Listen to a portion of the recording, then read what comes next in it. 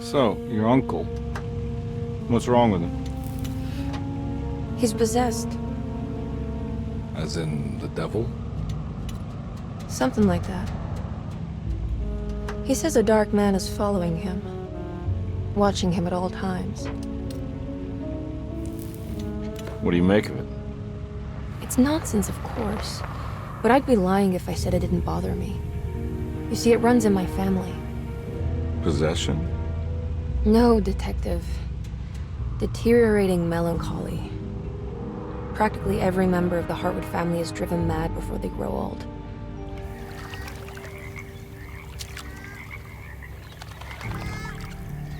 But Jeremy didn't kill himself.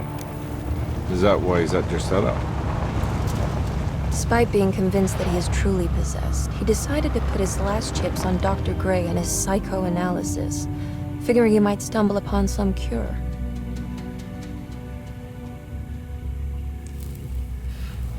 You mentioned the letter.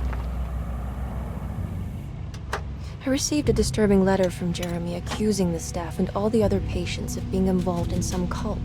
And now they are also out to get him. Could it be real? Or is it all just in his head? It's a story he tells himself, Mr. Carnby. Anything to avoid the truth. Which is?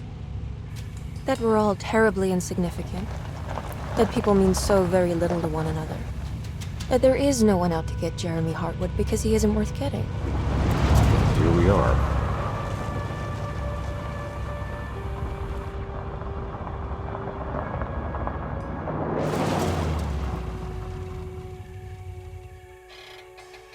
My uncle's not well, Mr. Carnby. I want to make sure he's all right. Then what's my part in this? You couldn't get a cab? I just wouldn't feel safe going alone.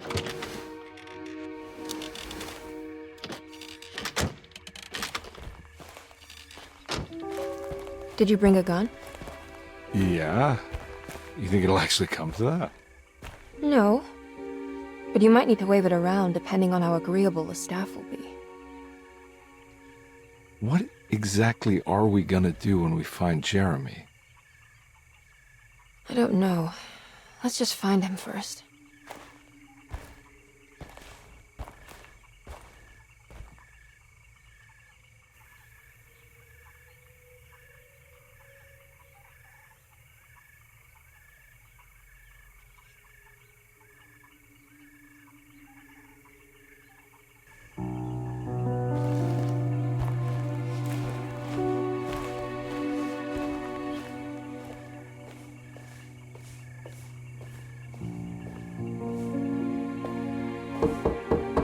Hello? Hello? Looks abandoned. It can't be. There has to be someone around. Wait here. I'll go around back.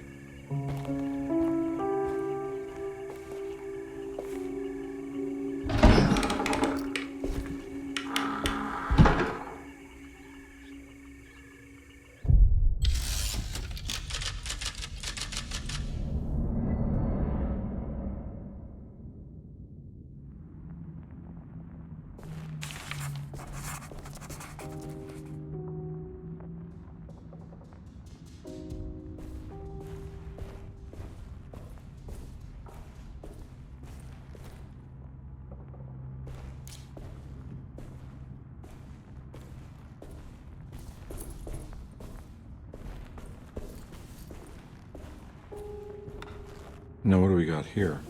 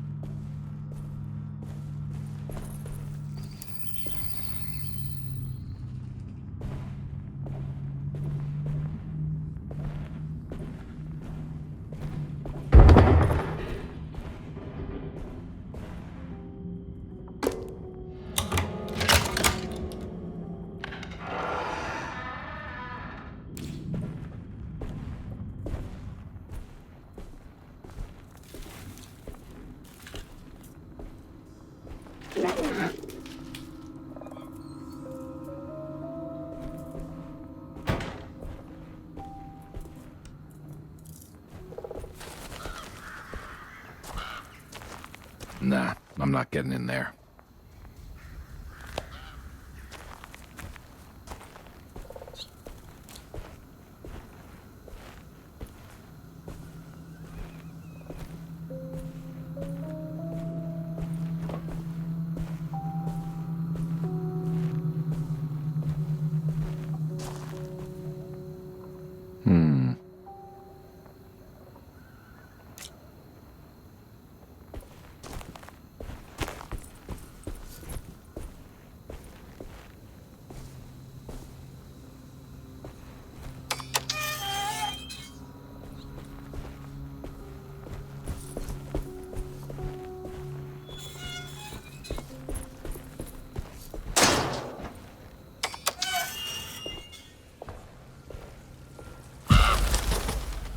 Whoa.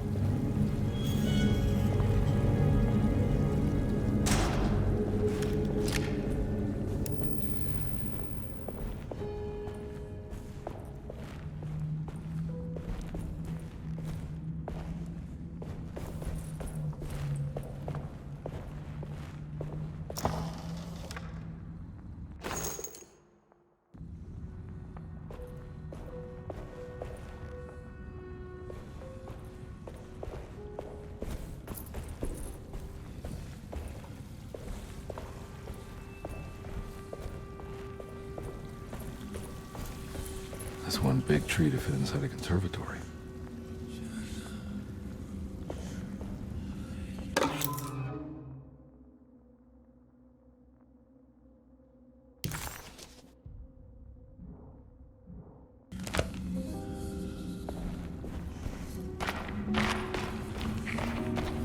Huh? What?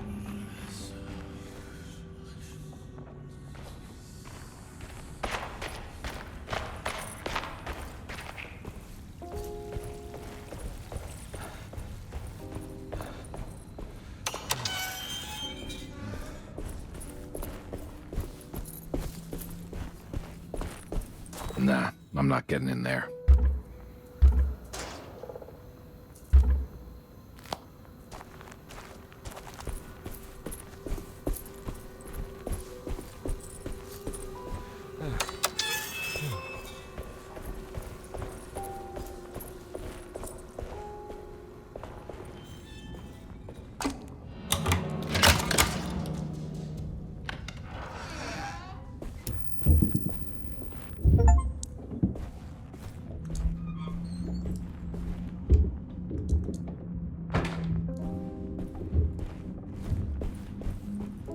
Don't mind if I do.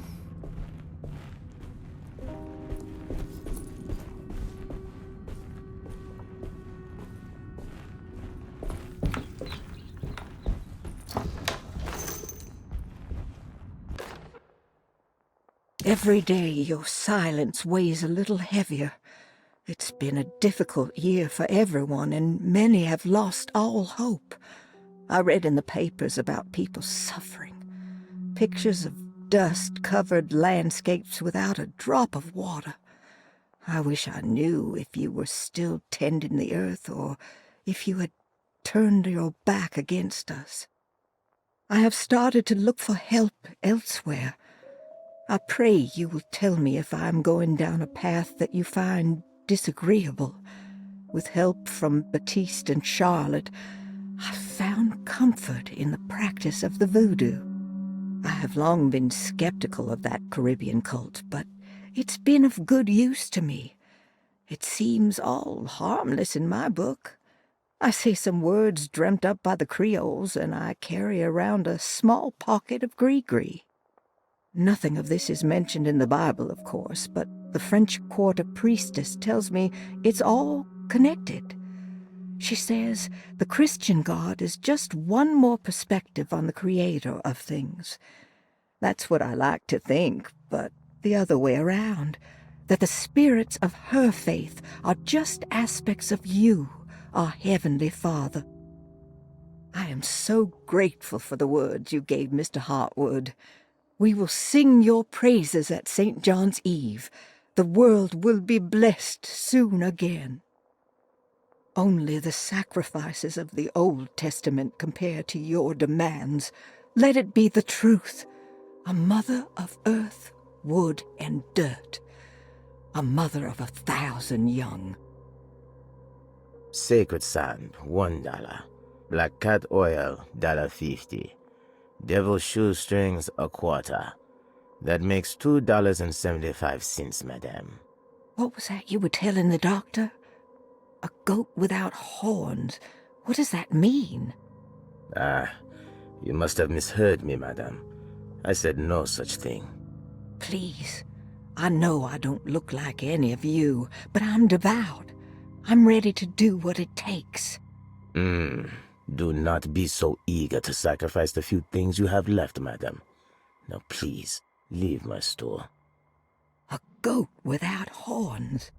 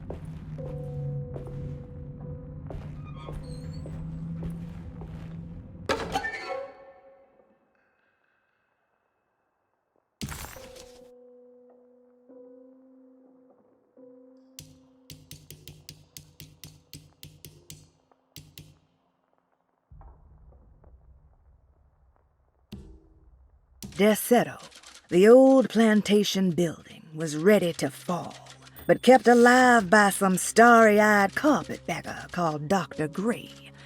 Seeing how the staff couldn't even be bothered with answering the door, Detective Carnby figured they would just head inside and grab Jeremy. He just needed to open the front door for Emily first, so she could talk to her uncle. What was that?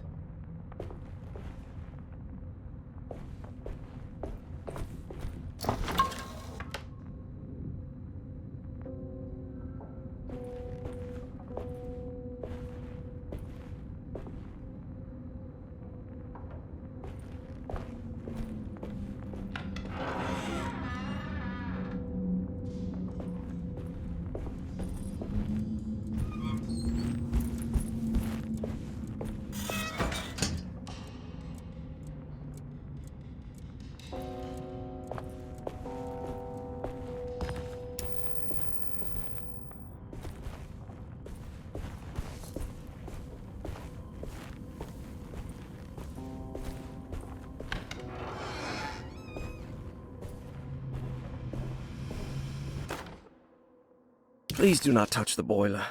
It is working after all. While the sabotage has caused a leak, only the decorative plate has been completely ruined. Let's wait for Mr. Chance to turn up and he can take a look at the leak. Mr. Waits.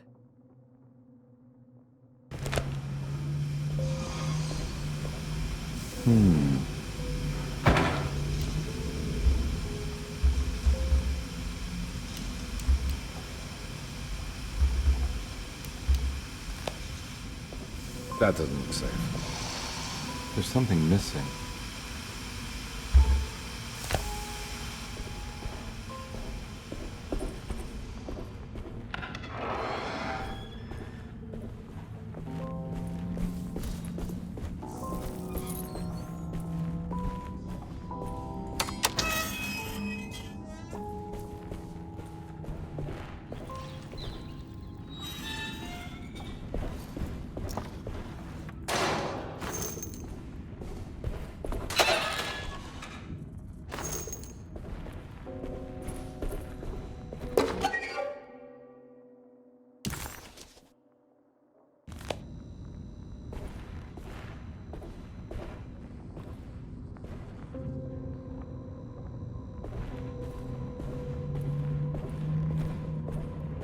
I need the key.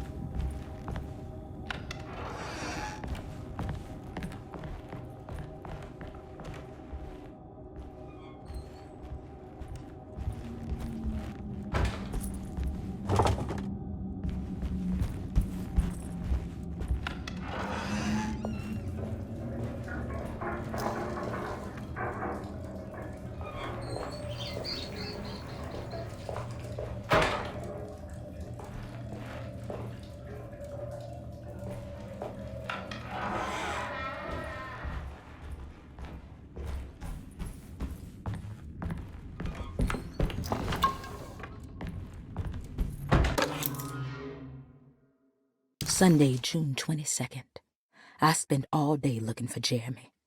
I should have cared for the others, but I'm scared that he will do something irreversible. Cassandra is upset that I didn't give her the latest shipment of pain medication that Waits brought from the post office yesterday. I would have given it to her, but the company didn't send a new key this time around, so the box is just sitting there on my desk. They must have figured we had plenty of their gimmicky keys by now. I only remember seeing one lately. Grace was playing with it inside the grand parlor. Unless it turns up by itself, it will have to wait. I have to figure out where Jeremy is. I think Jack knew something. That dog of his found a strange rot permeating the house.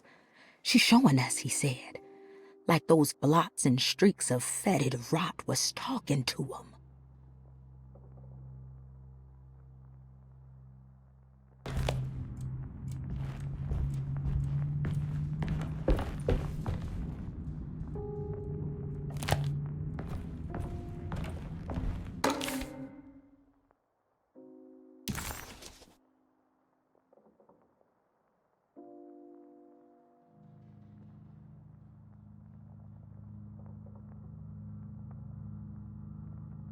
Hey.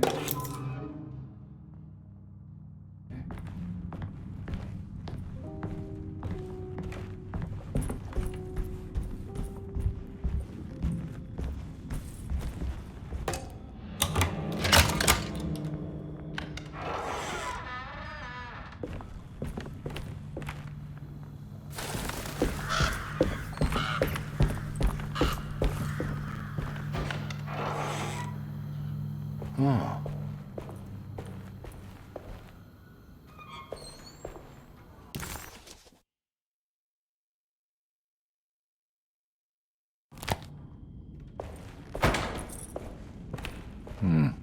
I need the key.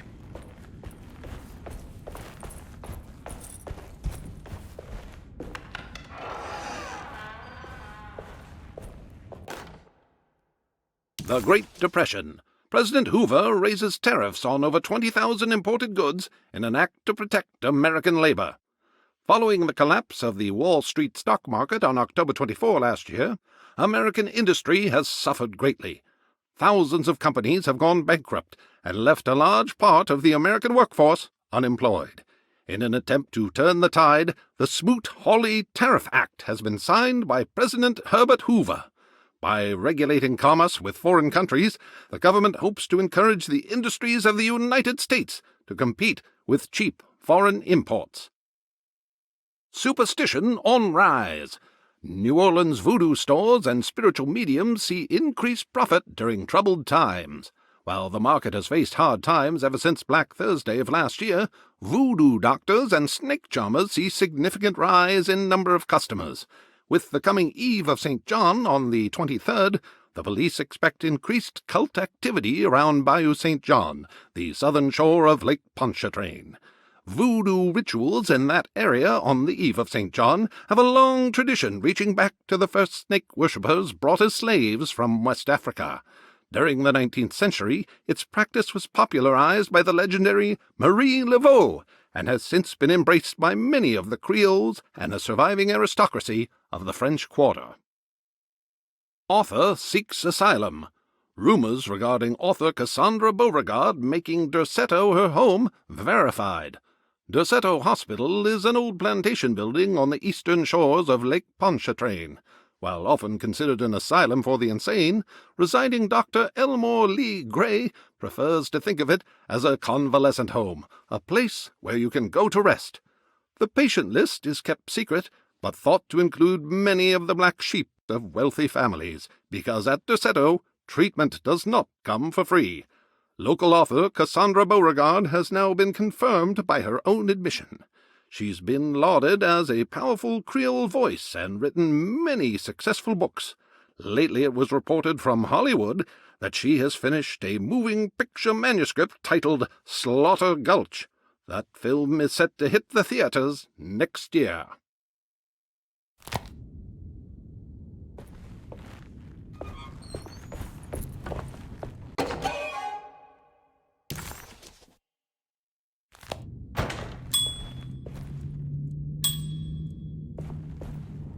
I need the key.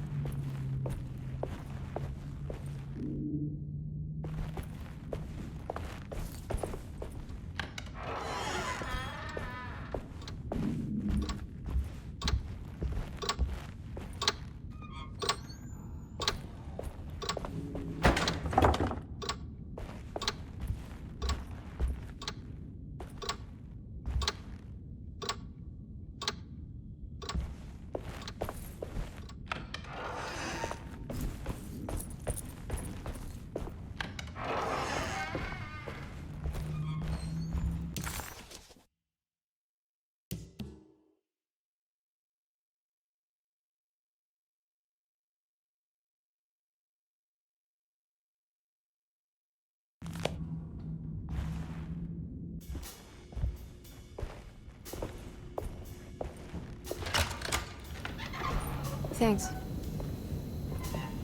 What are you doing? Who are you? Whoa, pardon me, excuse me. My name is Edward Carnby, private investigator. I hope you don't mind we let ourselves inside. I do mind. This is private property. You can't just barge in here. I'm sorry about all this, but I'm looking for my uncle. It's urgent, and no one was answering the door. We can't hear you knocking anymore. None of us can. Who is your uncle, darling? Jeremy. Am I right? She has that Hartwood gloom, doesn't she? That's right. I'm Emily Hartwood. I just came to make sure my uncle is all right. Well, he is unavailable right now. You will have to come back another day. Unavailable how? Is he sleeping? We can wait. He's lost. Don't I know you from somewhere? Who's your man again, Miss Hartwood? My name's Edward Carnby, private investigator. Splendid. Enough! All of you! Get back to your rooms! McCarthy, keep your eyes on the child. And you two, please leave immediately. Look, we're not here to cause any trouble. Just let us see the old man, satisfy the curiosity of my client here, and we'll be off. Jeremy has gone missing. There's no need to worry, but it might be some time before he turns up. The whole staff is looking for him. What? He ran off? I don't have time for any of this. Please, come back tomorrow. All right, in that case, we'll just wait in his room. You don't mind, do you? It's upstairs, right? Wait, you can't. Don't worry, we'll be discreet. In the corridor. It's the first door on your left. I'll tell Dr. Gray you're here. Excellent. Thank you, madam.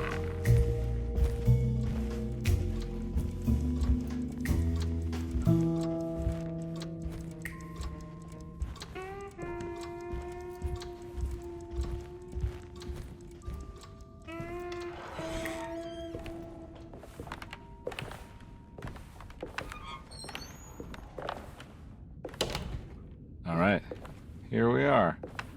Let's look around. See if we can dig up any clues.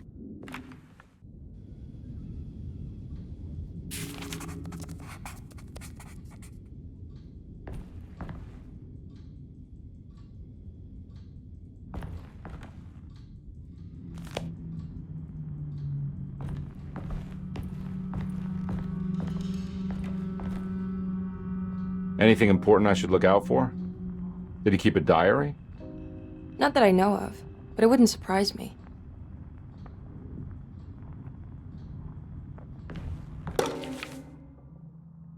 Every night the dark man stands opaque at the threshold of my room, counting the days until my spirit spills out of my tired shape. Only his pallid mask shelters my remaining sanity. Staring directly into the face of that demonic sultan would surely sunder time itself. Would he have looked the same to my father as he struggled for his life? Does his veiled face haunt my niece quite the same way? I wish so that I could rest my soul in that sunburnt convent of Tarawea. Would I find you there, Juan? Or Senora Perosi? Back from the beyond. Every night I hide from him, moving from one misshapen memory to another. Scenes conjured out of fantasy and delirium. Places I struggle to even paint. I wish I understood your death, Senora. Is there anything I could do for you but bury you in that bleak necropolis? That triumphant chapel rising above the ledges and the oven vaults shall be your sepulchre, where you may rest, and I shall weep. How did you first come to understand such things, Senora? How did you know that the battered boil in the basement would lead me to Lafayette Cemetery? Or how the old upstairs clock, with its astronomical motifs, would take me to that hateful mound outside of Claremont Harbour? Those are my memories, my past. Is there perhaps a chance, if ever so small, for me to see Tarawea? Oh, I want that more than anything. Please, let my talisman take me there. Let me sit with Juan under his Bodhi tree. Despite having sold me that talisman, Miss Jackson, the voodoo priestess, revealed none of her secrets to me. That's why I had to travel to Tonka. Instead, she cruelly told Baptiste, my caretaker, that he would be betrayed and killed in the most awful way, that the one he loved would pierce his thigh with a sharp spear, and that he would be devoured by his own mother. What a terrible thing to say. The people of Derceto are becoming dangerous. They do not understand what they are doing. I must do something to stop them. I tried talking to Dr. Gray, but he confuses my worries. He's caught up in treating me. How can he expect evil to be cured with medicine and conversation? The orderlies, the housekeeper, and the patients are all deranged. They will call upon evil to enter this world. All will be lost. Everything. Unless I can find the clerk, Mr. Waite. He seems to be a clear-thinking man. Maybe Beauregard. The dark man offered me a prison, and I accepted. I signed that miscarried contract and entered the dark pact. Everyone is safe, except for me.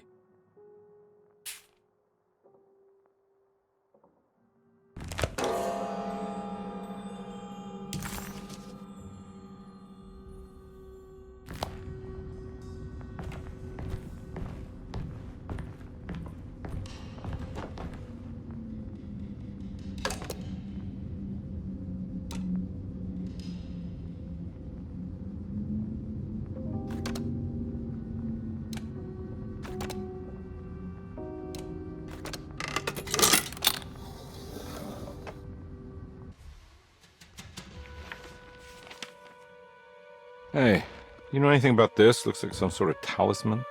No, I don't. help me out here, will you?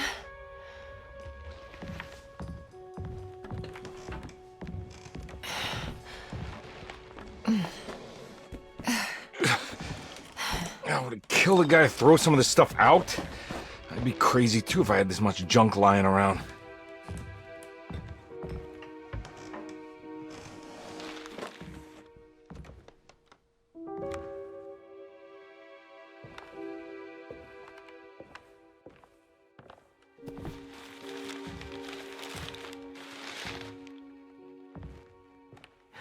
Oh, wow. That's striking. I want to save this one.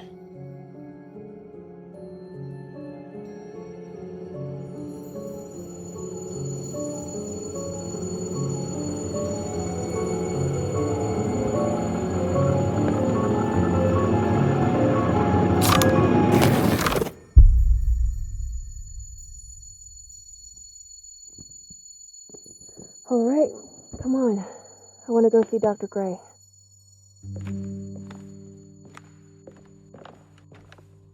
Come on, let's go. Yeah, I'm coming.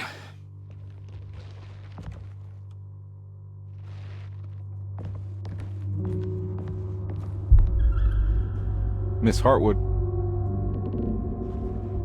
Emily?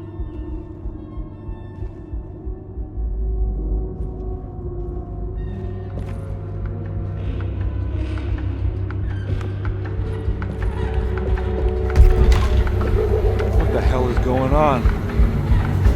Where am I?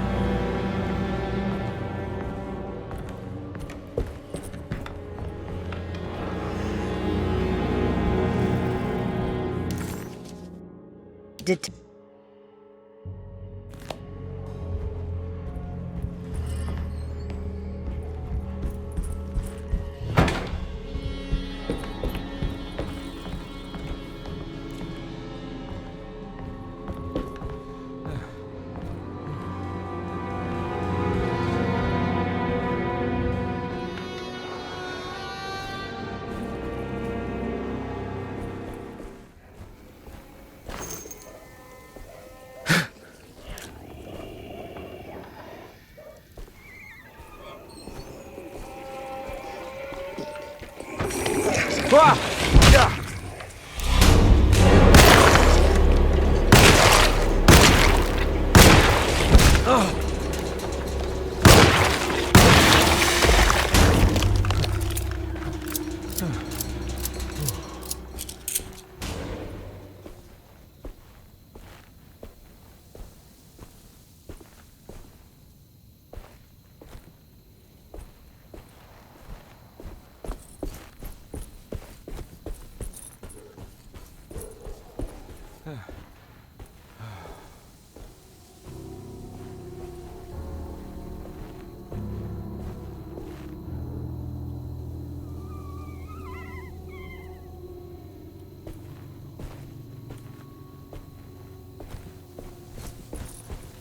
What the hell is going on?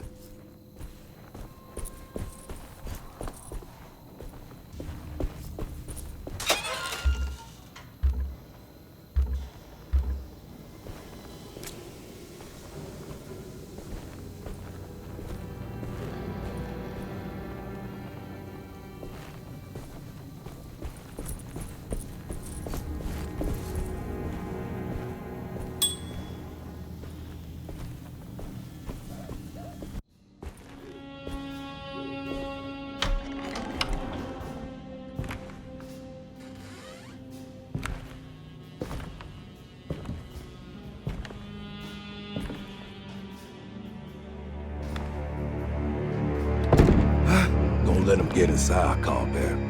They're not the good kind. Are you... Is this your store? There are no owners here. We both strangers in Jeremy's story. Jeremy did this. How? The pact with the dog man. Jeremy warned us, but we didn't think much of it. I'm Detective Edward Carnby. I was hired by Jeremy's niece to find him. Oh, yeah? How much she paying you? $150. She's sure getting her money's worth tonight. Are you a thinking man, compare? No, not if I can help it. You know, I think Jeremy's hiding in a way we can't find him. He has this juju necklace that guides him. The talisman? That's right. It's some magic charm he got from Miss Jackson down the street. The voodoo priestess? You know surprising things, compare. Yeah, the Mama Loa. Here, take the key. I locked the gate to save her place from all the ghouls and goblins getting inside. Maybe if you go there, you can find some clues to show you the way. Thanks. I'll have a look.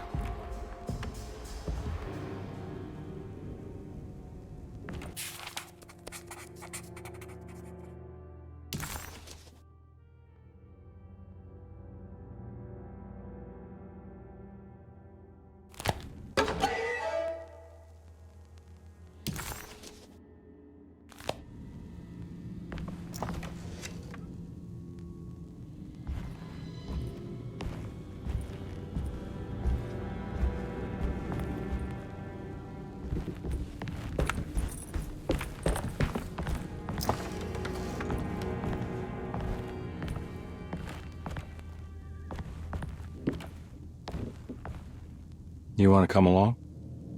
Nah, I'm gonna stay here for a while.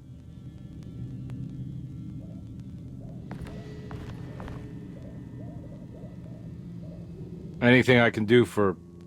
Sorry, I didn't catch your name. Baptiste. Just tell my sister Lottie I'm alright if you see her.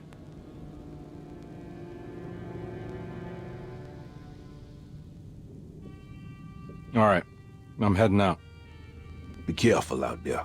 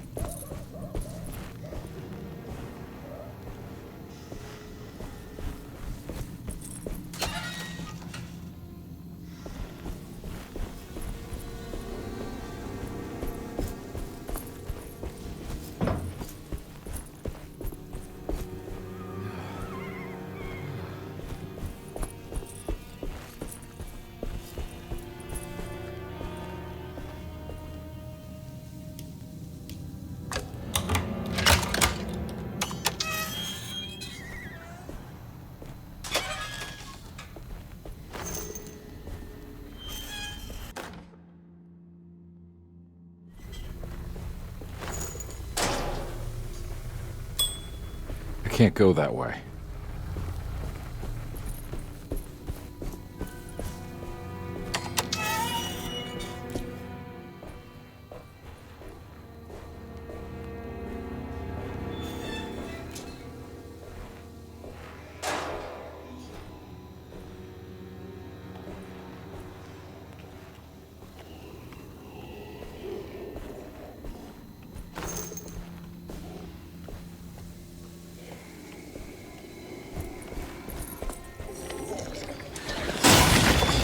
My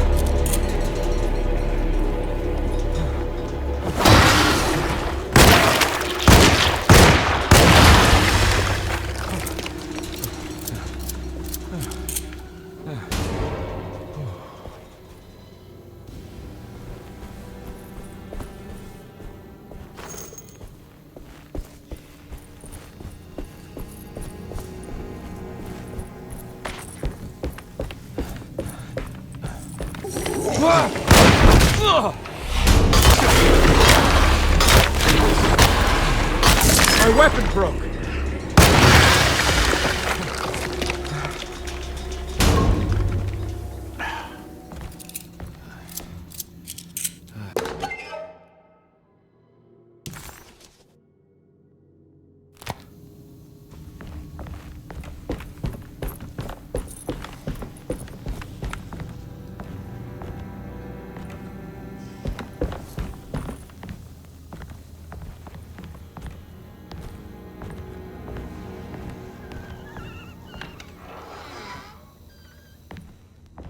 I recognize this place. It's Miss Jackson's seance parlor. Let's see if she's got any information on Jeremy's talisman.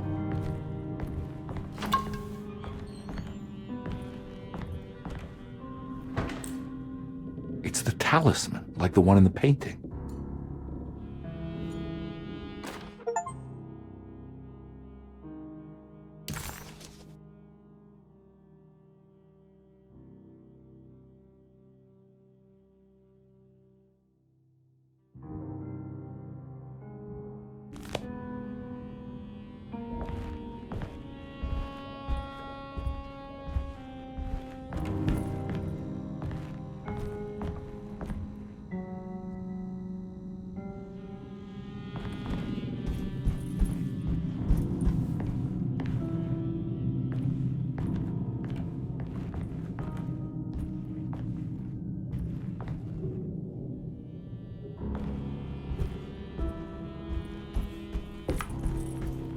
I think it's meant for the talisman.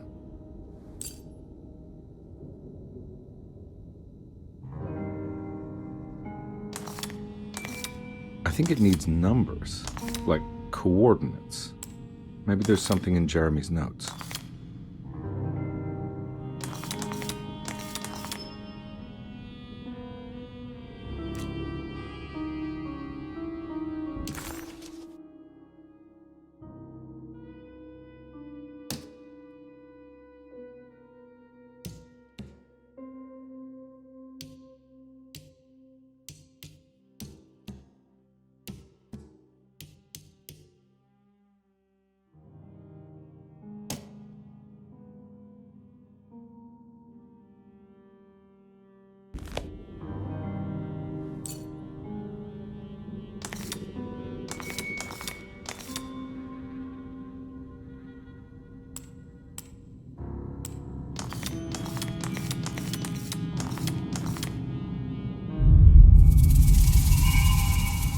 It's showing something. A place? Where is that?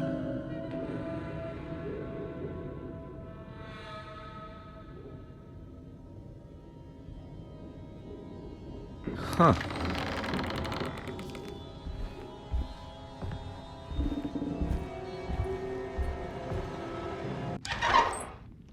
Detective, I was wondering when you were going to show up. Mrs. Thompson told me you were here. I understand you are working for Jeremy Hartwood's niece. Yeah, I guess so. I mean, you're not wrong. We came here for her uncle. I just didn't expect... I didn't expect this. You are Dr. Gray, right? That's right. You don't happen to have some identification, Detective. I'm not keen on having strangers prying into my business. Oh, Detective Edward Carnby, Decatur Street, New Orleans. Enjoying the Vieux Carré, Detective? Those old French quarters, the voodoo people, the gangsters. I'm sure you live an exciting life. Well, it's not quite like the stories, Doc. Just trying to make a living. Aren't we all making a living? Well, welcome to Derceto, Detective. I hope your time here will be useful. Now, what can I do for you? Why don't you tell me where I can find Jeremy Hartwood? Why wouldn't that make for a short visit? I wish I could tell you, but I'm afraid I don't know. A drink, Detective? Anything brandy. Oh, you do belong in the French quarters, Detective. Armagnac or cognac? You know, just give me the cheap stuff. I'm not much of a connoisseur. Having low standards is not a virtue, Detective. Let me see if I can broaden your perspective. What can you tell me about Jeremy? I wouldn't want to go into details about his condition. Doctor-patient confidentiality. I'm sure you understand. Sure, but he is crazy, and he's gone missing. Why? Here, try this. Ooh, it's good. Got a bite? It's called a sidecar. The trick is not to be afraid of the tartness of the lemon. Then, for goodness sake, don't overdo the triple sec. Okay, what can you tell me about Jeremy? Well, let me think. He is an anxious man, constantly worried about events not presenting themselves according to his model of predestination. He complains about things not being carried out in the right order, and that some things simply shouldn't be. Is any of this helpful to you? Not really. I was hoping for some direction where to look next. I'm sorry. I have nothing for you then. You should talk to my orderlies. They have been looking for him for a while now. I'm sure they would appreciate your help. Yeah, I ran into Batiste earlier. Come to think of it, he might have given me a lead. Oh, excellent. So your investigation is already underway. I'm gonna go, but I'm sure we'll meet again. Looking forward to it. Safe returns.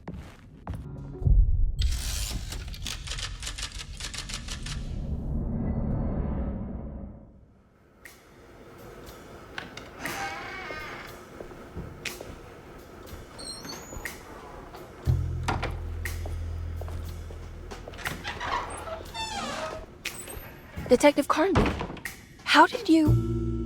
where did you go? I was just talking to Dr. Gray. You disappeared. No, it's not what you think. Have you found anything strange going on here? Yes. Everyone is being incredibly evasive and I can't figure out why. No, I mean something you can't explain. Paranormal, even. Detective, I really need you to get yourself together. I can't do this alone. Forget it. I'll figure it out. Do you want to come see Dr. Gray? No, I want to try something. With this talisman, I think I can follow Jeremy to the place he mentioned in the book. What was the name? Do you remember something Spanish? Tarawea. Yeah, that's where I need to go. Detective, are you gonna be all right? Yeah, of course. Go talk to Dr. Gray. We'll rendezvous later.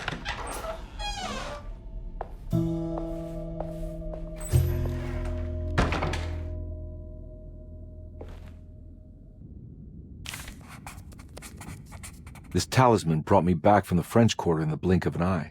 If Jeremy can travel so easily, then he could be hiding anywhere, even Tarawea. If he can do it, so can I. I just need to figure out how the talisman works.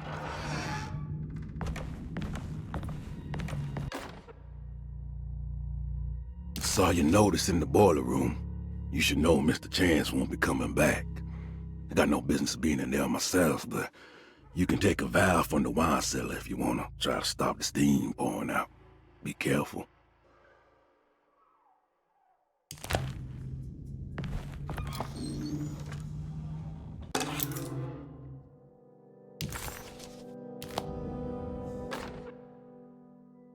Dr. Elmore Lee Gray is Derceto's chief doctor. Accounting and all administrative work is handled by me, Paul Waits. Magdalena Thompson, or Mags, is responsible for the household. Jean-Baptiste and Charlotte Tabois are responsible for keeping the guests' medical regimens in check. Finally, Jack Chance is our gardener, who can occasionally be seen in the conservatory, but is for the most part busy outside. There are currently 6 guests at Derceto. Malcolm McCarthy and Ruth Tallant reside on the first floor. Jeremy Hartwood, Elisabetta Perosi, Grace Saunders, and of course Cassandra Beauregard live on the second floor.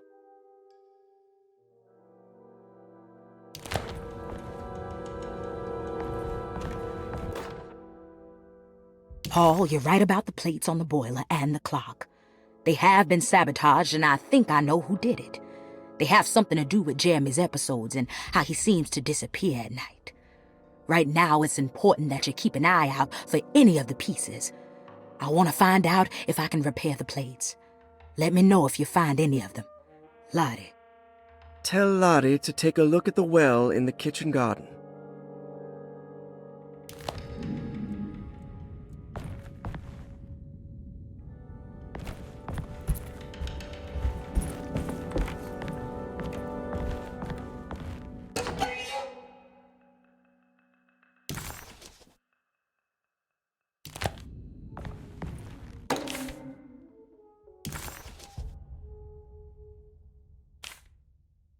Cassandra Beauregard, the beloved author. Very exciting, isn't it?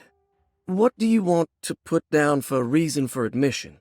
What her agent told us. Cassandra suffers from writer's block and needs to finish her moving picture script before the end of June.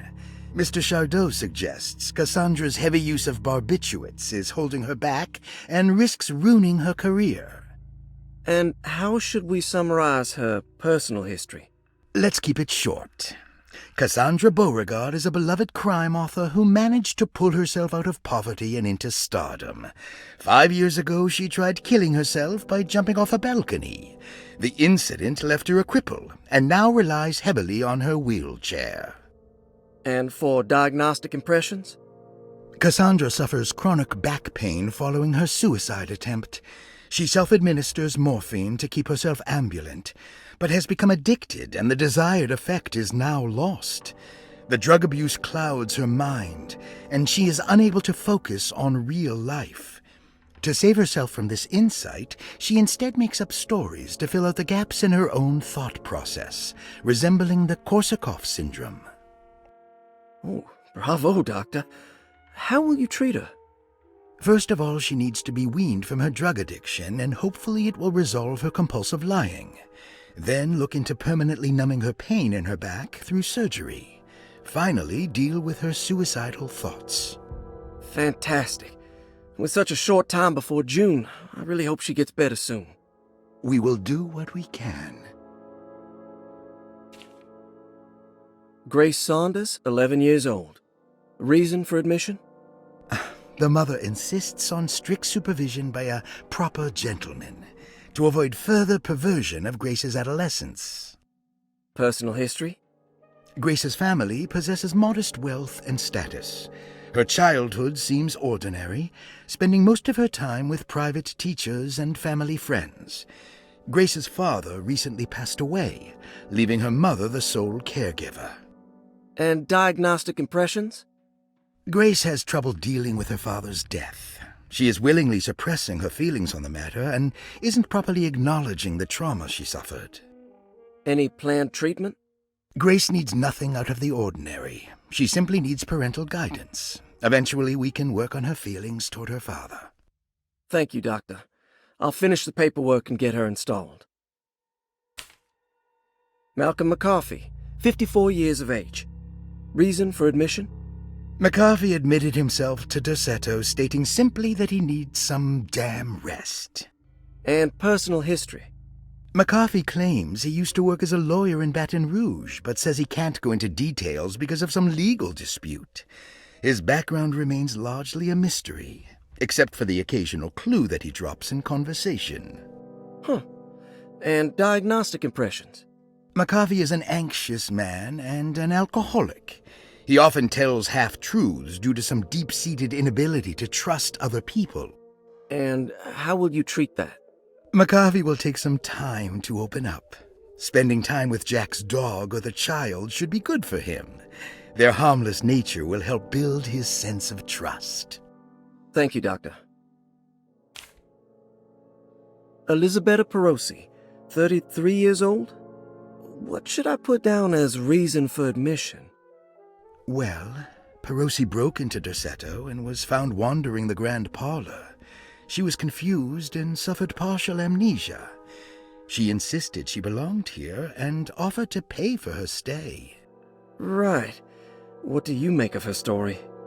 Perosi claims to have been a member of the Astarte artist colony some 20 years ago. A claim that seems contrafactual due to her young age. She looks to be and even thinks she is 33 years of age. That would make her a child at the time. It seems fair to say that Perosi's story is untrue, deliberately so or not. Diagnostic impressions? Do you have anything? Perosi's story is peculiar, because she retracted her story about the artist colony. She no longer claims to be the same person as Elisabetta Perosi. However, my staff's research has confirmed there was a Perosi at that time who was in her early 30s. I suppose this case will take some time to investigate. How will you go about it? I wanted to contact the real Perosi, but it seems the whole colony disappeared one night. September 29th, 1915, during a hurricane. I will have to take it slow and figure out what this spell of impersonation could have been. Oh, I'm sure it will all clear up eventually. Thank you, Doctor. Ruth Talon, 29 years of age. Reason for admission? Ruth's father wishes that his daughter be removed from New Orleans nightlife for the foreseeable future. He fears that her overly free spirit is tarnishing the family's reputation. Sounds simple enough. Personal history? Ruth comes from considerable wealth. Her family owns several hotels and restaurants. Unlike the rest of the family, her sense of adventure has taken her around the world, including France during the Great War as a photojournalist. The last decade, she has provoked many rumors of being a debauched flapper, bordering on nymphomania. And diagnostic impressions? Despite her father's frivolous reasons for her to be admitted, Ruth does seem to provide an interesting case. She is refreshingly open and doesn't shy away from talking about her life during the war or her continuous celebration after returning to the States. She is admittedly a sexual deviant and feels no remorse. And her treatment plan? Simply staying at Derceto should do wonders for Ruth. If not, at least for her family's reputation. Ruth doesn't need to change, but with therapy I might be able to share with her some sympathy towards her family. I doubt she will settle down and become as dull as the rest of them, but at least she might try to be more discreet in the future.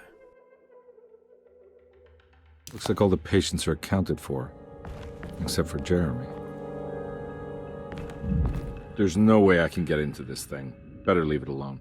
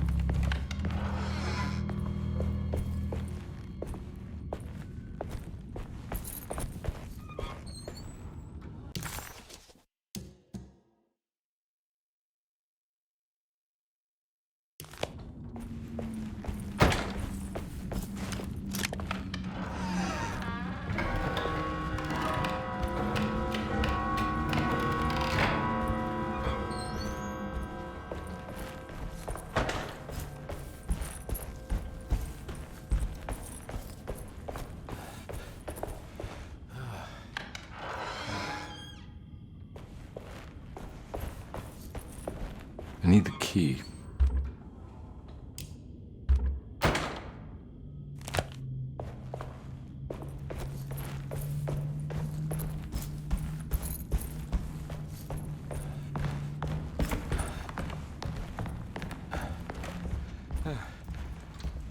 Oh.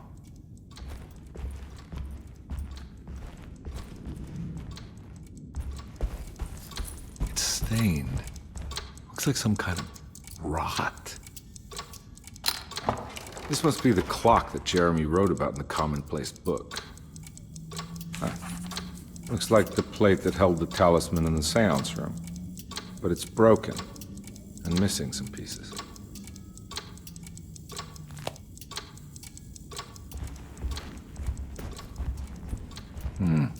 I need the key.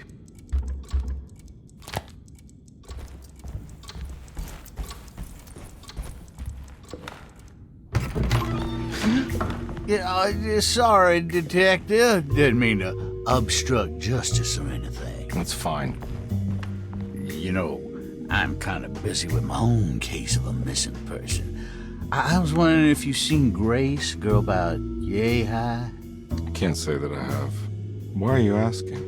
Well, I'm looking for her. Is she in trouble? No. She's just hiding somewhere. But we can't have a rascal like that running around unchecked. At a time like this, you understand? Well, I haven't seen her. Well, let me know if you find her. I'll be around. I'll keep an eye out for your man, Jeremy. You scratch my back, Detective, and I'll scratch yours.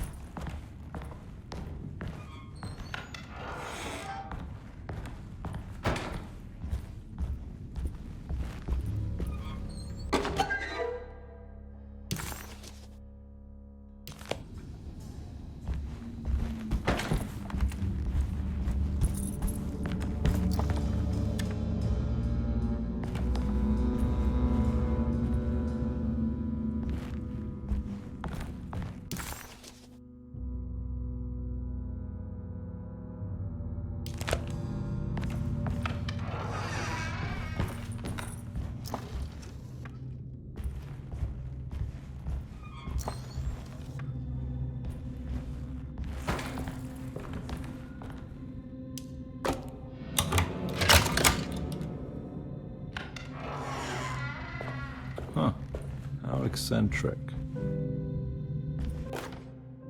I did it! I crossed the thresholds to my intended destination without a focusing device. My talisman now knows these roads, and I have no need for the plates. I can find my way to Lafayette as easy as I find my own room. I visited the grave of my father and seen the oven waiting for me. Thank you for opening these doors. I now must summon my courage and go back to that hateful mound outside the oil rig. I hope you'll be feeling better when I return. Jeremy.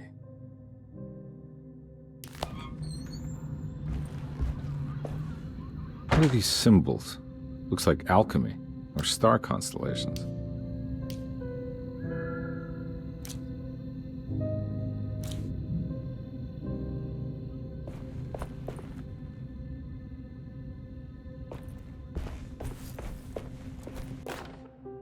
Will I need to remember how to get them out again? They are locked up for good reason. I am sure she is still able to whisper the answer in the ears of the wrong people. But not for long. I will see her burned soon enough. That black goat will be sacrificed to put an end to it all. Then it will all be over. No more Derceto, and sadly, no Astarte.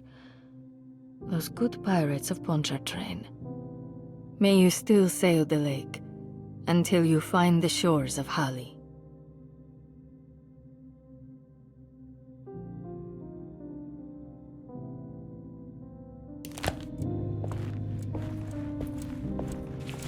Guess Astarte Artist Colony. I remember hearing about their disappearance. Must have been 15 years or more now.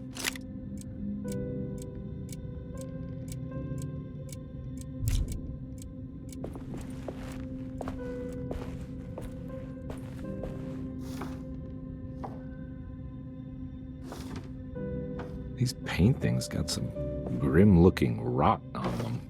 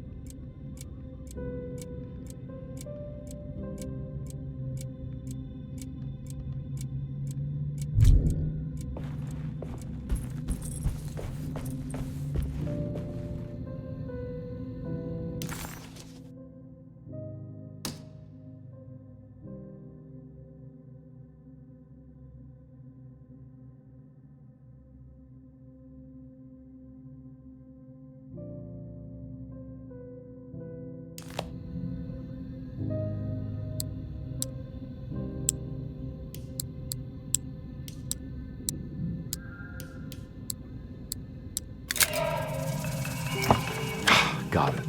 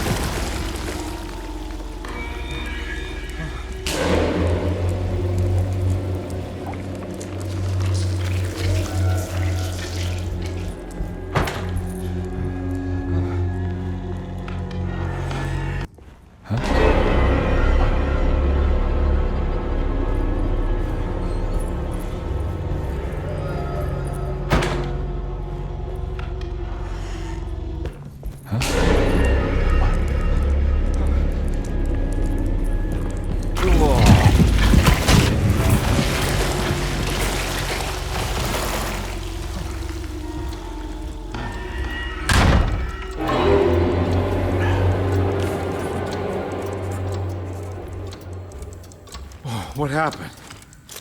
Everything's normal again? Hey,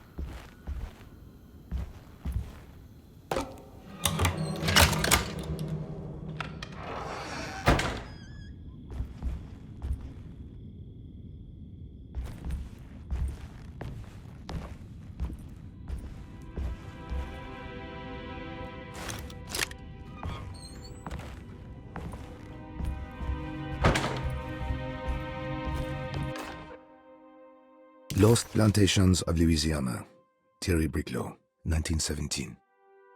Derceto was a small plantation on the eastern shore of Lake Pontchartrain. The land was considered difficult for industry and was sold for only $30 to Elijah Pickford in 1818.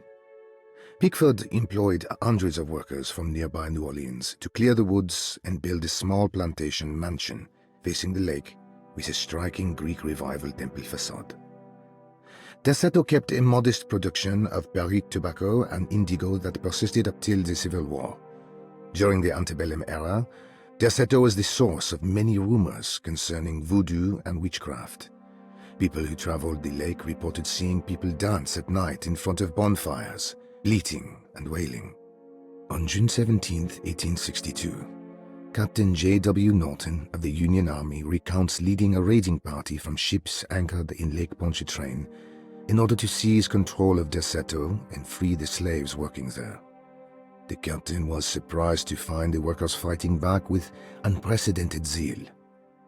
Norton's account describes these men and women as enraged with fanaticism. Pickford reportedly tried to placate the raiders, but was shot in the confusion. Captain Norton left the mansion burning and retreated to his ships with his men. Derceto was left in ruins for several decades. The ownership of the land was long disputed and returned to the Ledoux family in 1901. Several police reports were filed during the following years as the Ledoux tried to get rid of a camp of squatters on their land. The police made several visits to remove the trespassers, but the people kept returning. On November 1, 1907, Inspector Legrasse of the police charged a deadly attack in order to save several children kidnapped by the squatters. Many were killed, and even more were jailed. The following year, Ledoux rebuilt Derceto, incorporating the surviving stone foundation and adding a magnificent wrought iron conservatory. The farmland had been reclaimed by the surrounding woods, so it was no longer profitable to use as a plantation. Instead, the house was turned into an artist's colony. The Astarte Artist Colony was a successful group of artists, including figures such as painter Heinrich Cassel and poet Nora Keith. The group was also known for their beloved Mardi Gras crew called the Pirates of Pontchartrain. On September 29, 1915, a tropical hurricane tore through Louisiana, causing Lake Pontchartrain to flood New Orleans. Due to the remote location of Derceto, it took almost 2 weeks for outsiders to learn that the artist's colony was abandoned. The 12 residing artists had all vanished without a trace. The empty mansion of Derceto still stands on the shore of Lake Pontchartrain, with much of its temple facade intact. The Ledoux family currently has no intention of repairing the house.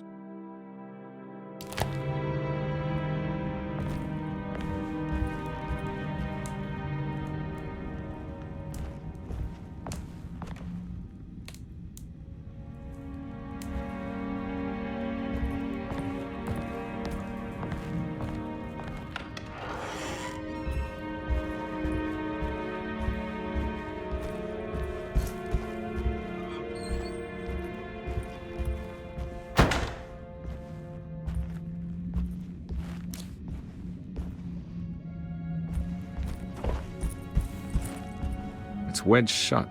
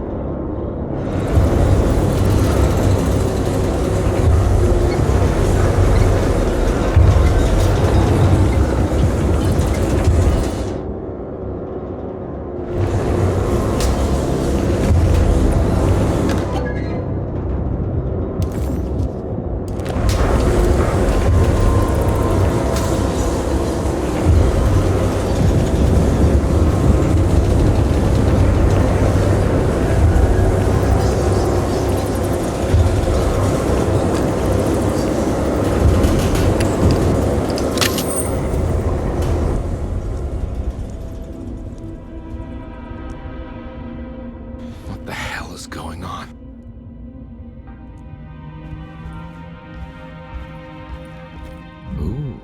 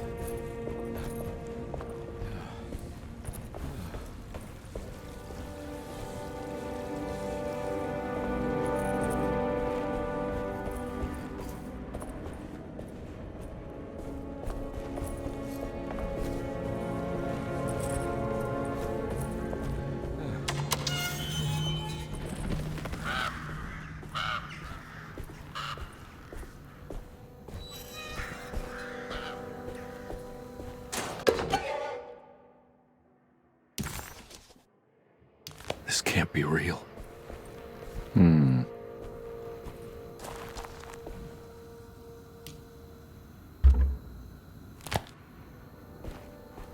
Huh.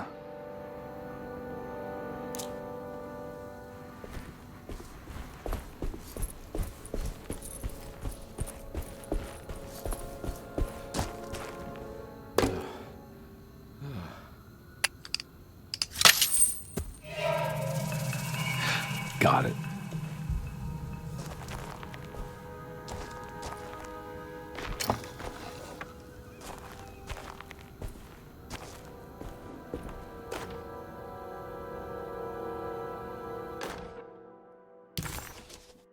Okay.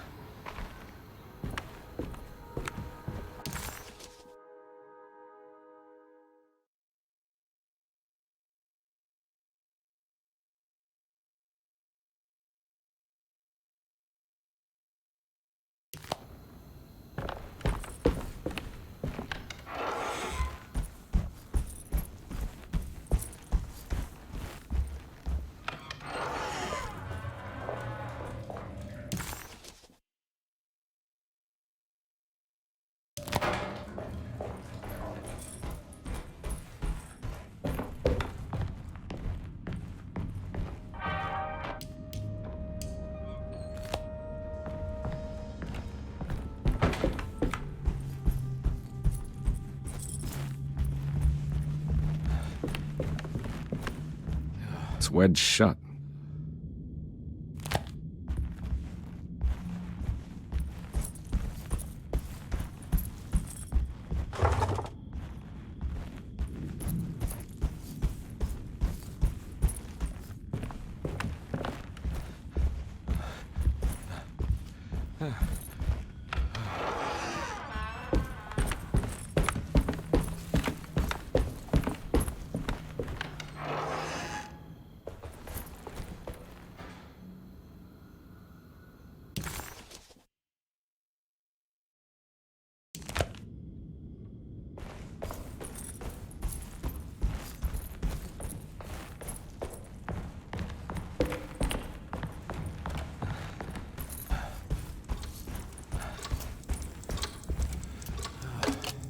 think I've seen this somewhere.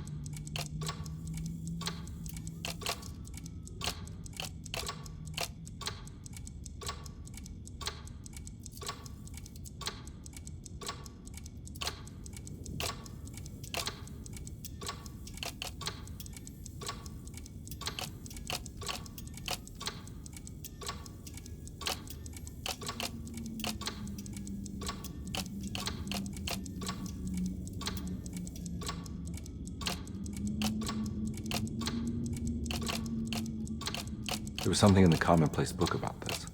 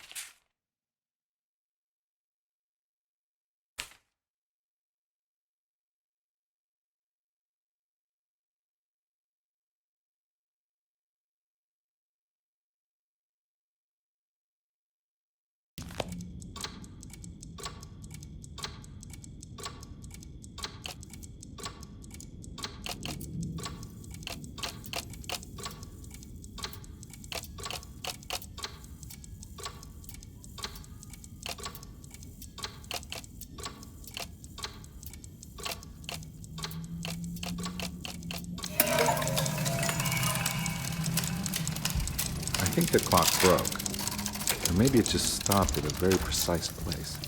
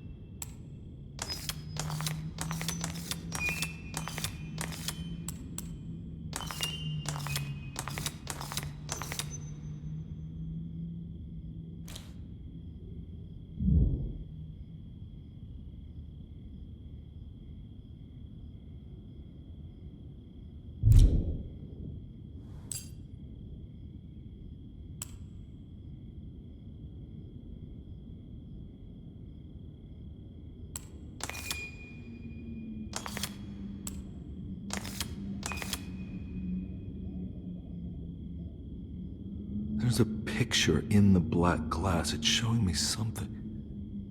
It's the hallway, outside Jeremy's room.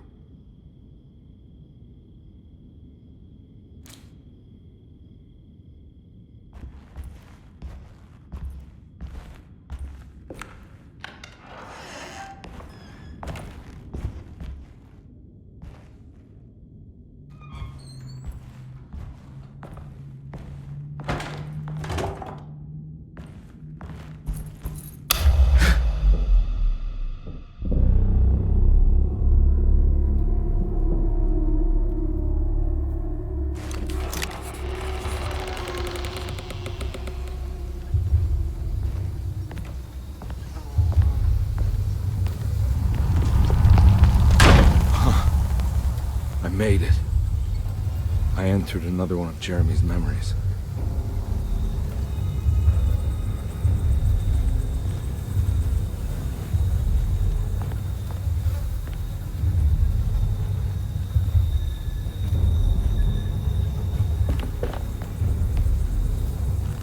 Ugh.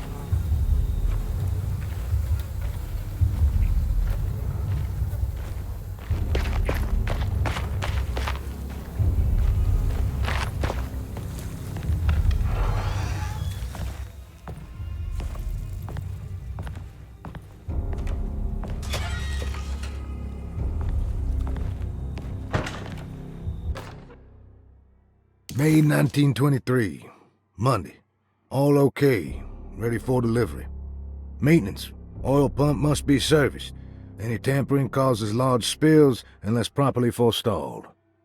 Tuesday, shipment delayed but delivered. Maintenance, service bridge close to broken. Wednesday, prospectors reluctantly agreed to show the burial mound to Mr. Hartwood, a painter, who read about our finds in the papers. He means to return tomorrow and try to find a way inside. Thursday. Mr. Hartwood's efforts delayed. The workers seemed nervous about his presence. Hartwood promised not to return to the compound. Instead, he has taken up an offer by L'Officier, the riverboat captain, who means to pilot him to the site tomorrow morning. Hopefully that's the end. Work can resume. Maintenance. Bridge from the oil tower to the bayou has collapsed. Sabotage suspected. This is the devil that guides us now. Huh.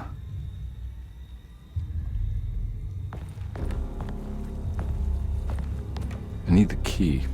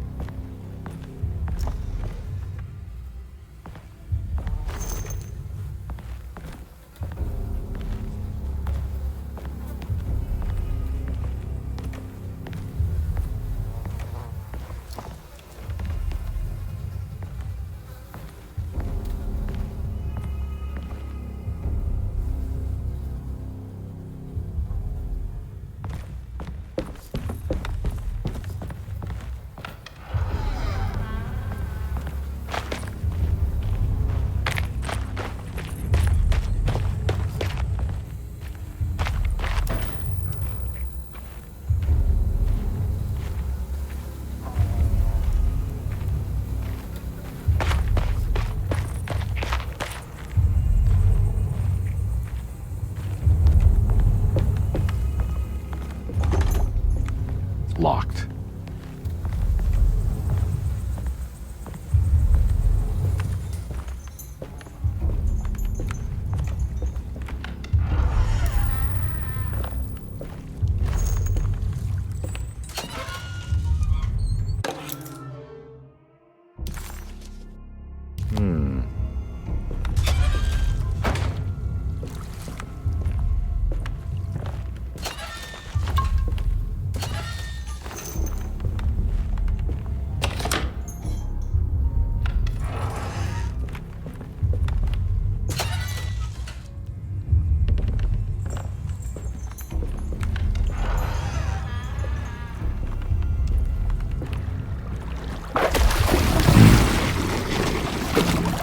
There's something missing.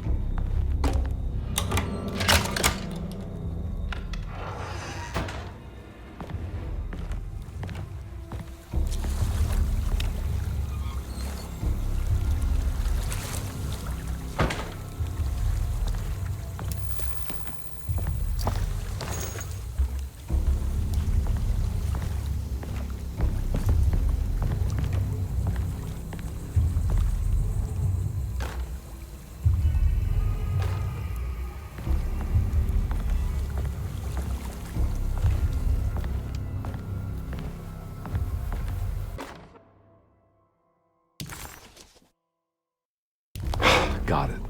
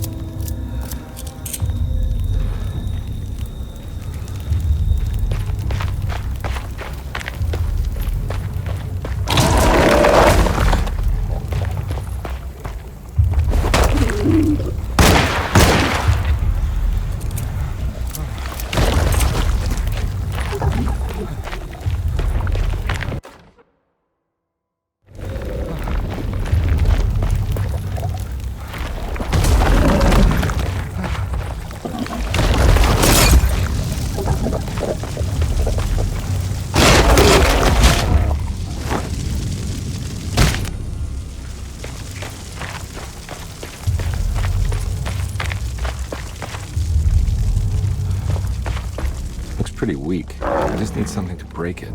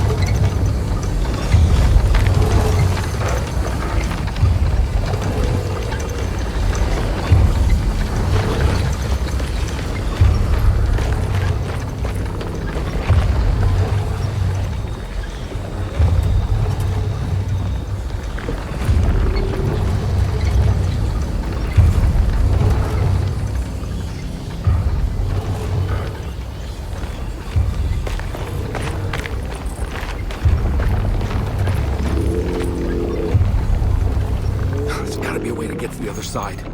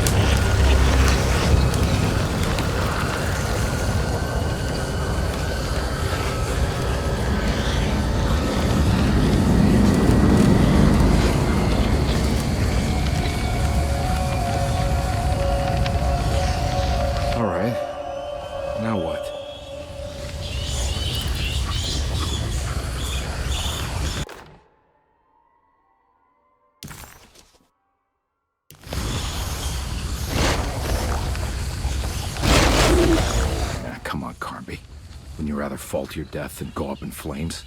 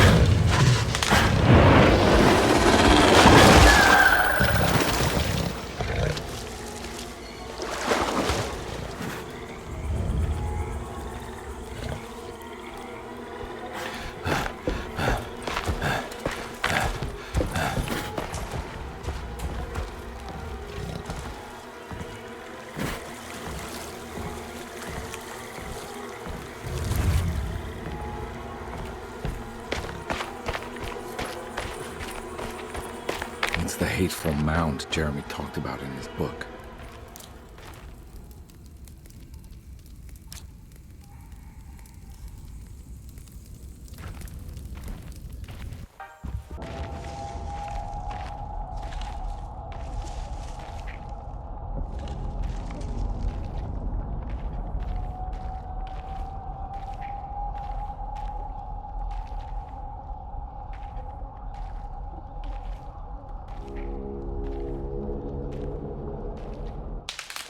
Don't come any closer.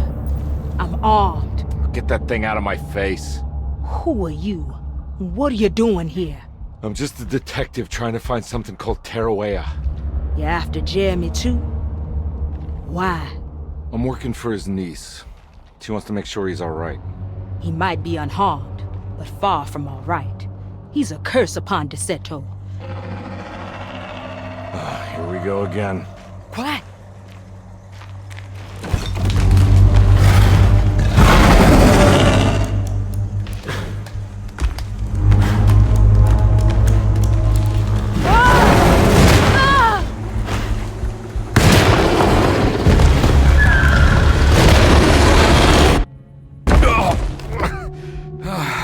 Oh, Christ in heaven.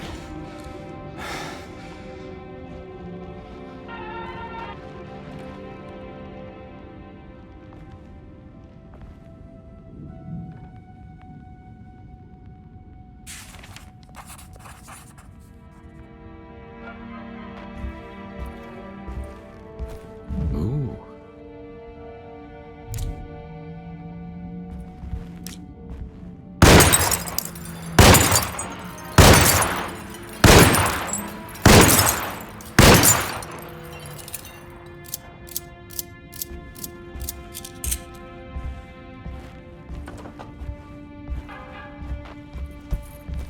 It's wedged shut.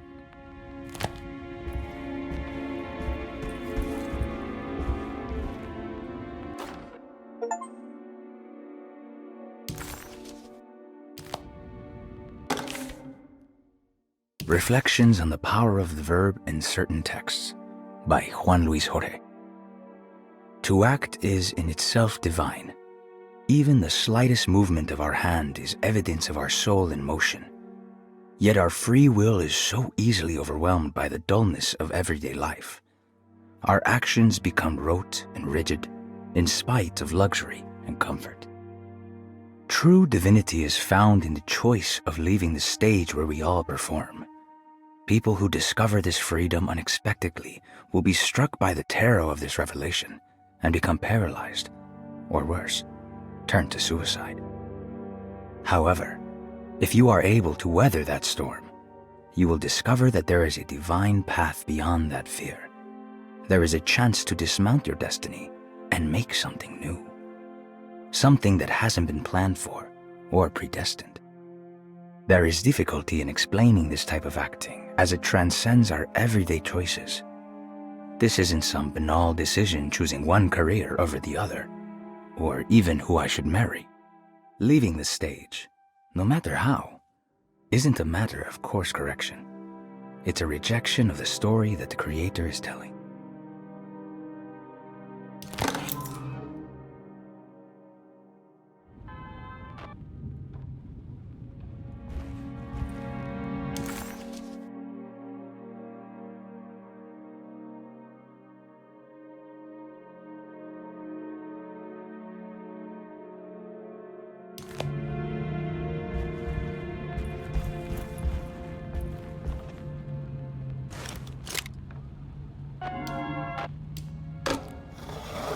It worked.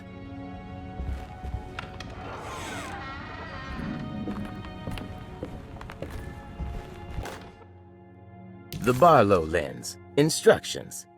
To double the magnification of your telescope, simply fit this Barlow lens to your instrument. Then operate the fine-tuners to adjust the distance between your lenses. This is easily done while looking through your eyepiece. Simply search for a position where your picture is clear and appears flat. When correctly tuned, your telescope should present a clear picture with magnificent magnification.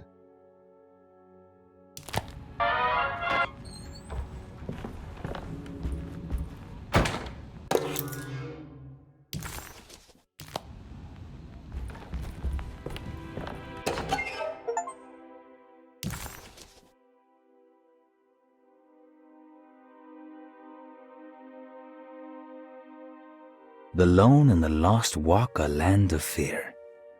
When there is nothing you recognize or no one to trust, you prepare for the worst. Something is coming, and you best be ready. Take the gun in the parlor. Give them hell. What's this?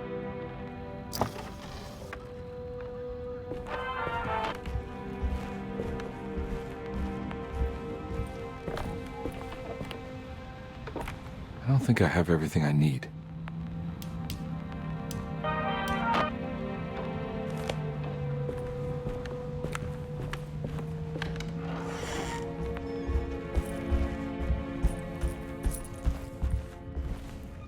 Now we're talking.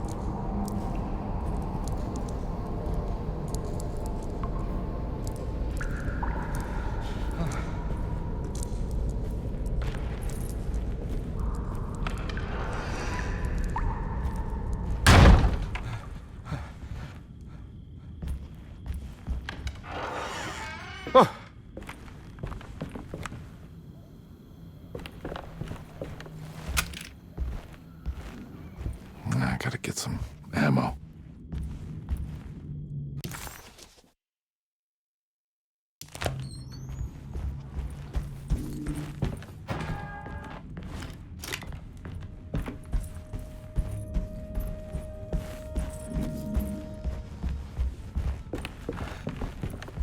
It's wedged shut. It worked.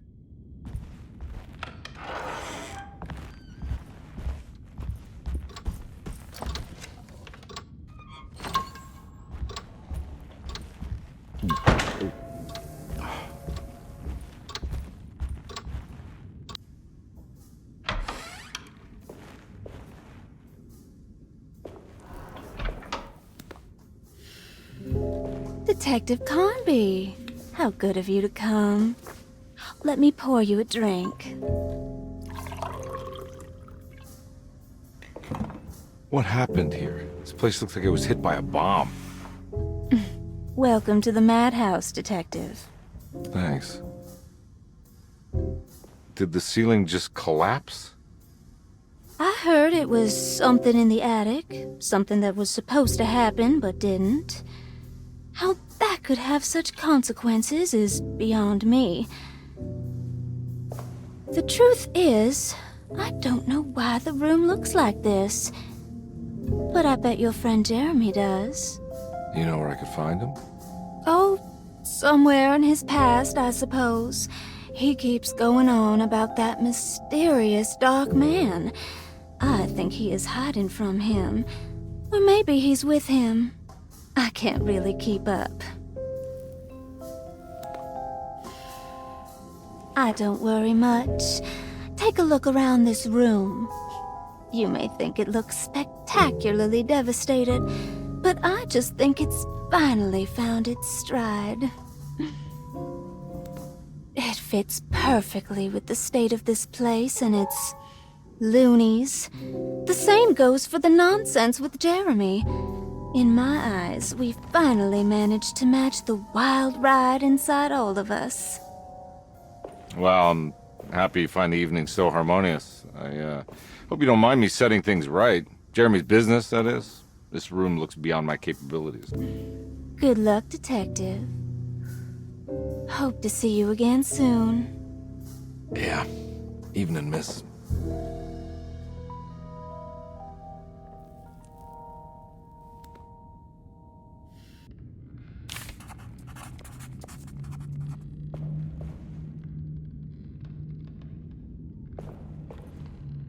Can I get some more of that whiskey? Go ahead, Detective. I don't think I can stomach any more anyway.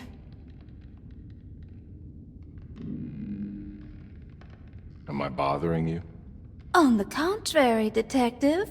I enjoy watching professionals at work. Well, I better get going. Bye now, Detective. Don't take any wooden nickels.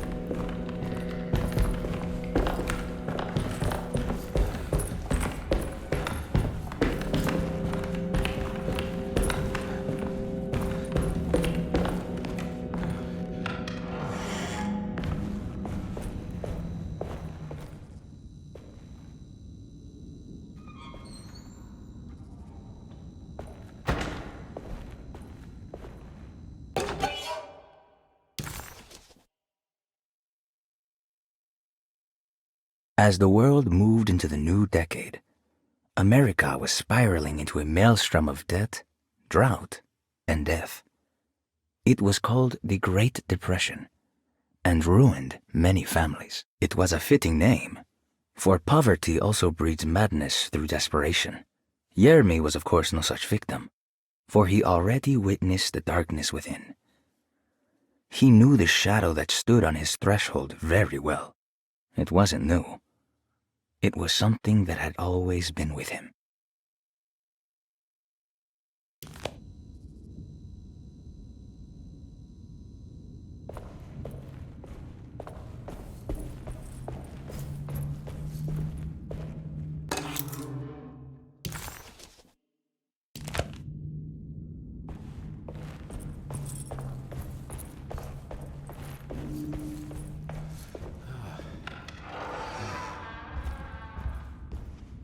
Ugh.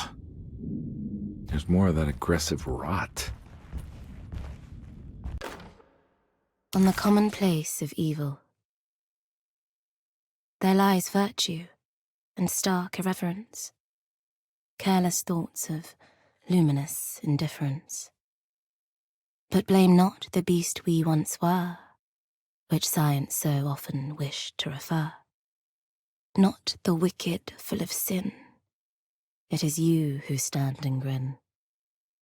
All our good intentions aside, whereupon we build our pride. Sunless solitude, follow not this corrupting light. Prophets of confidence always crashes out of sight. Hear me, for we all bear this mark. Thus we must remain alone in the dark.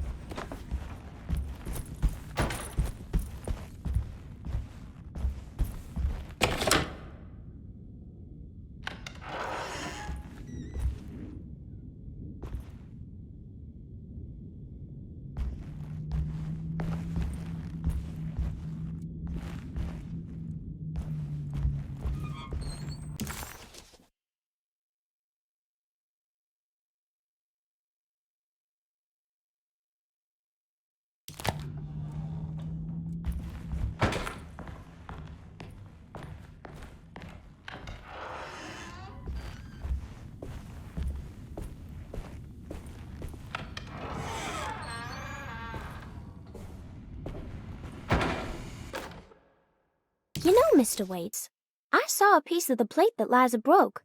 I think she's been hiding them. She's not very good at it. She just chucked it into the little room with all the tools behind the boiler. I left it there. I didn't want to embarrass her by picking it up while she was looking. We went upstairs instead and played backgammon. I let her win, because she's so unhappy. The piece looked like the one on display in Cassandra's room. You know about that one already, right? Or is your eyesight really that fuzzy? I hope you don't feel bad about your glasses. You only look stupid when you squint. Maybe if you had more eyes, you would see these things. I wish you had all the eyes you needed. Your best and favorite guest, Grace. It's stained. Looks like some kind of rot.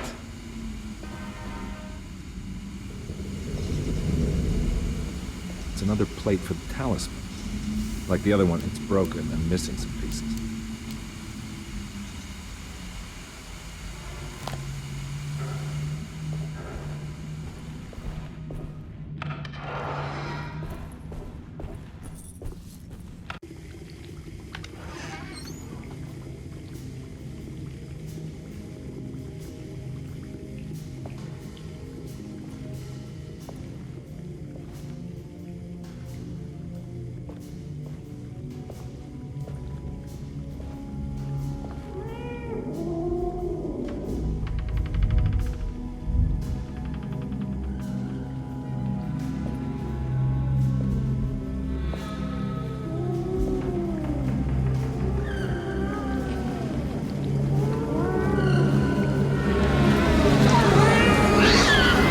What are you doing in my kitchen?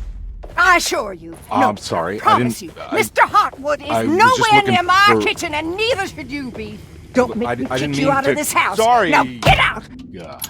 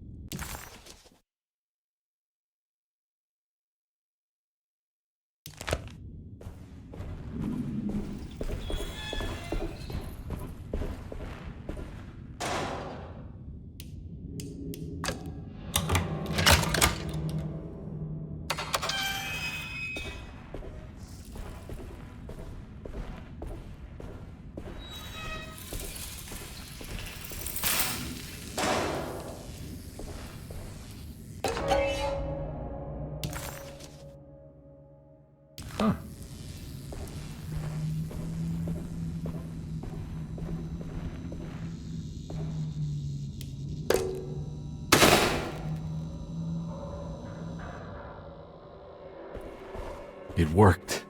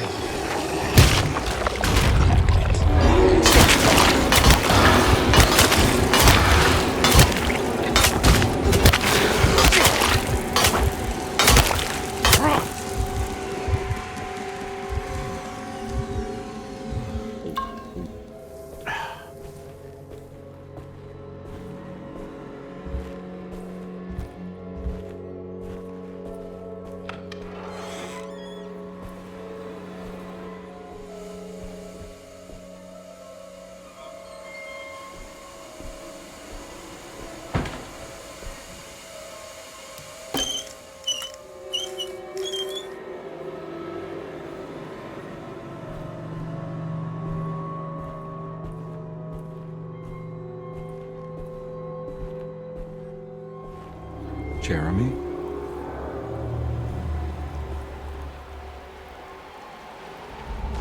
What the hell is going on here?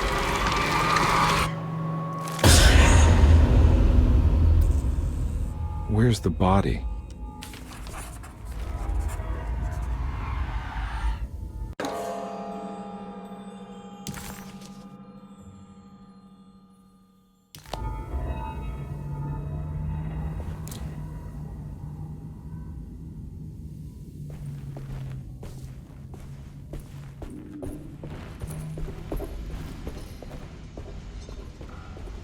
There's something missing.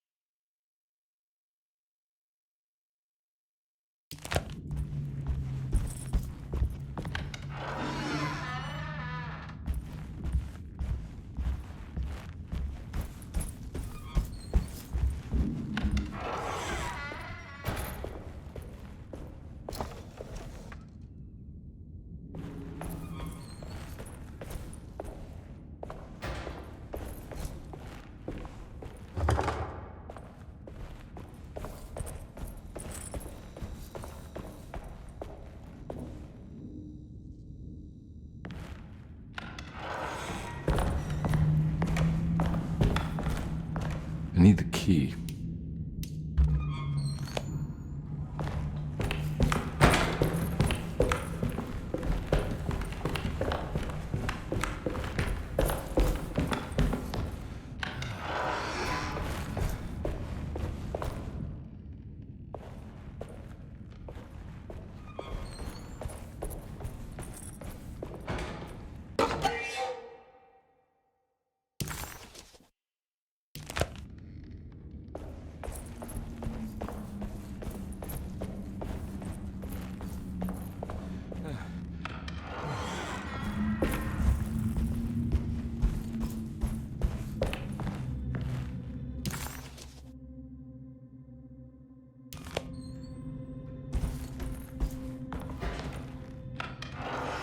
Looks like everything's back to normal here.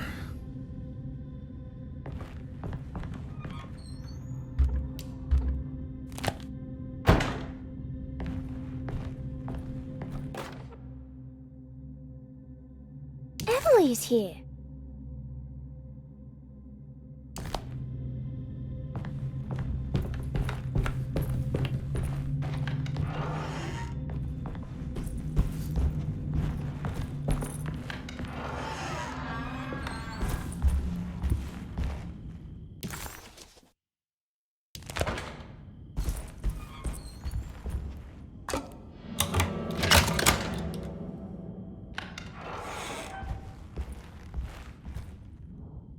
There's something missing.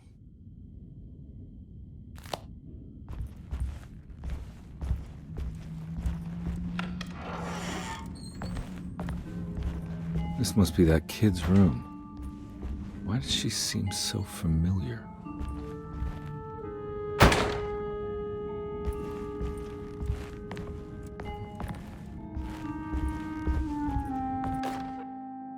Don't you worry, Grace. Go play your game, bleat and bellow with the others. I won't be jealous. There will be more masquerades. However, I would love it if you would finish my mask for the feast. With love, Ruth.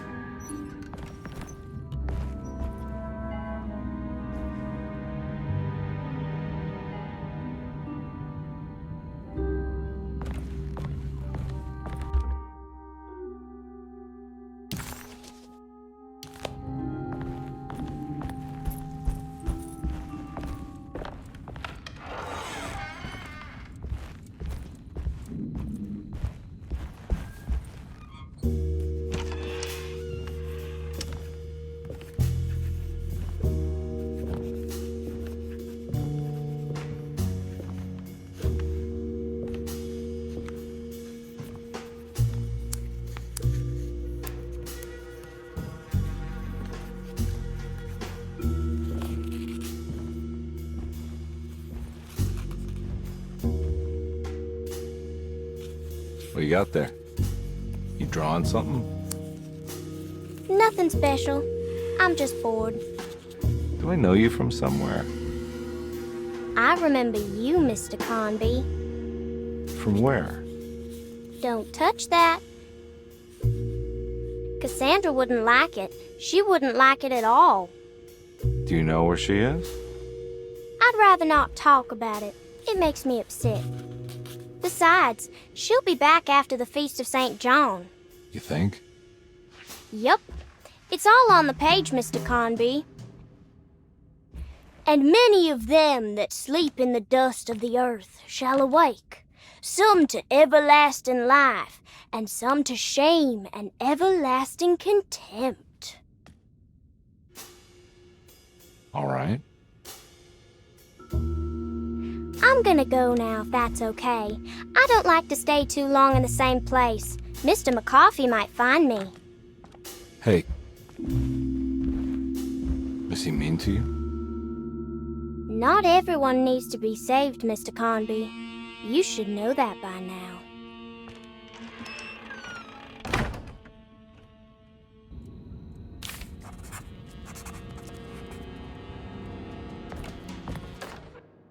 Miss Beauregard, I picked up your medicine at the post office today. As you understand, it needs to be administered by the orderlies for your safety. I've put the box in Lottie's room for now, and I'm sure she will find you as soon as possible. Mr. Waits.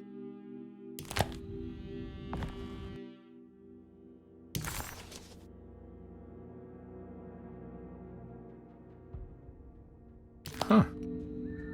So this is where Cassandra Beauregard ended up. For some reason, I thought she died years ago. It's another one of those strange padlocks.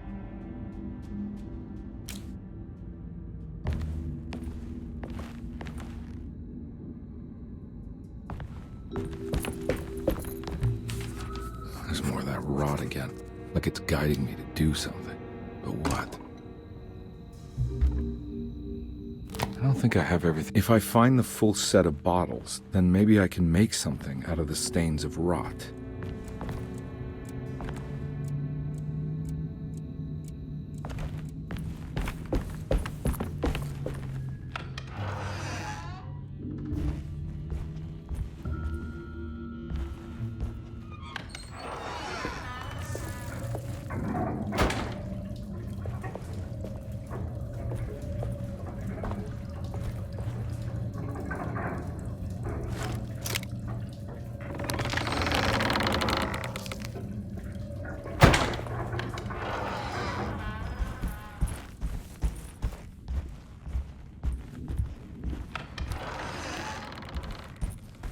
Stain.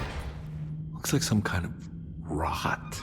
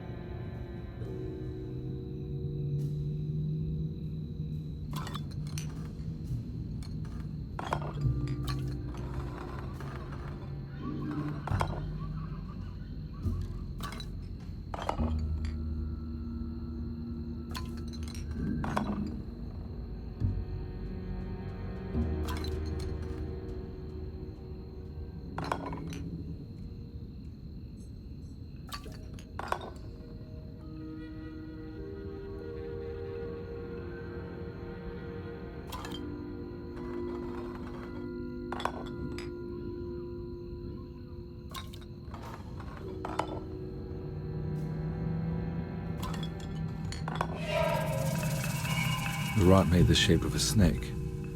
There must be something important to find here. Maybe it has something to do with the numbers on the labels.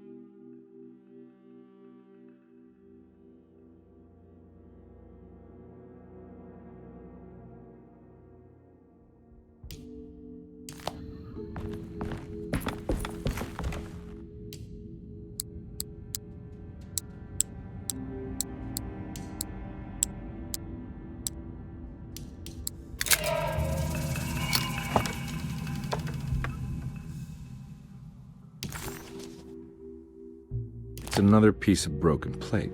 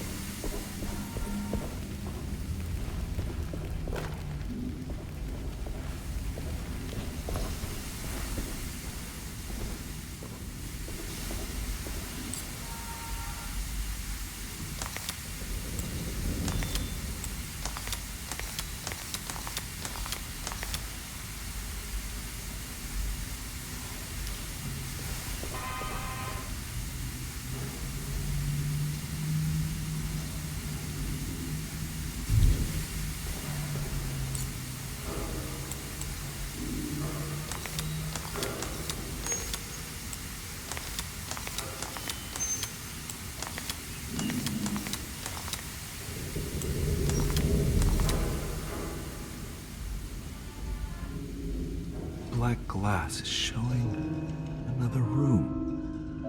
Must be a way to another one of Jeremy's memories.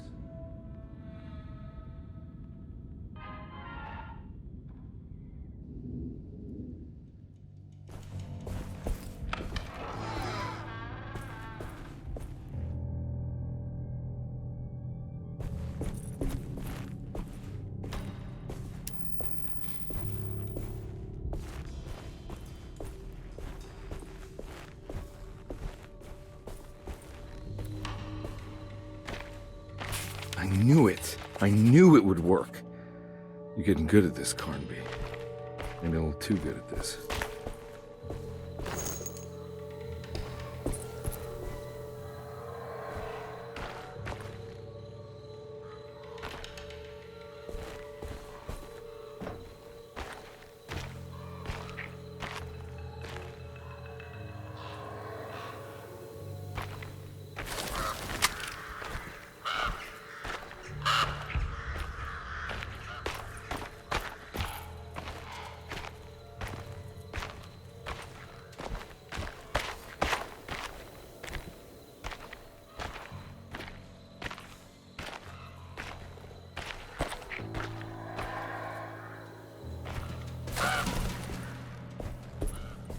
The Hartwood's family crypt.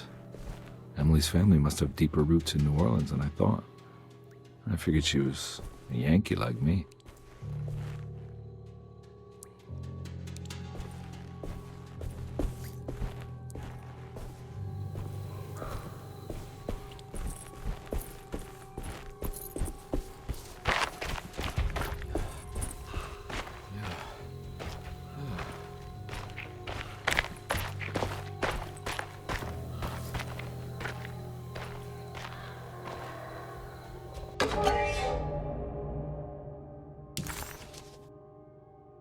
What's this? Now what do we got here?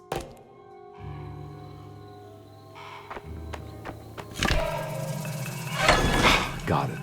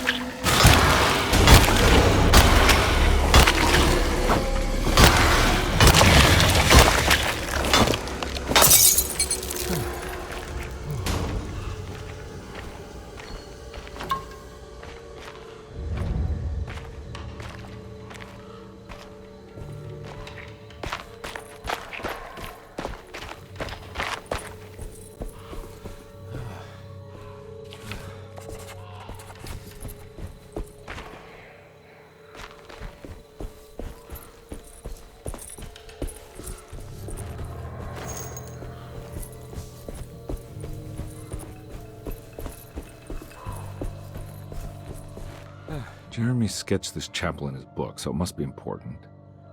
Looks like I'll need more medallions to open it, though.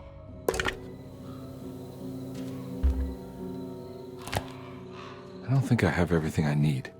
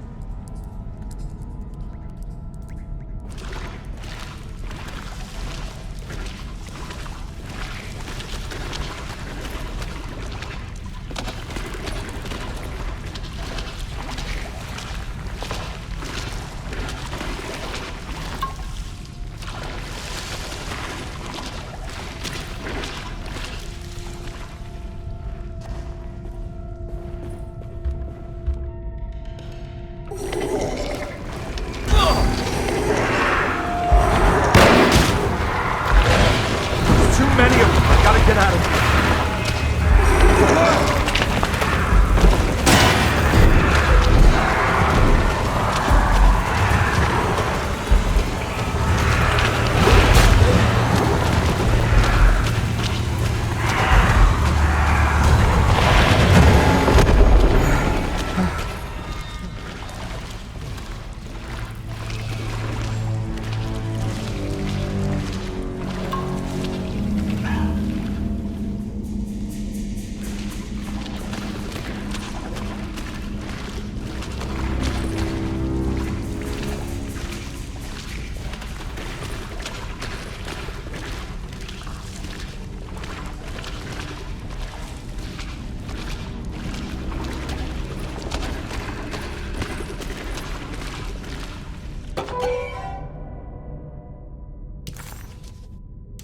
What do we got here?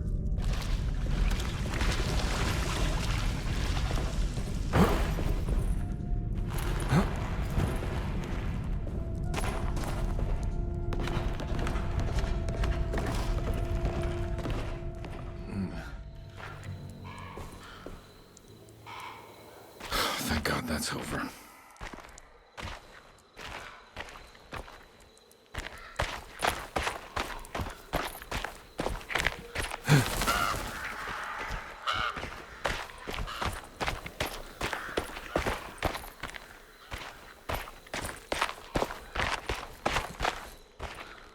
This doesn't look good.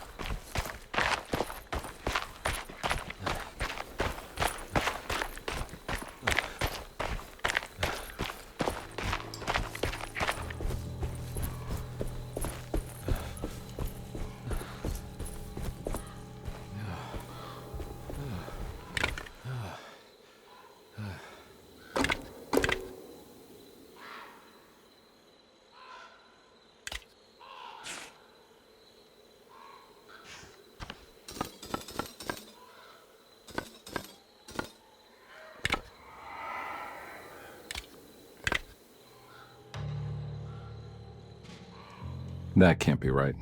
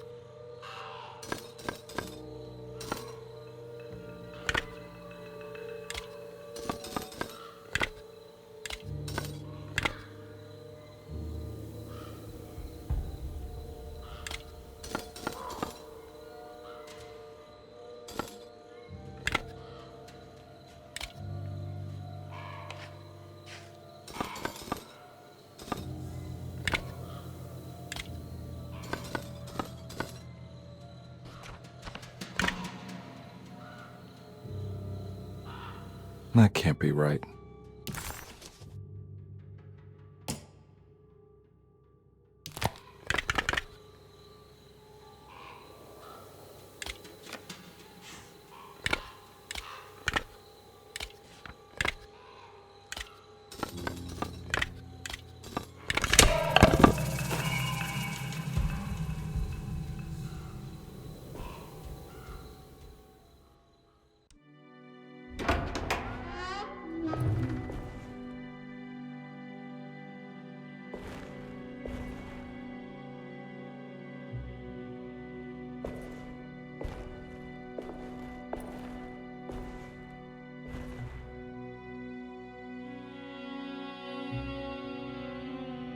Please don't touch her. Jeremy, what are you doing here? Everyone's looking for you. I know, it's all a big mess. No one understands. I'm just trying to keep evil at bay. Just for a little while longer. You've got to come back with me. Your niece is waiting at Derceto. Emily? Why would she...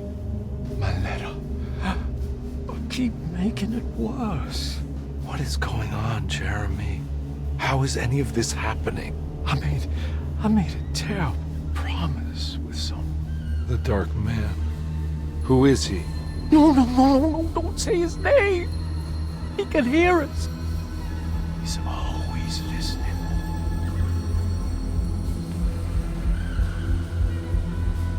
Jeremy, I need to understand what is going on.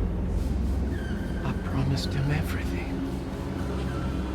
When the sun rises, I will be chained in his sunken desert temple for an eternity. But at least the evil about to awaken in Derceto won't harm anyone outside of that cursed place. You're acting crazy, Jeremy. I want to help. There's nothing you can do. Then what's all the business about Tarawea? Why did you want to go there? Well, I can't go there. I'm not allowed. But you wanted to. Can I go? Tell me, will it help me to break your pact? Is there something there that would help? Why would you give me hope? That's so cruel. Okay, sounds like we're onto something here. What should I— Look out! Behind you! Run! Don't let him take you!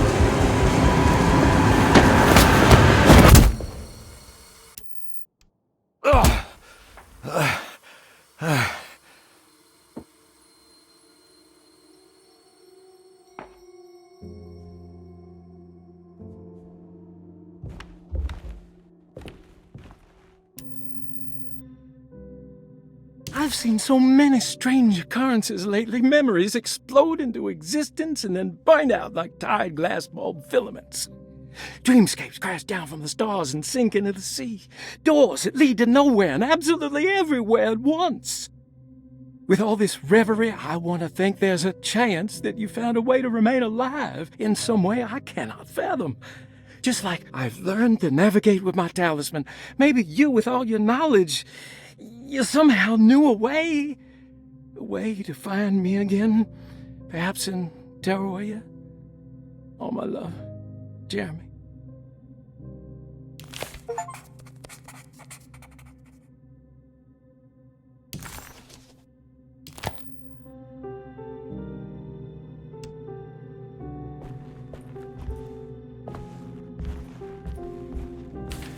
She's dead. No matter how she died, she looks peaceful now.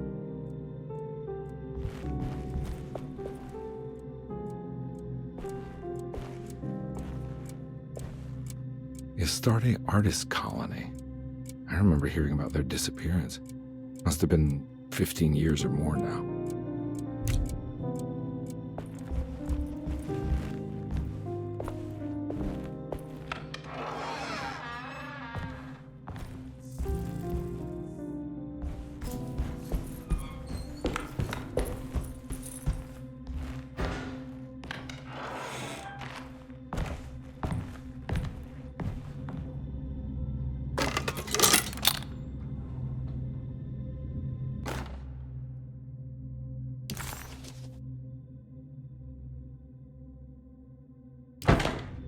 Telescope lens. Why would he lock that up?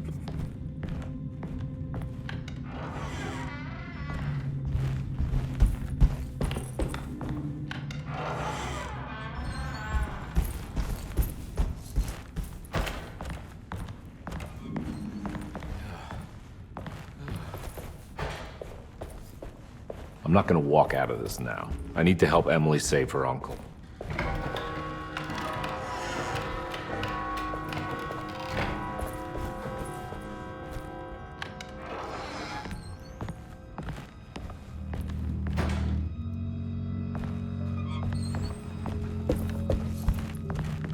I need the key.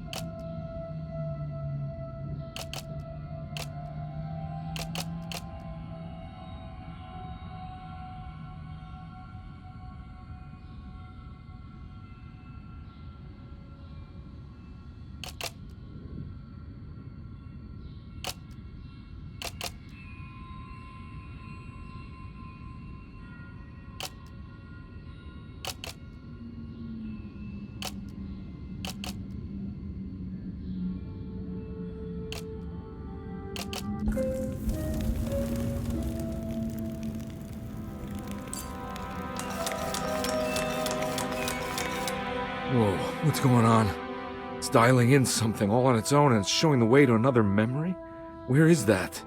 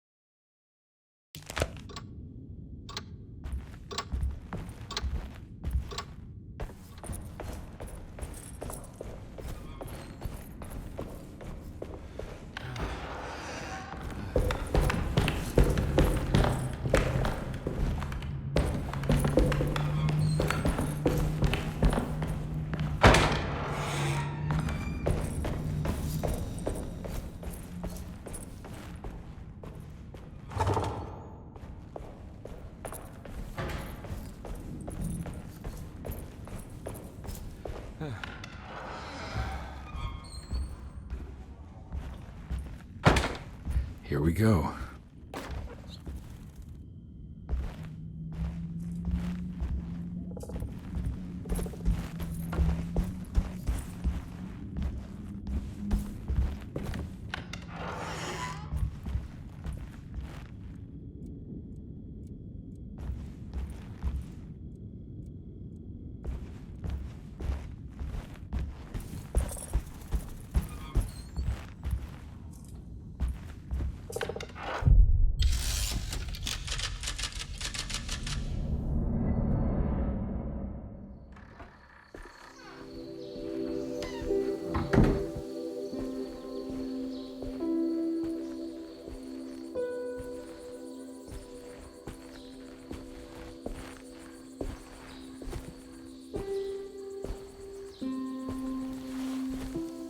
I'm glad to see you made it. I had my doubts, but the hope you instilled has yet abandoned me. I guess this must be Tarawea. Who are you? My name is Juan Luis Jorge, and this is indeed the convent of Tarawea. You'll have to excuse me, but Yermi never got your name. The name's Edward Carnby. I'm a private investigator. You're not a patient, are you? No. I'm the author of a book that Yermi once found important. How does that work?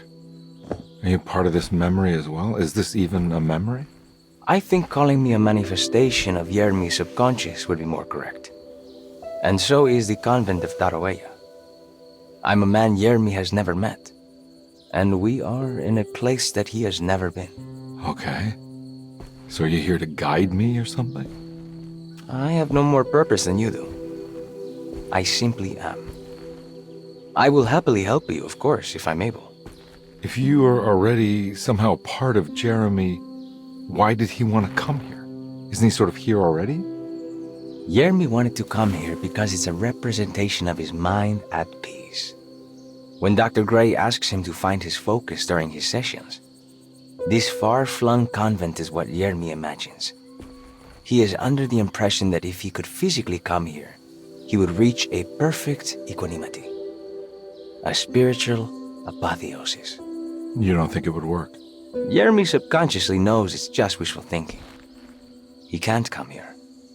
Despite the pathways opened by the dark man between Derceto and Jeremy's psyche, it's simply not possible. But I'm here. Indeed. It's a shame it's just another place for you, Detective. Otherwise, you could have become a Buddha. Always a bridesmaid, never a blushing bride. Am I right? Yes, I suppose so. You'll have to chase enlightenment elsewhere. So what's the next best thing? What can I do here? You should seek out the convent library and try to find the truth about Jeremy's relationship with the Dark Man. It's the sort of knowledge he represses and is unable to reflect on. Will it tell me how to break the pact? Perhaps. At least you'll have something to confront Jeremy with. Wait, why can't you just tell me? I don't know such things. You'd be better off consulting the texts of Dr. Freud if you want such answers. No thanks, I hate shrinks. There is another thing you should know about the library. He is here as well.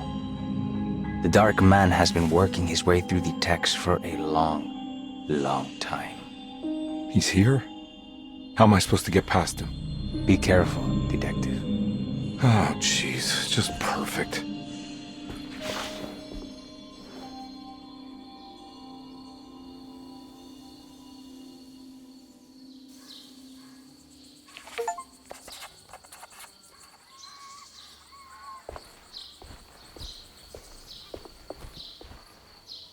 You have any advice on how to deal with the Dark Man? I suppose suppression could work. Try not to pay him any attention.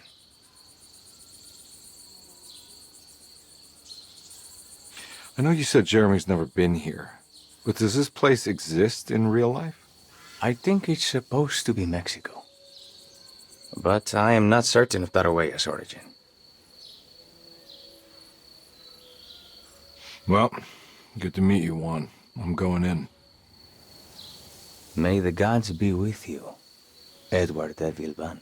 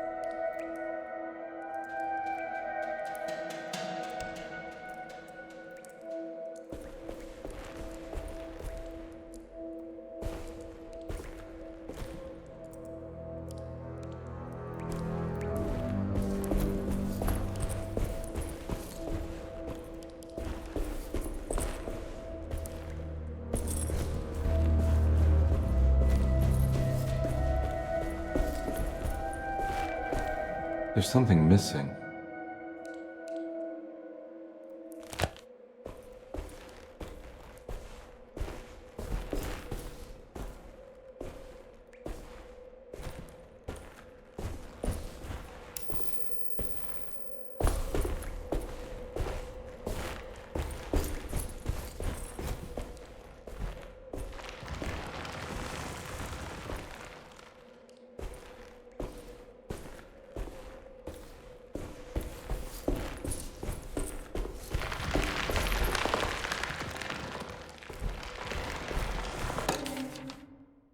The great library was endless, beautiful, and terrible. An Akashic record for the universe inside the mind of Jeremy Hartwood, now corrupted by a story forced upon him, told by a maniacal liar, an evil conjured by science and secrecy. I will suspend a room and lock away the foundation of his character. Its key will be left to the librarian, the only thing invisible to the prowler.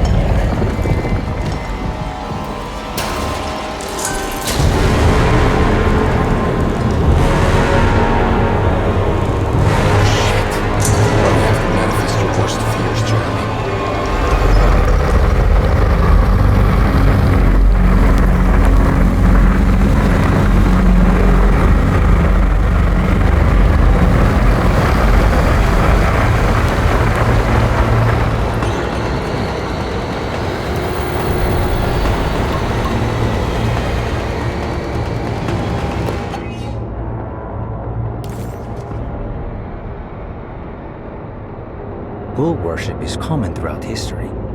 For Christians, this can be seen in Exodus when the Israelites turned to worship a golden calf in Moses' absence. This passage shows the people falling back to the worship witnessed in Egypt, known as the Habes bull. Another famous example is the Minoans on the island of Crete. Their worship of the bull gave rise to the myth of the Minotaurus, the half-man, half-bull monster that reigned the labyrinth. But for this particular case, I think I should tell you about the deity Astarte that brought the Taurus constellation to life to attack Gilgamesh. Even for a mythical hero, this celestial bull would prove difficult to defeat. Only by distracting the bull with a golden sail was Gilgamesh able to pierce an eye with the spear, which bled the bull to death.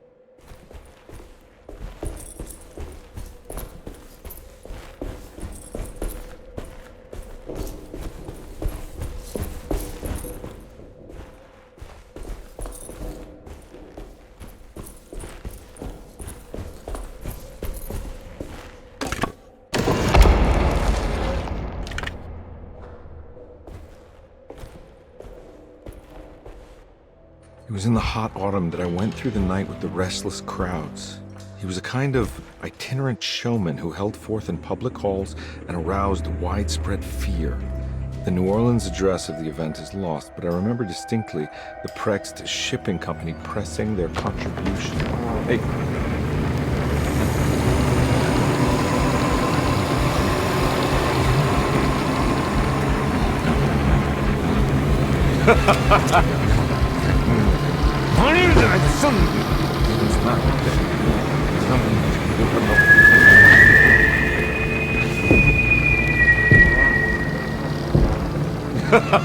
Detective! Juan!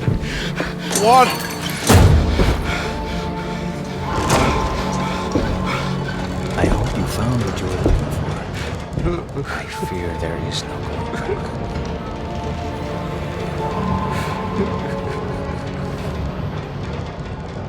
I was so close. There must be something I can work with. Come on, Carnby, think. Think! Shipping company. Prext. Right. Good luck, detective.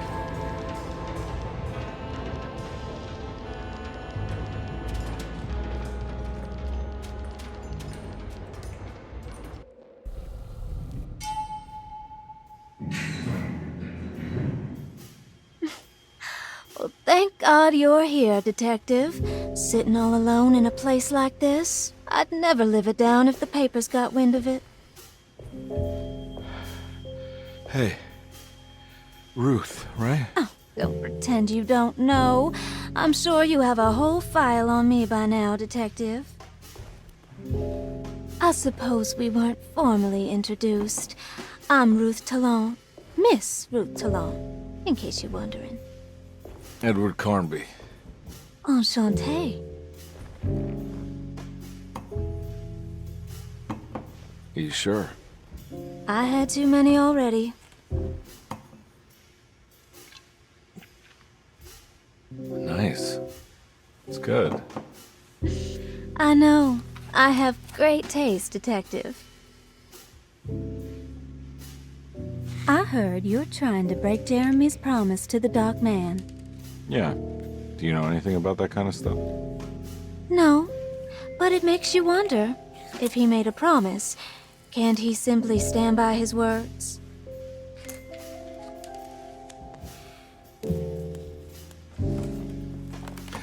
Look, I'm just trying to get Jeremy out of a bad deal, so he'll come back with us to New Orleans. Well, if all fails. What are you doing? It's a sign of submission to the Dark Man. I saw it in a dream once. What?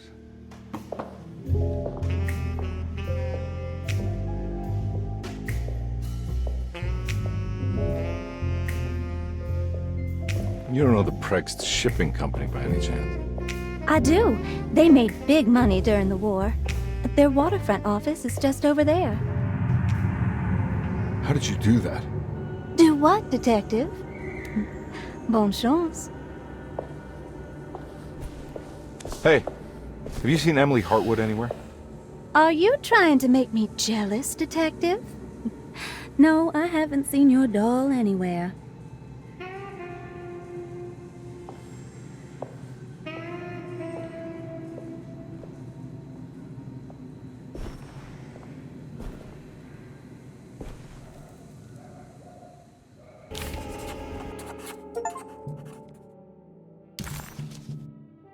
New Orleans lies southwest of Derceto, along the great Mississippi River.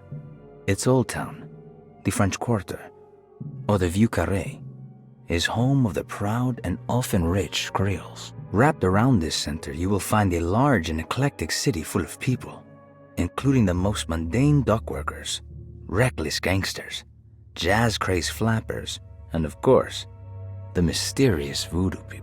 At night, you can stand on the lakeside of Derceto and watch New Orleans glow like embers on the horizon. Prext Shipping Company. According to the book in Tarawea, the Dark Man is connected to a performance that Jeremy went to somewhere in New Orleans. I'm sure I can find the address inside.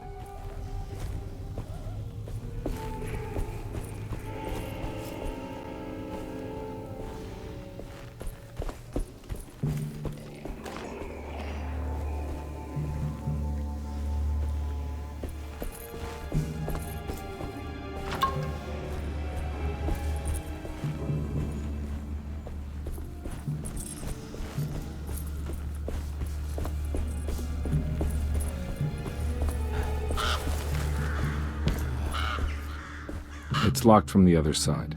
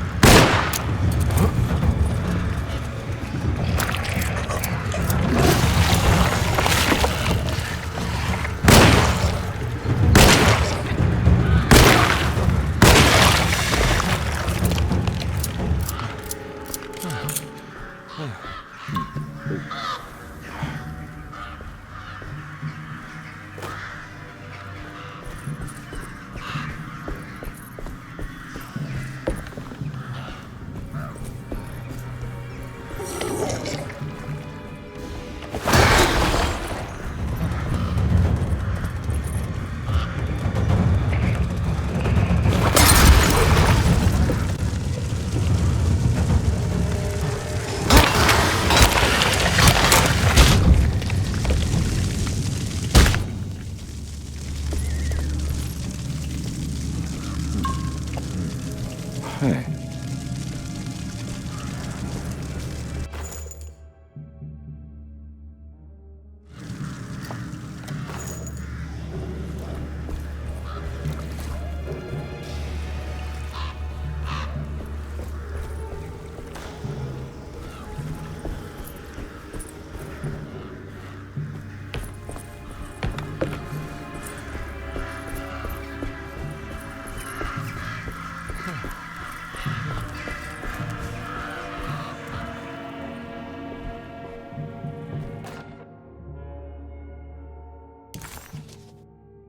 Sewer system has a tunnel running right below Preg's shipping company.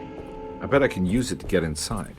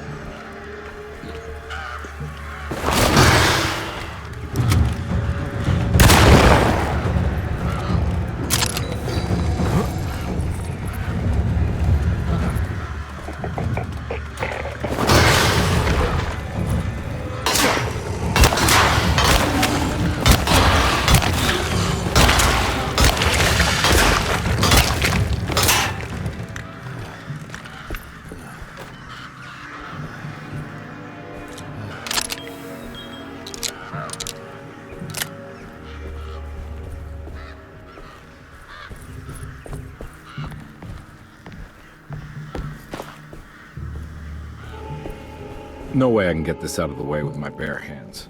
But if I get that crane going, that should do it.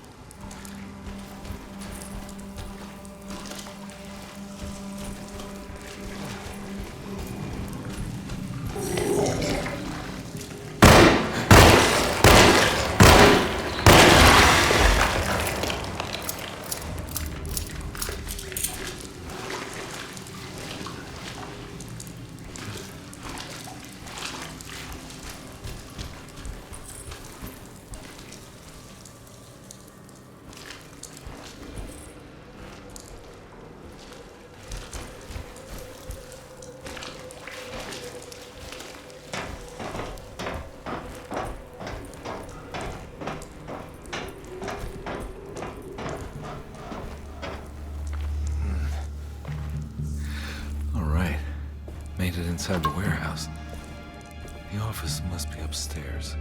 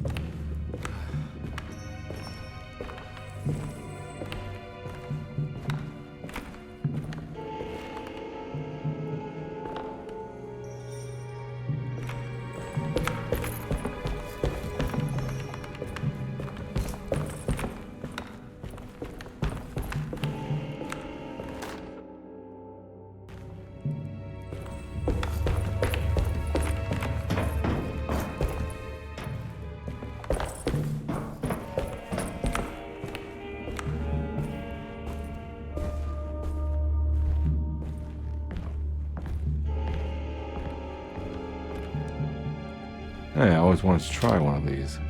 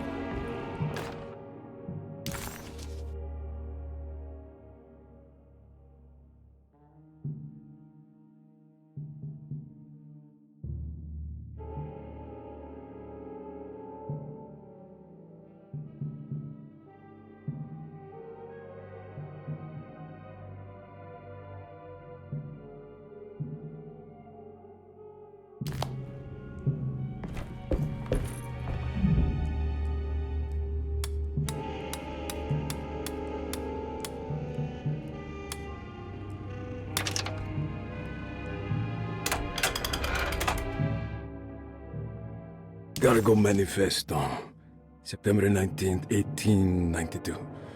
Breck Shipping Company delivered 4 steamer trunks, 1 Egyptian sarcophagus, and a large wooden crate belonging to the showman called the Black Pharaoh, performing at 18th Street.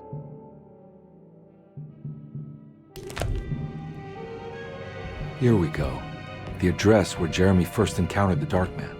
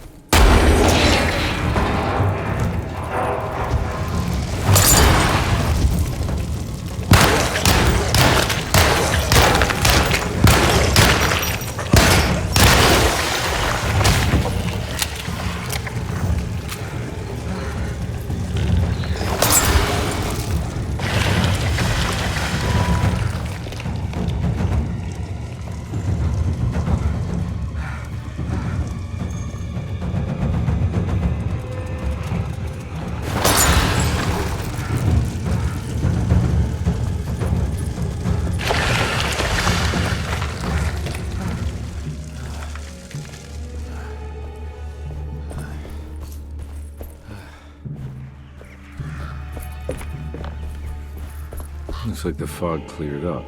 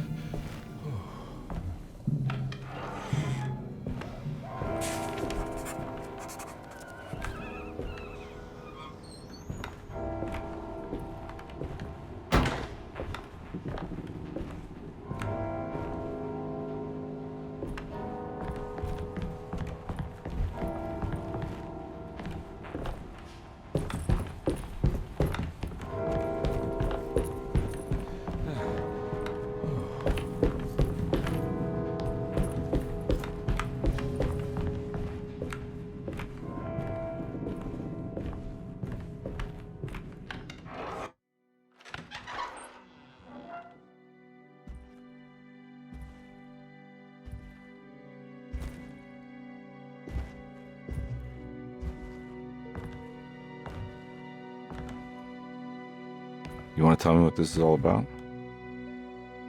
Welcome, Detective, to the greatest show this side of the Mississippi.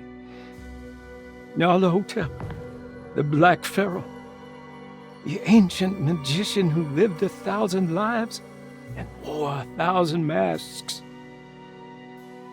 I can see why you settled on calling him the Dark Man. Saves your breath. So, you got scared by a stage magician, and now he's living inside your head. You can mock me, Detective, but you would be the crazy one to think his presence can be ignored. Look where we are!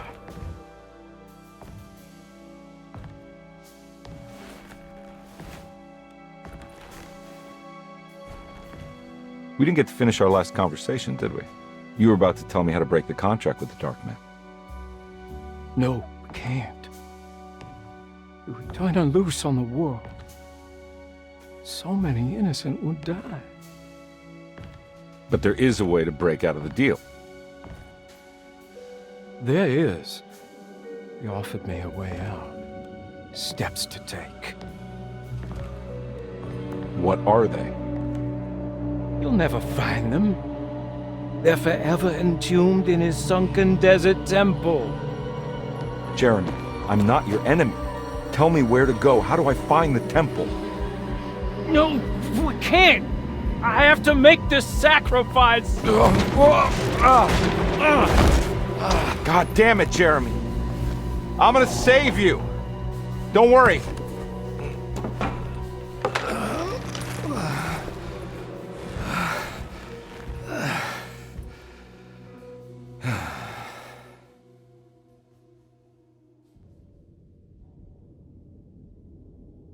How do you save someone who doesn't want to be saved? Well, he's gonna get saved no matter what. I just need to find the temple somehow.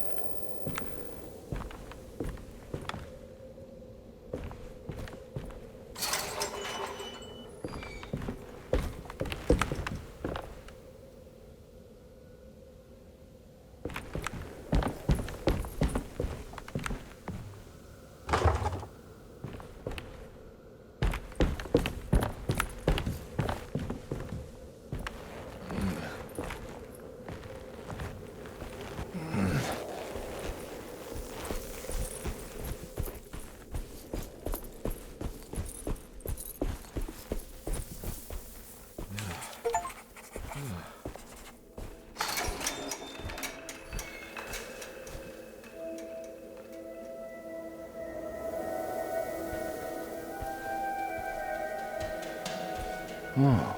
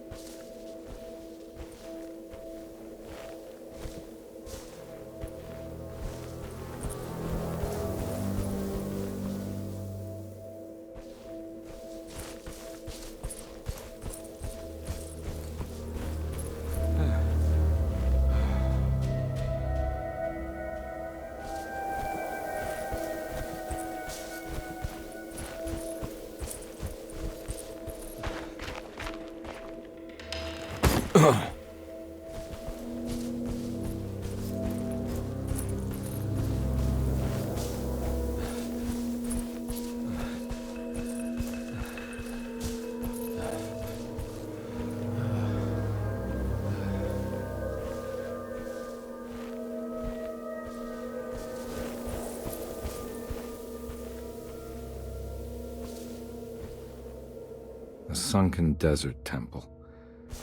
I better get down there.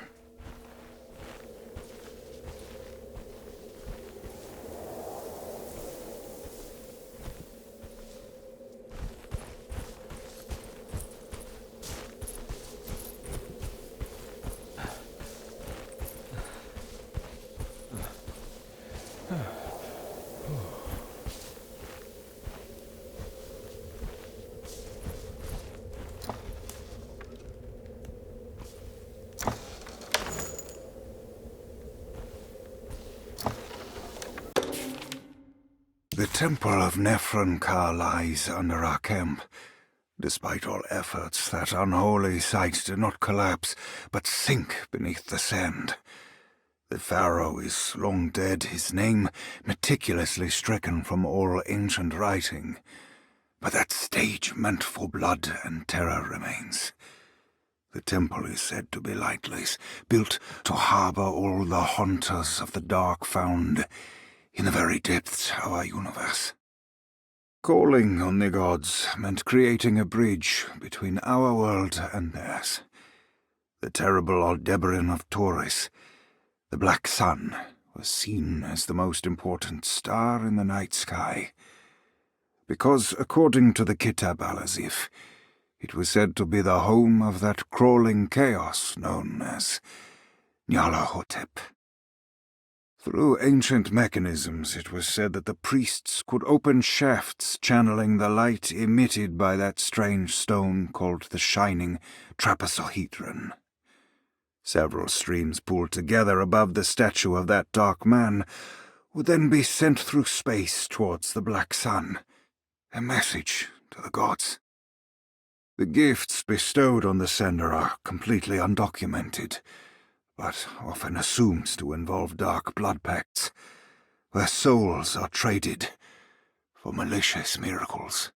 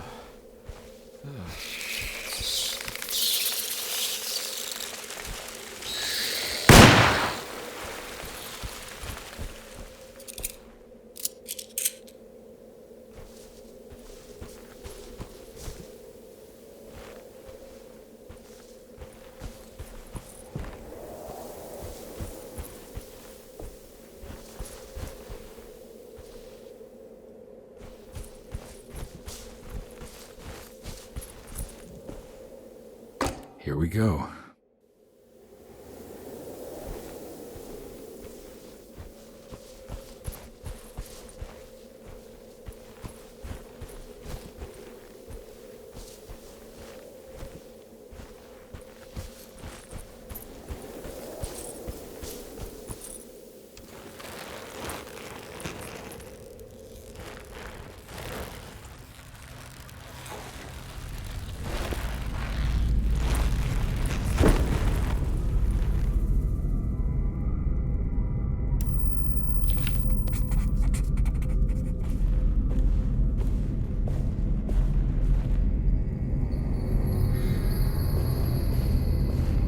Star constellation from one of Jeremy's books.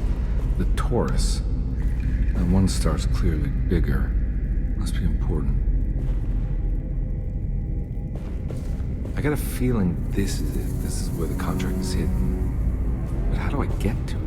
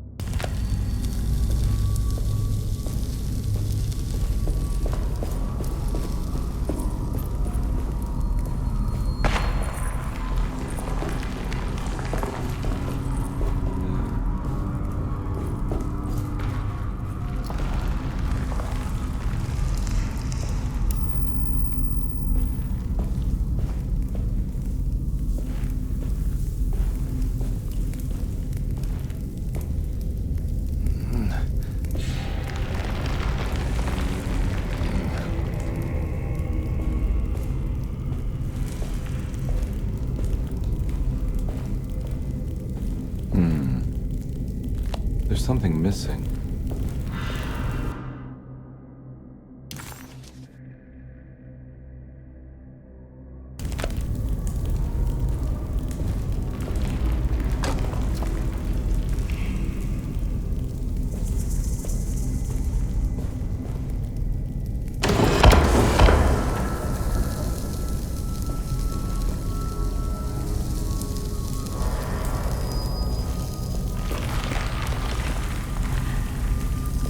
This one looks operational.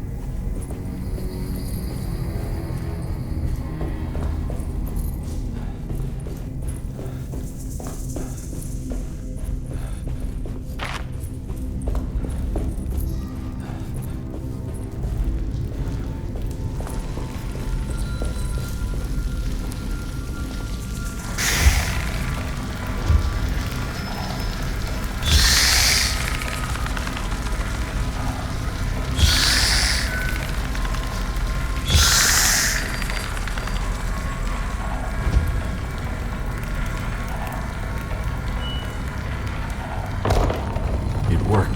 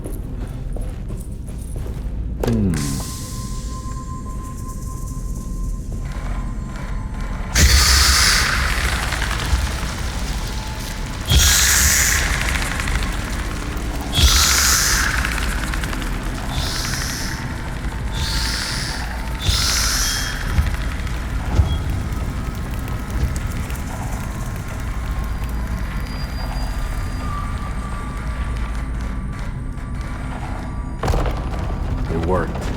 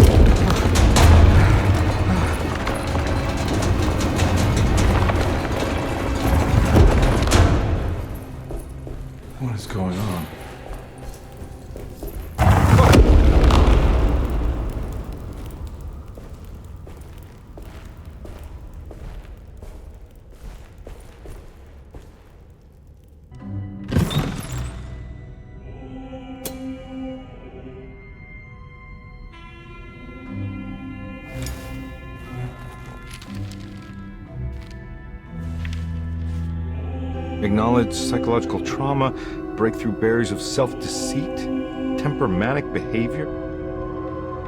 These are the Dark Man's terms. The contract. Huh?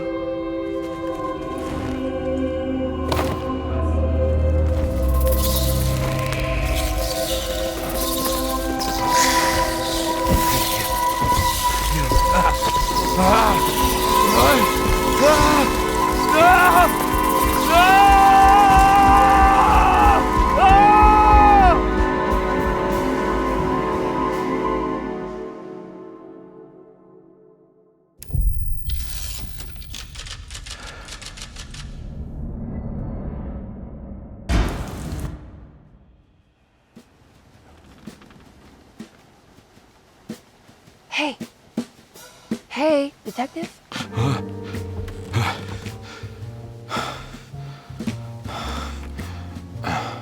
What are you doing? Oh, I found something. Great. Was it alcohol? God, no, I just got the wind knocked out of me. I think I know how to break the contract with the Dark Man. What exactly does that mean? Everything going back to normal. All right. I found some more information on Derceto and the patients. There are some seriously strange things going on here. I'm pretty sure 2 of the patients are dead, and maybe even the clerk. Oh, yeah. I kind of just gave up on worrying about that. Well, just keep your eyes open, I suppose. What were you doing again? Jeremy made a pact with the Dark Man to keep all the madness locked inside Derceto. All right. I'm gonna break it. I just have to... Where is it? Where's the talisman? It's around your neck? Ah! I worry, Detective. Don't, I'm fine. I worry that you're not much help on this case. At least you're a good distraction. Trust me. You're getting your money's worth. At this rate, I'm an absolute bargain.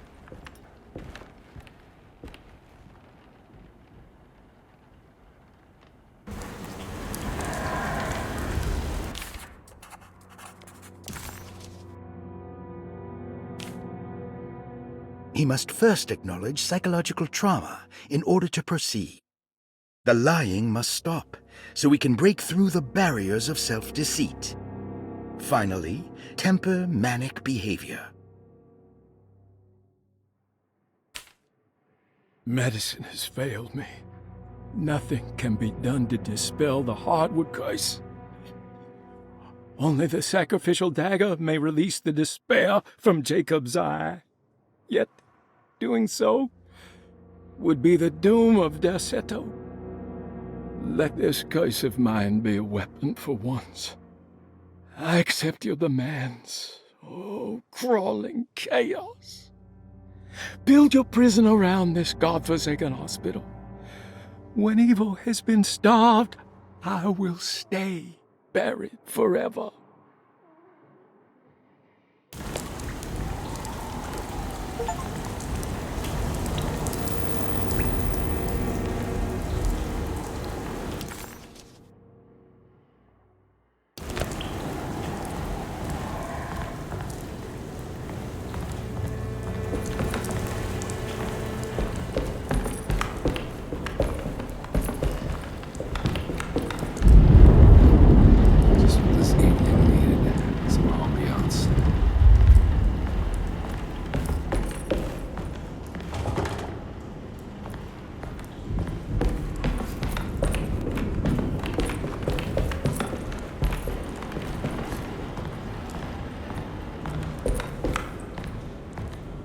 I need the key.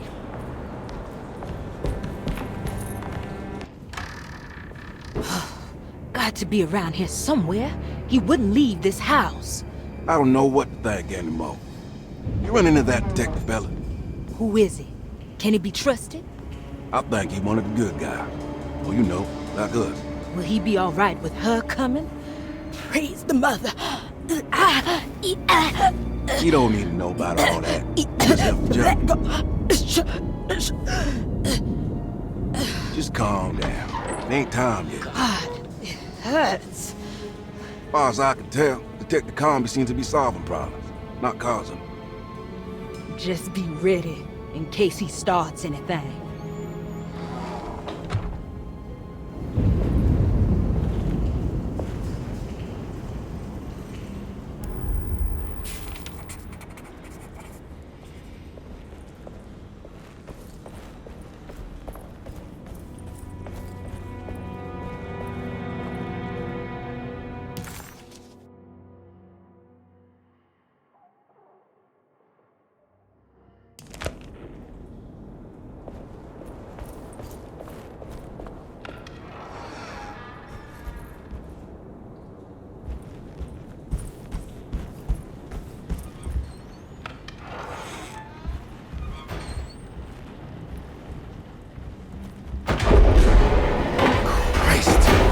was that?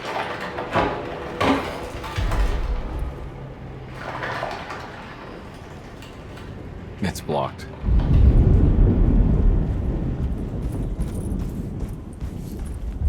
It's blocked.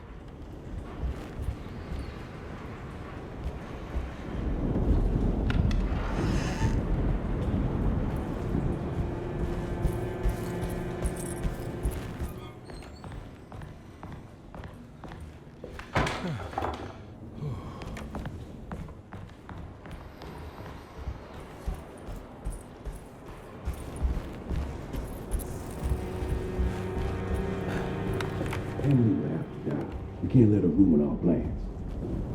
I heard him and Emily. I don't want to run into the orderlies right now. Not sure I can trust them. Don't worry about it. You know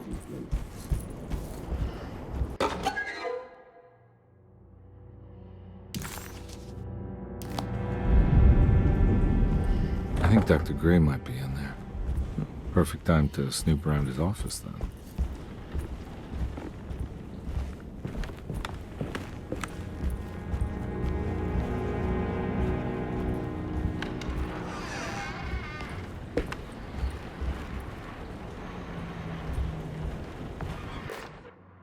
Lunacy and the Astarte Artist Colony, a monograph by Yael Klein. In early 1909, the old Derceto plantation outside of New Orleans was turned into an artist's colony. 3 famous European artists rented the house and the surrounding land from the owner, the Ledoux family. The colony was chiefly run by Sebastian Cortez, who was playfully dubbed the captain by his collaborators, William Arges and Heinrich Kassel. The colony existed for 6 years, until one day all 12 members disappeared without a trace. It is widely believed that their disappearance is connected to the disastrous hurricane that passed through on September 29, 1915, but nothing truly supports this claim. What is known is their frequent participation in New Orleans nightlife, their love for hosting parties, and their elaborate contributions to the Mardi Gras parades as the Pirates of Pontchartrain. Accounts of their lifestyle can be found in almost every gossip column. It can effectively be summed up as carefree and bohemian. In late June 1909, the name Astarte first appeared in the newspapers. Cortez said the name came to him as he was painting. There is never any claim to knowing about the ancient Phoenician fertility goddess with the same name before this time. His fellow colonist Heinrich Kassel did know, because he later produced sculptures that show clear references to ancient idols of the goddess. It's impossible to know for sure how this name suddenly made an appearance, but it is interesting because of Derceto's history. Even the name Derceto is the Greek name of a Syrian fertility goddess. In the case of naming the plantation, Derceto was certainly not an accident. We know that Elijah Pickford intended to build a temple for his cult, for he had distributed pamphlets 2 years prior to the purchase of the land, advertising his intentions.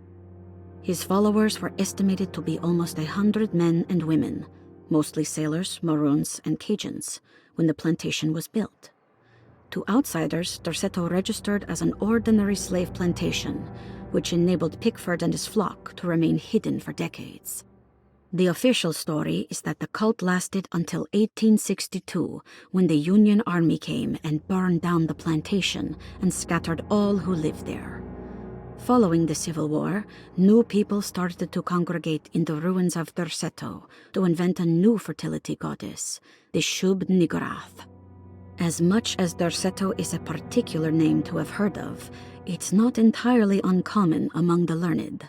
Astarte is equally known and could have been subconsciously chosen by well-read artists.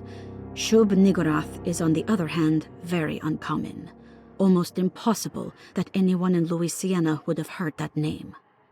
The name is referenced only in rare books like Unaussprechlichen Kulten and the Necronomicon, and is believed to be a bastardization of Arabic words meaning pertaining to the dark young.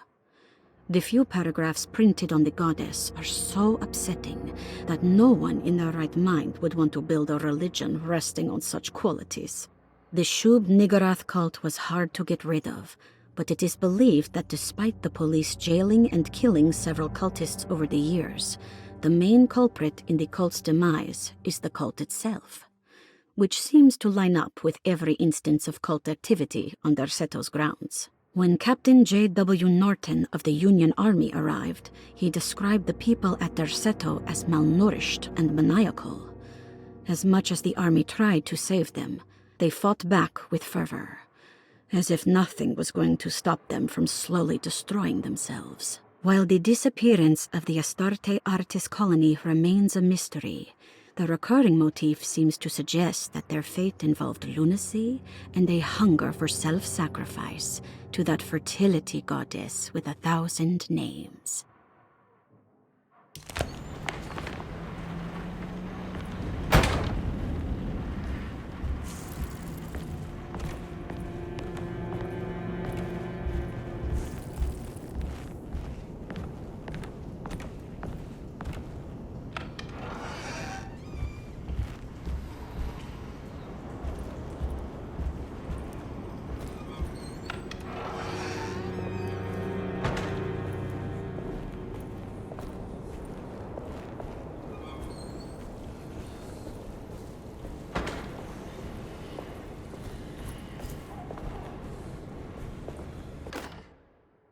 Mrs. Thompson, I understand the last week has been busy.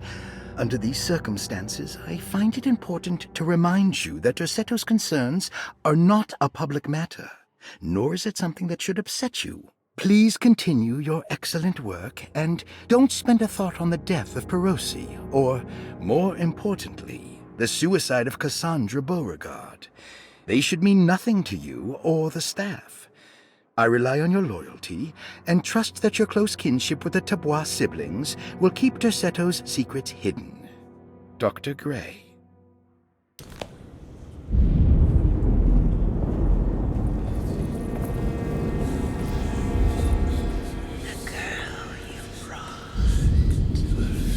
What is that?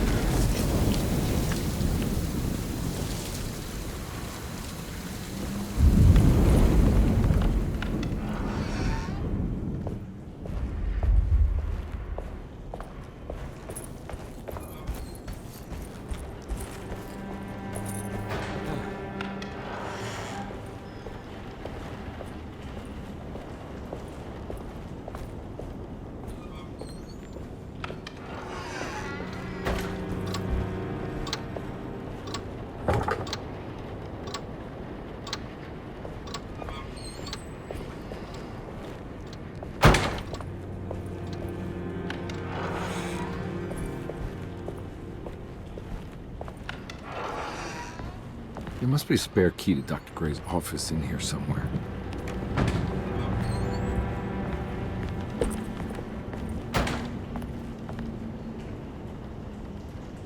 I don't have the combination for this.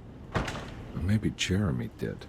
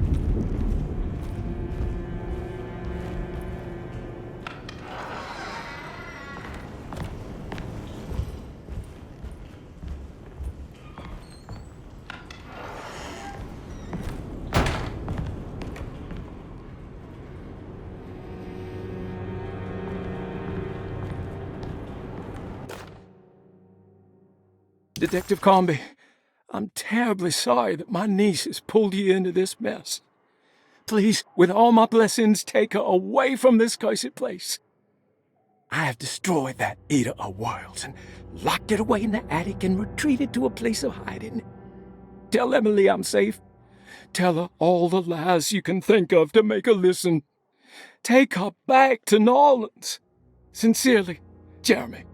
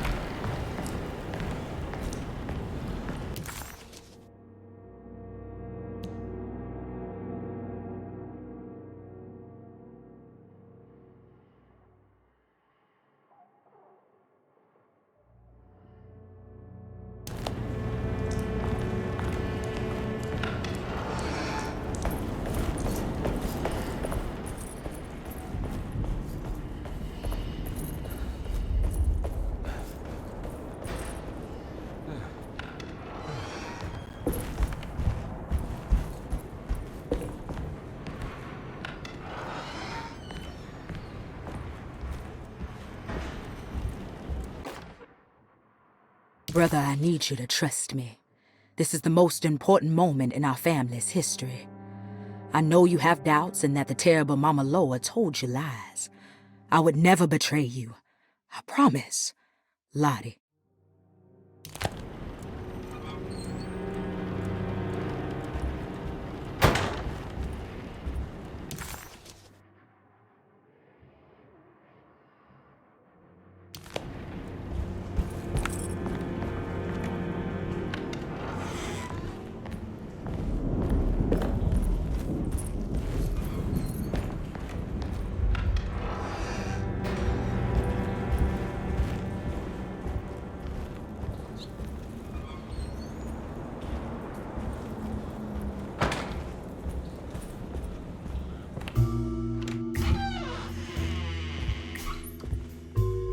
Detective Carnby. Good to see you again. Solved your case yet?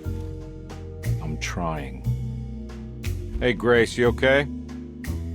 Oh, she is just peachy, Detective. Are you looking forward to the Feast of St. John, Grace? I can't wait. Kids, ain't they great? What exactly are you planning for tonight? Oh, not much. We eat, we drink, we pay tribute to the wishing tree in the conservatory. The usual. Then why all the excitement? There is just something about tonight. Something's different. I think we all feel it. Besides, we got ourselves some new words for the prayer thanks to your buddy Jeremy. She'll come and turn the world inside out, and things will begin again. That sounds strangely threatening. You should come. Oh, God damn it, Grace. Stay put for once.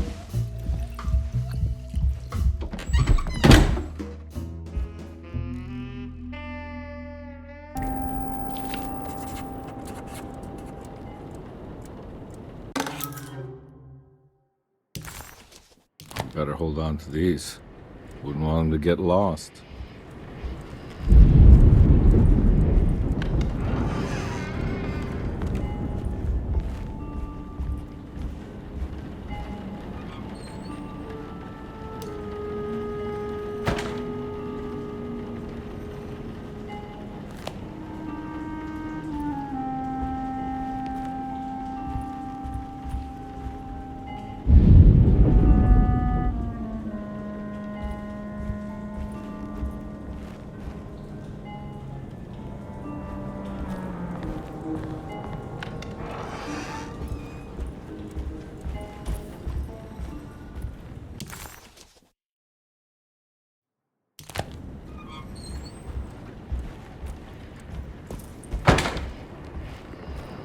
There's something missing.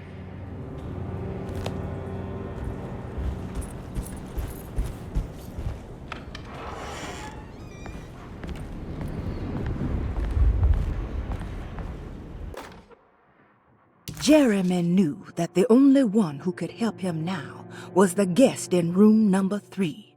The room seemed to have been empty for so long. But that wasn't allowed to be true. The story needed to be different. To include something from the outside, he would bring the guest back to room 3 and show them what was in that safe. 913. But those were not the right numbers.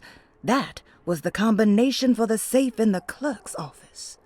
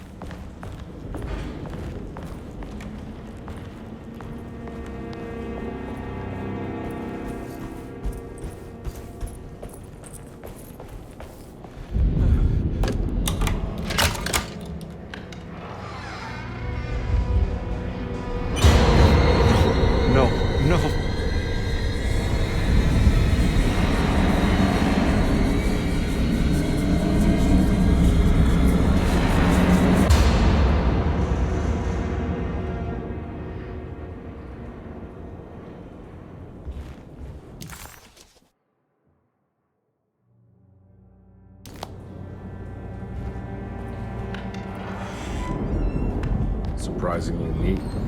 Maybe I've been selling that old barfly short.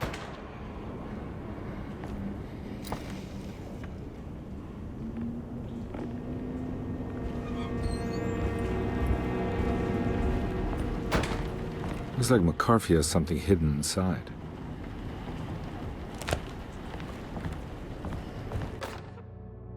Sometimes, I think this place makes me worse. That Derceto might be my grave. A coffin made of ostentatious architecture. A Taj Mahal for the drunken depressed. There's something about Derceto. Something about Dr. Gray. Like we all pretend that we're here to get better, when in fact we are here to be forgotten.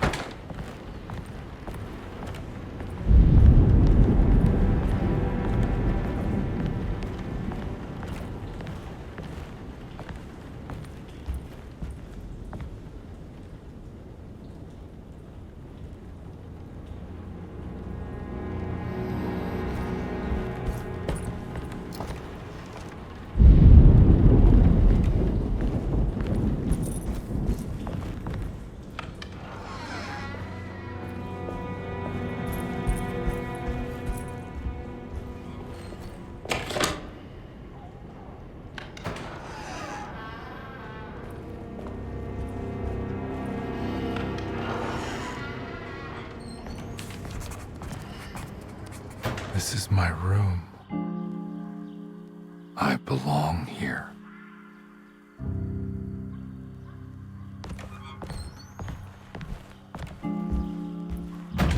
I know the combination. I carry it with me.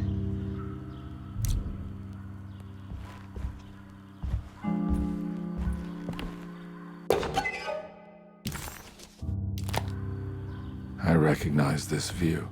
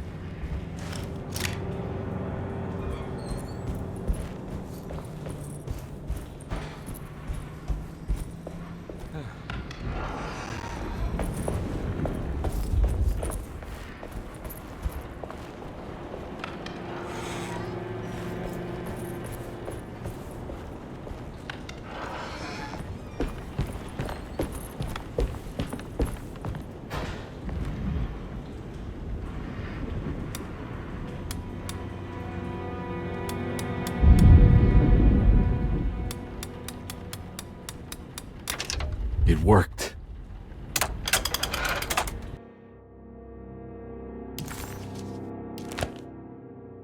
The last guest in the empty room suffered from severe maladaptation. I must write this down, because if I understand the condition sufficiently, it could make me deny this fact at a later date, and there is reason for me to think I may come to suffer the consequences from this dysfunction, as some who came in contact with the guest seemed to adopt a new worldview in which everything was predetermined but broken. Upon accepting this worldview, some memories became unmanageable and later rejected. I do not know what this means. I cannot even remember the fate of the guest. I think they were simply misplaced one day and forgotten. Just like all documents pertaining to this guest, they have all been destroyed, or they never existed in the first place. Who wrote this? There has never been a guest in the empty room.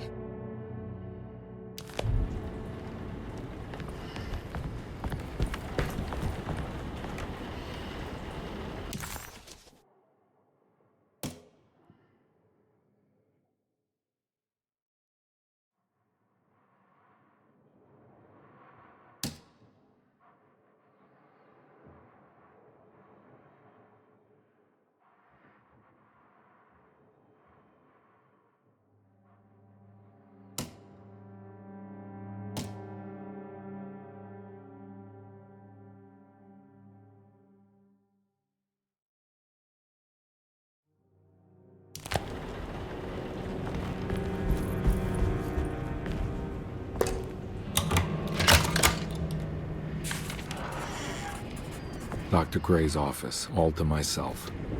Let's see if we can figure this guy out. I have finished tidying up Miss Beauregard's belongings. I will leave it to you to contact her agent and have them collect her things. I found one of Grace's drawings she might want back, along with this key in her room, which I believe you've been looking for. Mrs. Thompson.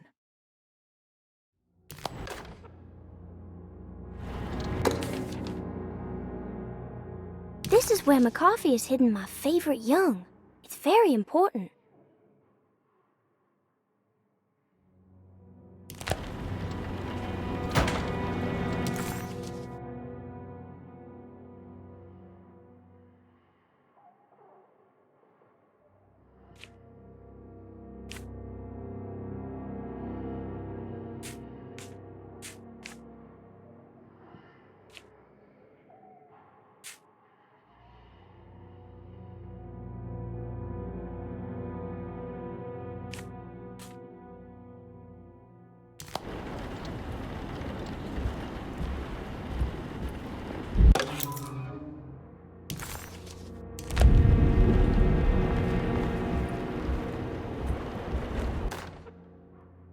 Dearest Dr. Manzetti, I find myself in a losing battle with my patient. As I've disclosed in my previous letter, his delusions have him completely captured. It's bad enough that he is torturing himself with paranoia, but his madness turns out to be quite persuasive to others, effectively laying the ground for mass delusion. I am writing to you in hope that you can give me some guidance. Beyond my ambition to avoid devastating surgery on my patient, I have grown worried about my own defenses. The words of my patient are deranged, yet they often resonate with something primitive within me. I have tried photographing his brain with X-rays. It was surprisingly difficult to get good results. Dark blotches on the plates kept obscuring all details. My patient looked at the bad plates and cried out in terror, telling me the dark areas was the shadow of the worm eating him from inside. I could not see anything out of the ordinary. I hope this is a sign that my mind is not as receptive to the madness as I had feared. After further inquiry, my patient described the shadows inside his mind as some kind of chthonic monstrosity that wants to undermine his sanctuary. This is clearly a reference to a place he calls Teroea, a sort of library or convent that works as a psychological haven. With this imaginary haven threatened by this Chthonian, he has now constructed another, less pleasant hiding spot. Lately, he has been bringing up a metaphor of a steamboat that has run aground, that he feels like he needs to start the engines and reverse, but he is afraid that the hole in the hull would cause the whole ship to sink. I've been watching him turn this metaphor into reality for the last week. He knows it's made up, but he is doubling down, trying to make it a real memory. I feel certain that this is my chance to break through the barriers of his self-deceit.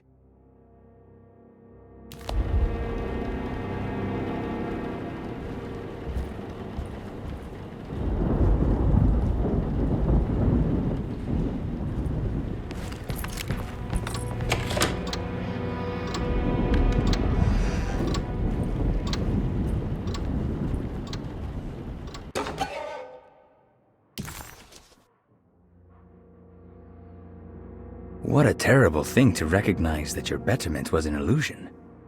That you are so infatuated by the virtue of struggling that despite all your hard work, you made no real efforts to ever become well. Or that the treatment becomes such an obsession that instead of letting your wounds heal over time, you tear at the flesh in the hope that it will heal better and faster. If only it would bleed in the way you wanted. Do we ever become well? What do you think, Dr. Gray?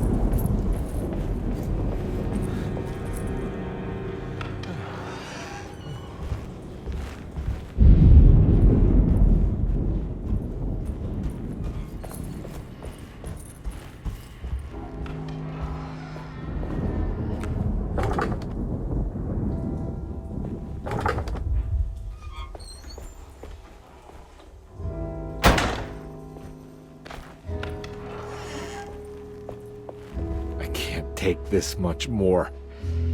This has to end.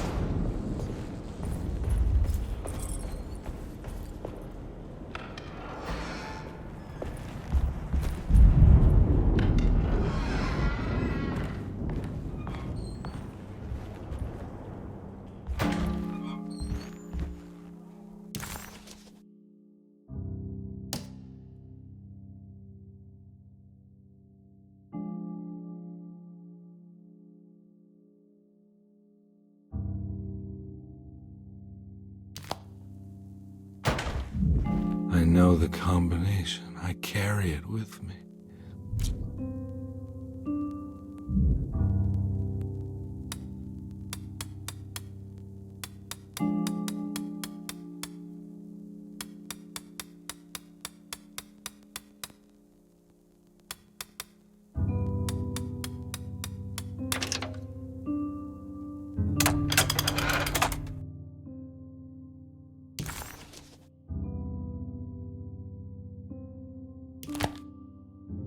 Detective, I have made many discoveries in my case.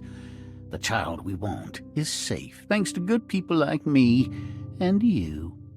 We're so similar, but you don't see all the things I do. To find your man, Jeremy, you also need to look for the girl. It has always been that way. The young deliver us all. You should have a look in my room. There's a piece of the puzzle you will need. Take care now. My coffee. How long have I been here?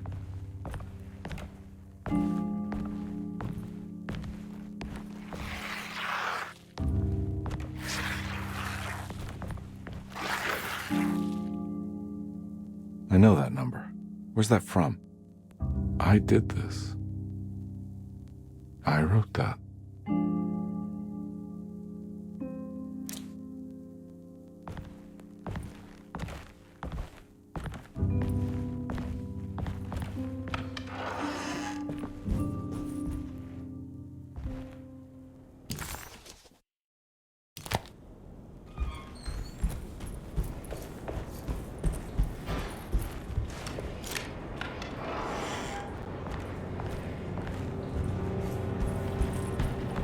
Looks like McCarthy has something hidden inside.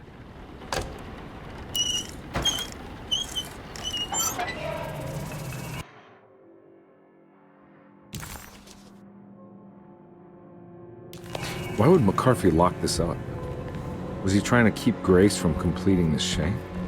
If so, couldn't she have just made another drawing?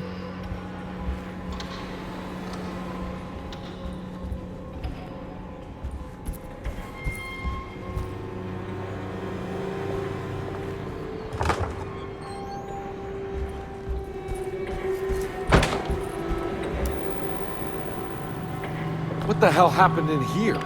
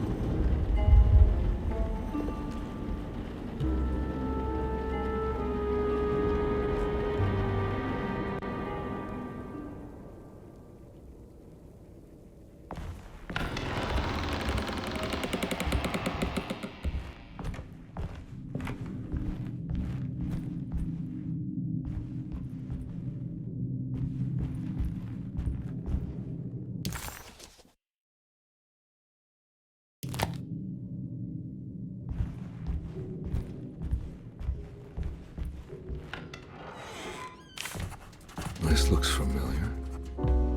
How am I back at the office? Jeremy's never been here.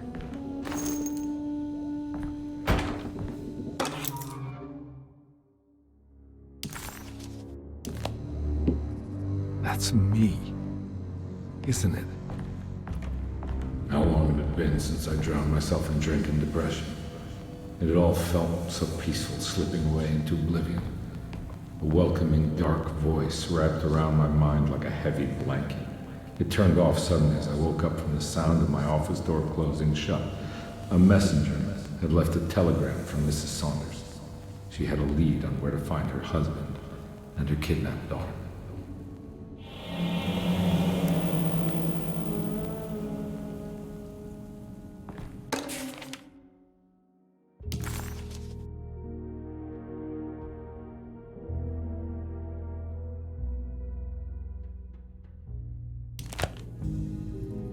God, I used to drink so much back then. When was this exactly?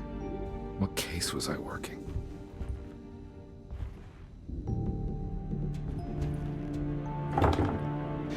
I think I need to figure out where I'm going first.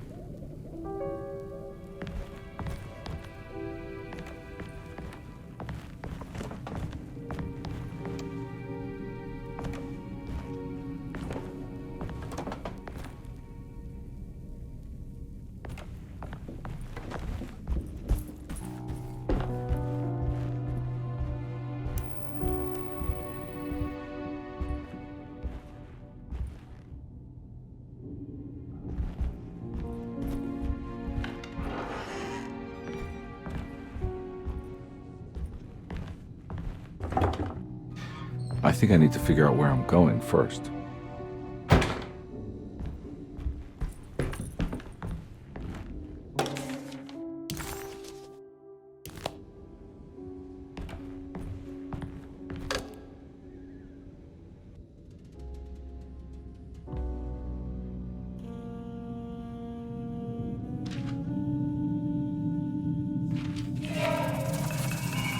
I remember this case. Some kid got taken by her father, headed out of state, but he had made a mistake by selling a painting that his wife actually cared about to a collector named Thornhill to fund his venture. That's how I tracked him down. At least I think so.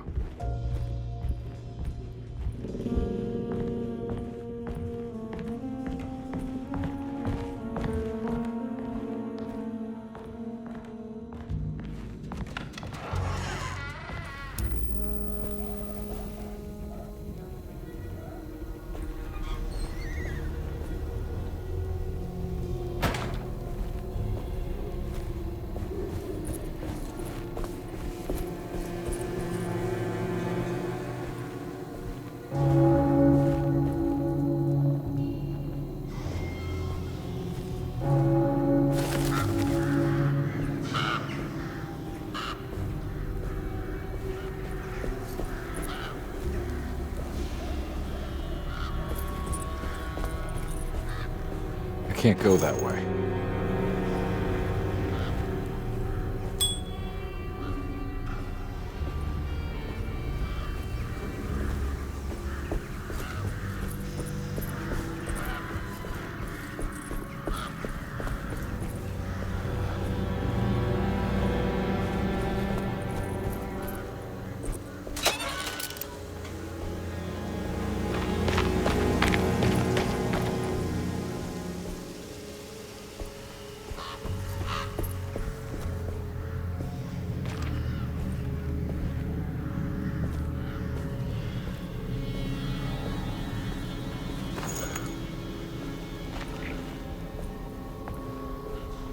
Thornhill wasn't a bad man, but he had principles keeping him from handing out information about his deals. So it needed some convincing.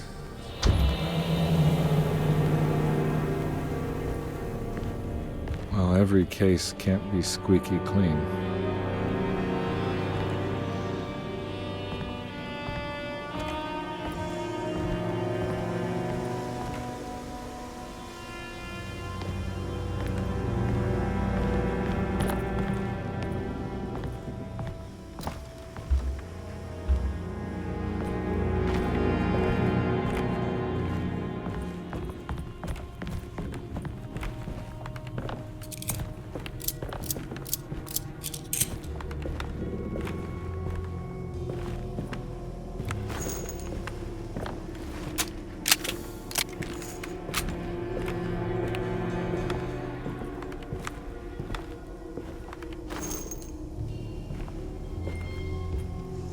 Mr. Saunders had sold a valuable painting to Thornhill, hoping the money would carry him to wherever he was going.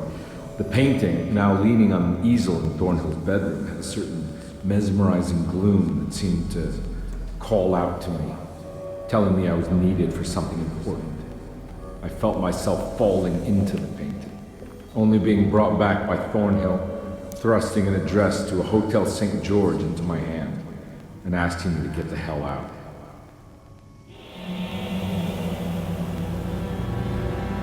I don't remember this at all, but I can't say it didn't happen.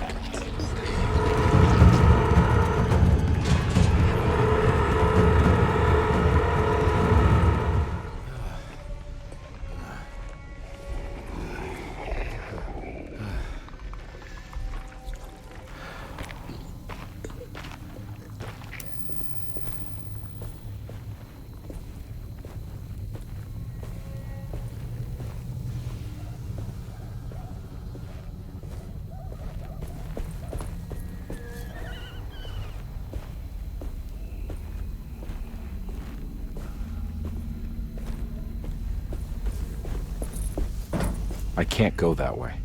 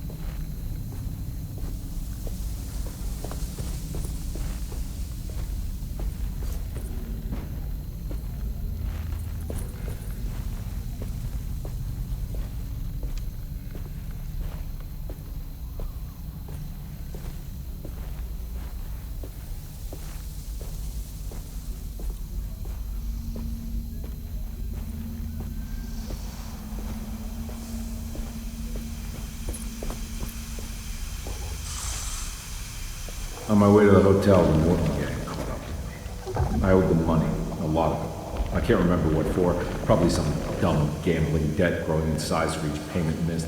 I punched one of them out, and I sent the others packing. It was stupid.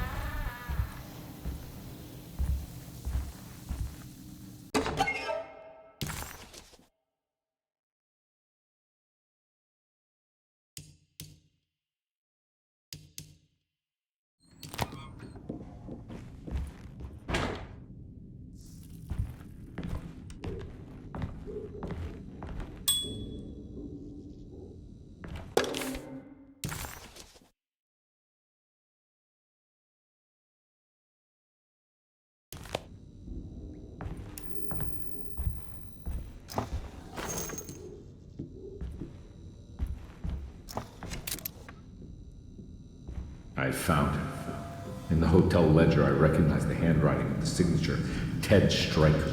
It was him. I could feel it. It was the kidnapper I was hunting.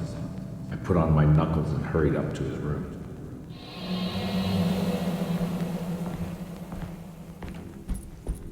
Something about that name, Ted Stryker, rings a bell. Feels vaguely familiar.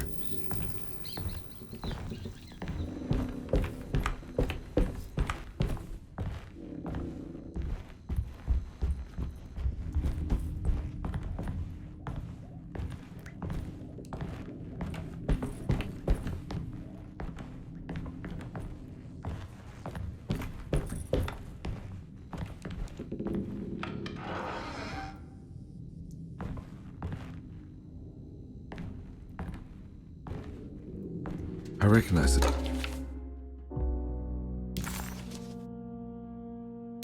But I didn't catch up with them here. I must have followed them. But where?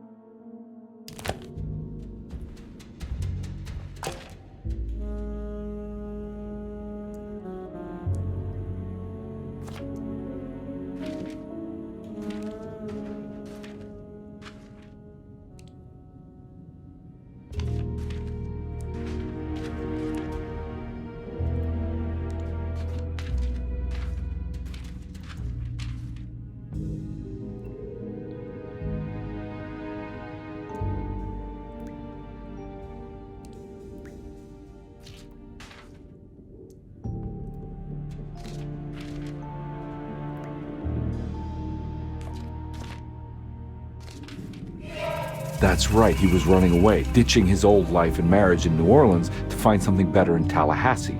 And he took his daughter with him against the will of the mother. That's why she hired me. But I stopped him.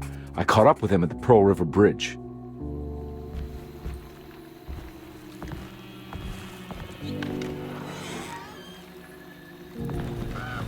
Pearl River. This is where I caught up with them. This is what the Dark Man wanted me to revisit. But I'm still not seeing it. What am I forgetting?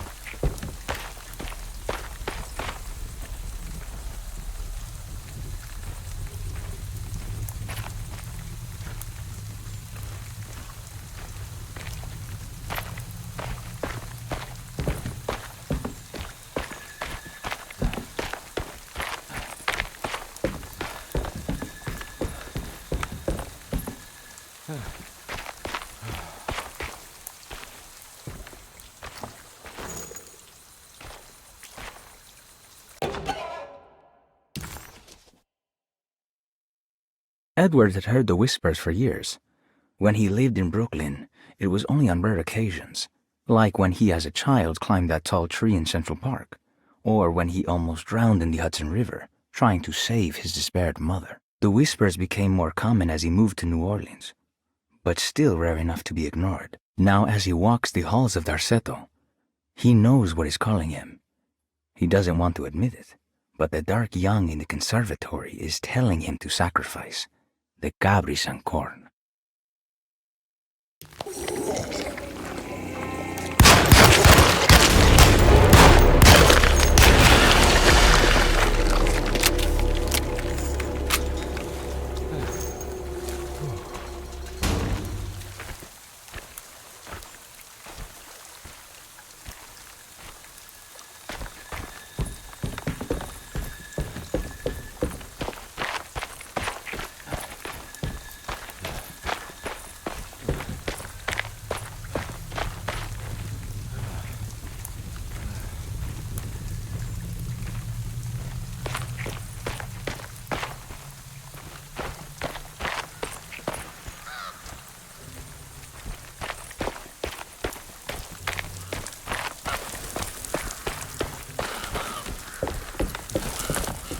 Oh no, it was her all along.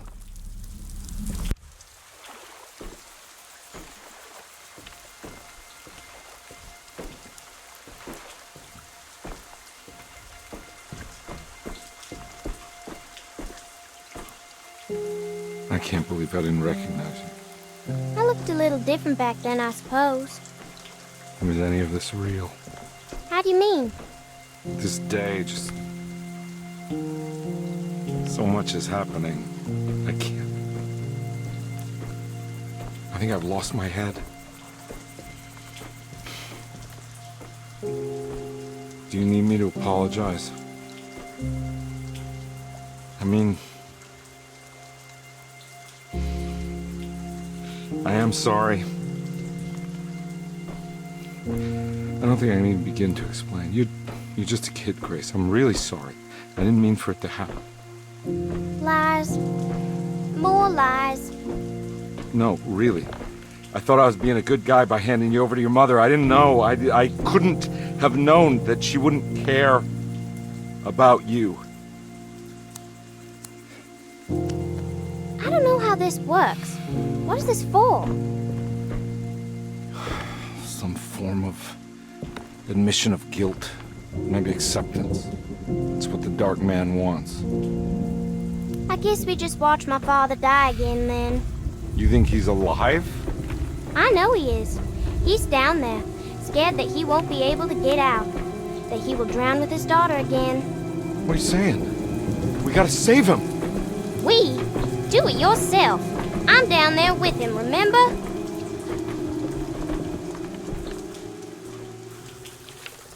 Can I really save them?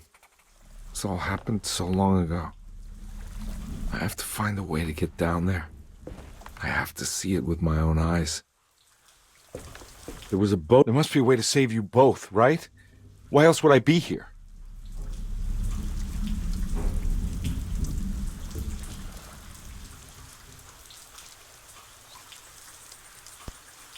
Don't worry, kid.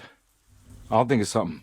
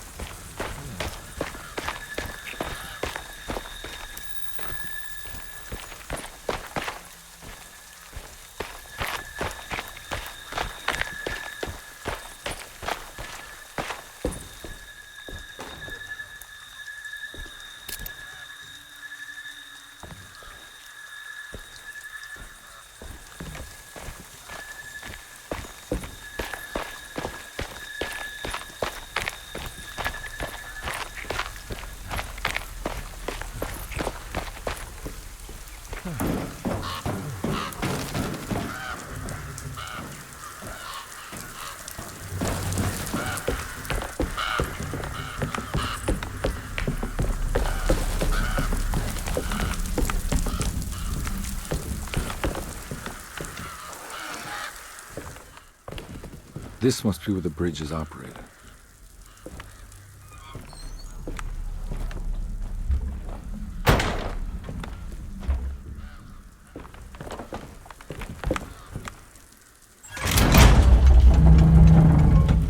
Nothing's happening.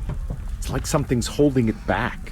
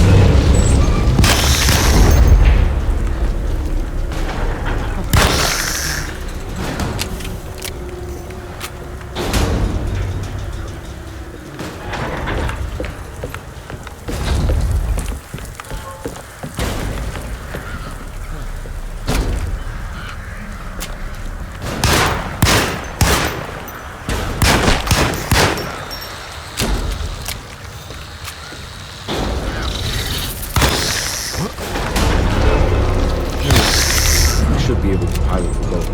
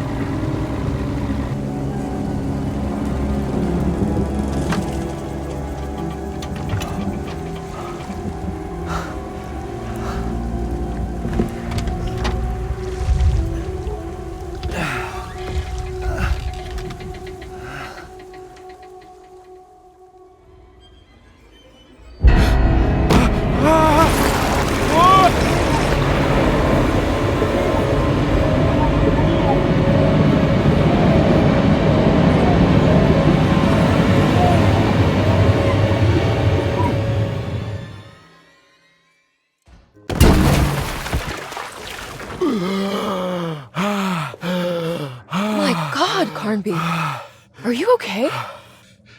Don't leave me alone. What the hell have you been doing? What's going on here? Look at this mess! I'm sorry, Mrs. Thompson. Don't make me kick you out of this house. Now get out!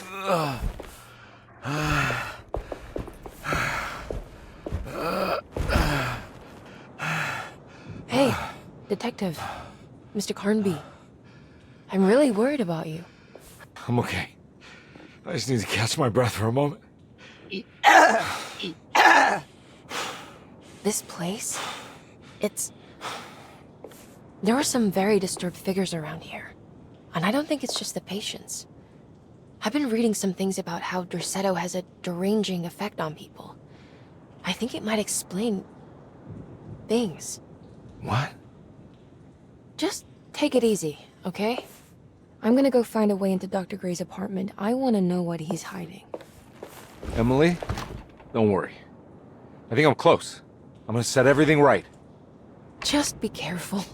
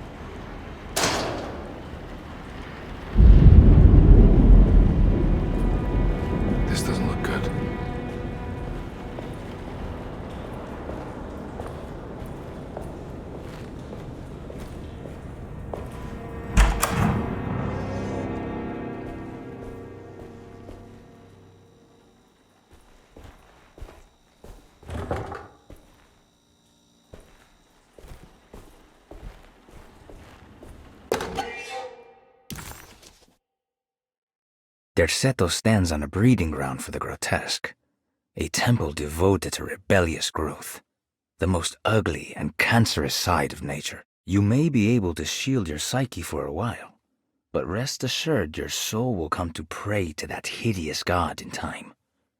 That is the story of every man and woman who gather around that ancient arbor. They all croak, bark, and bleat, because their own bodies are afraid and they wish to repel the evil those words conjure. Ia! Ia! Instead of that blasphemous name, they gossip in hushed whispers the name of Derceto, Astarte, and the Black Goat of the Woods.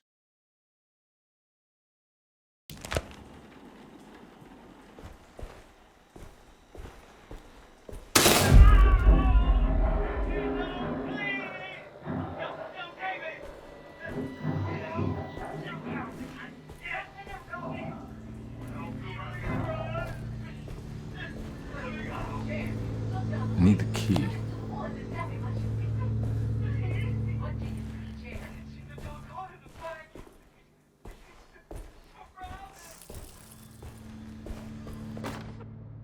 Radiography.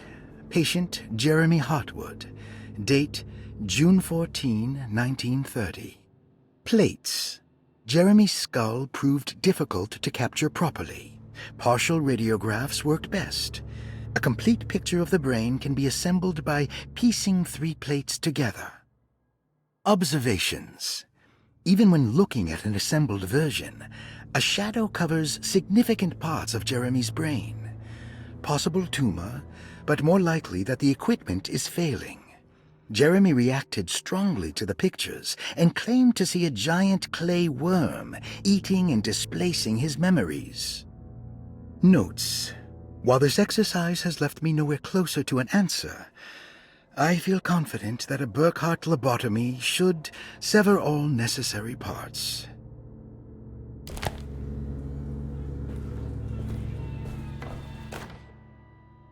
Hypothetical psychosurgery based on the ideas by Burkhardt and the St. Petersburg research could end up saving Jeremy's mind.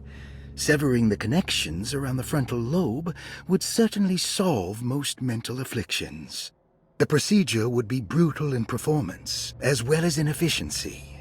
An ice pick pushed through the edge of the eye and into the skull would untether the nerves like Alexander cutting the Gordian knot. As this would likely leave Jeremy in a very different condition, all other paths should first be explored. The medical instrument I would need for this lobotomy is missing, and I should have Waits order a new one.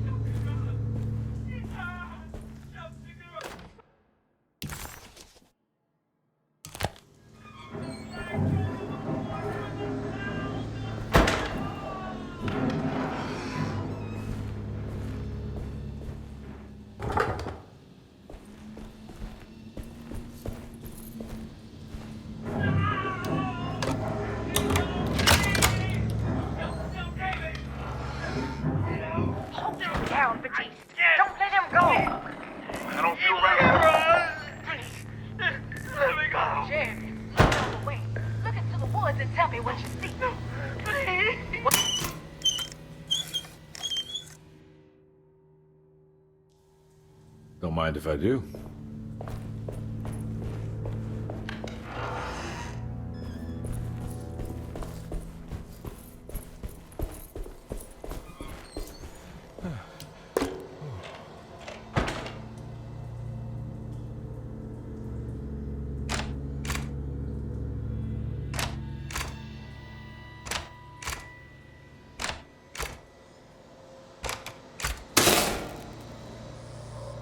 That's better.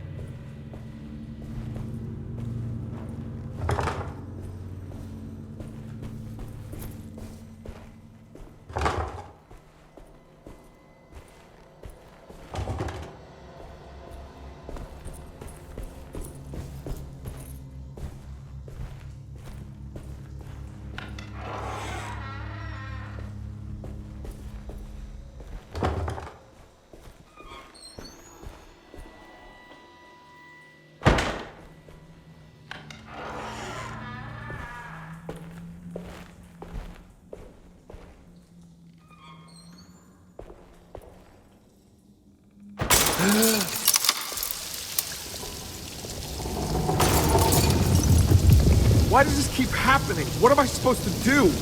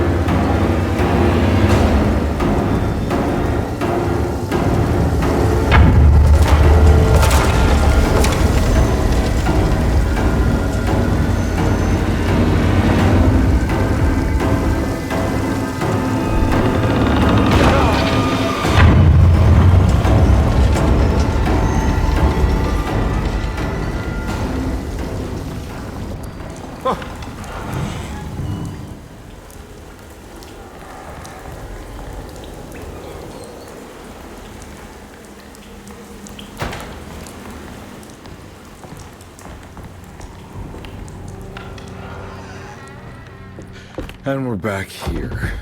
Well, perfect time to have a look around this place.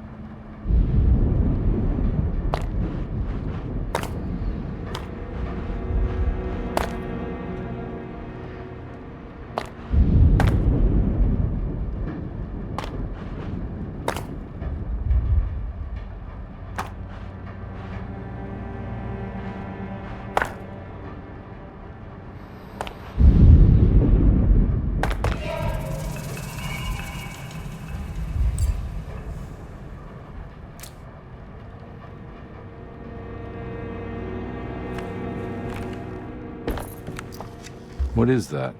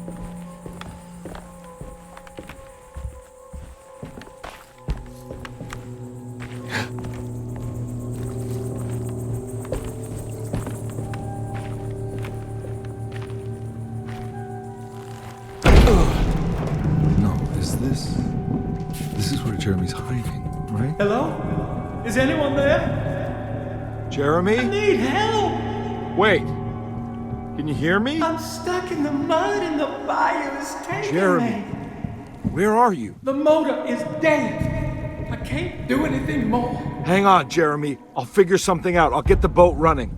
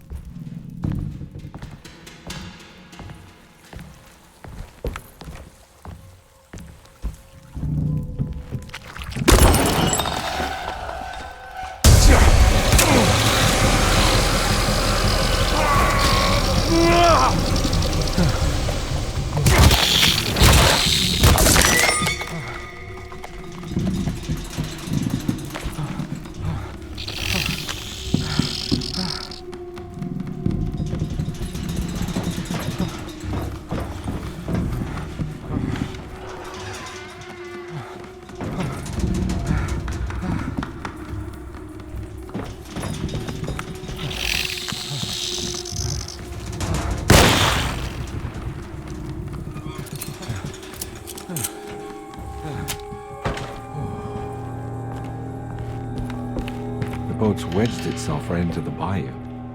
If I get the motor started, I could try reversing back into the river.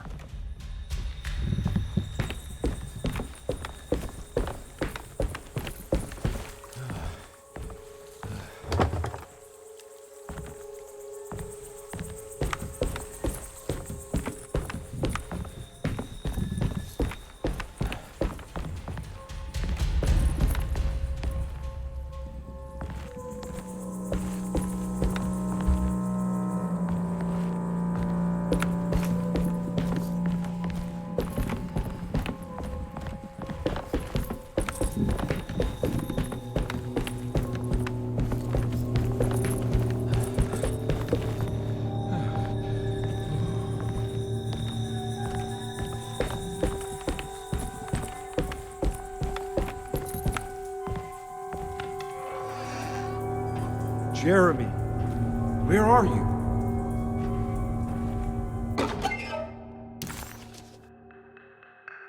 There are many ways to cross a threshold.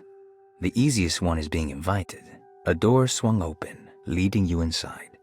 Another is sleep, hypnosis, or even sudden fright. There are those who fold spaces that challenge Mobius, or jump through angles that defy Euclid. If you learn to properly use your talisman, you could go anywhere. You wouldn't even need to rely on the fluttering wings of the shrieking Biakis.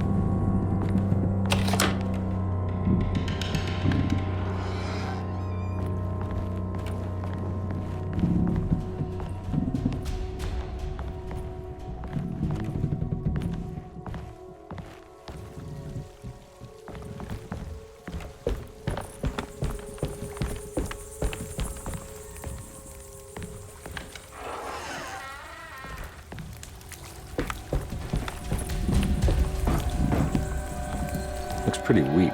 I just need something to break it.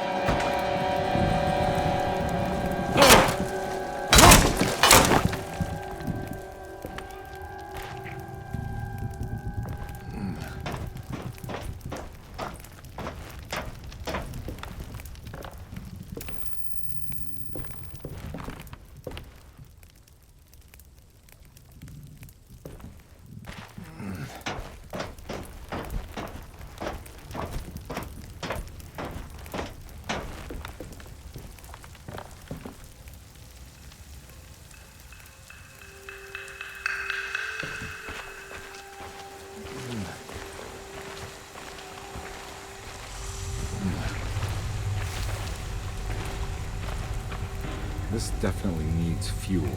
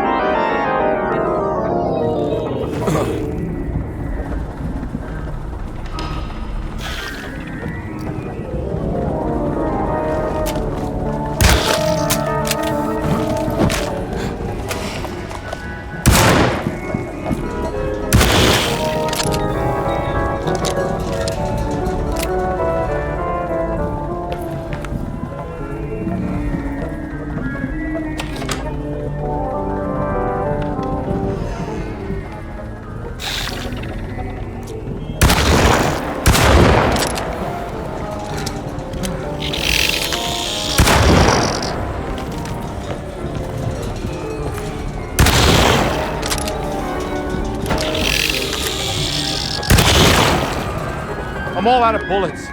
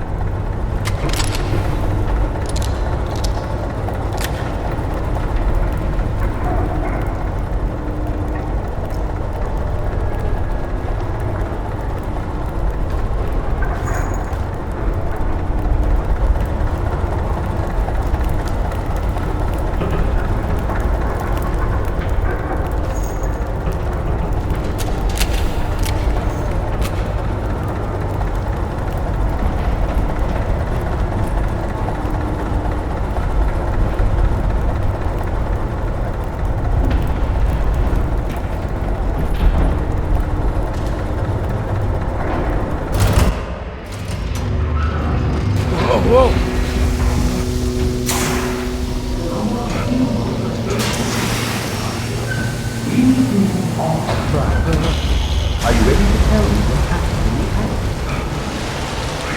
I put a rope around my neck, and then I strangled all the life from my body. Are you under the impression that you died? Yes. No. I was supposed to die. What does that mean? That you were supposed to die? I'm the catalyst. I had to die to make the story happen. What are you referring to, 30 years ago, Frederic needed me to die. You're not making any sense, Jeremy. Come back. Find your focus. Hey! I cheated everyone. I didn't play my part. Hey! I escaped my doom. My destiny. Again, find your focus. Hey, I'm right here. What the hell is going on? Everything is wrong. Nothing is in Hey! place. I'm right here! Calm down, Mr. Carnby. What do you want? Were you not talking to Jeremy right now? I haven't seen Jeremy all day. Are you all right, Detective? No. Actually, I don't think so. Well, maybe. I'm gonna go look for Jeremy. Good. Let me know if you find him.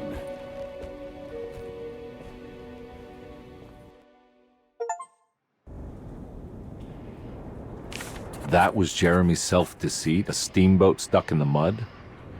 I'm not gonna pretend I understand any of that. What a bunch of psychoanalytic nonsense.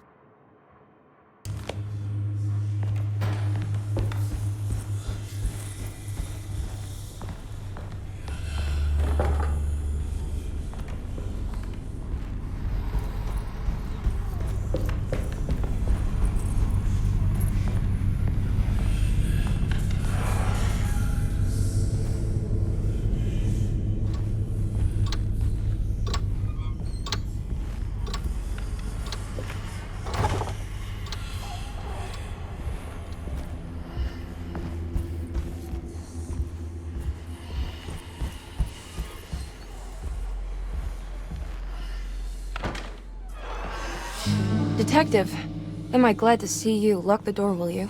I don't think Dr. Gray would appreciate us snooping around. What's going on here? This feels so strange.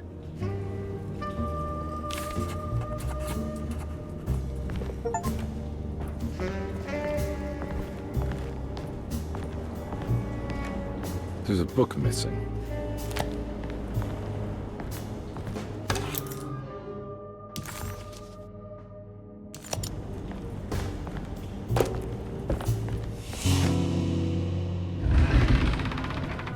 What did you do? I was just rearranging the books. Well, come on, let's check it out.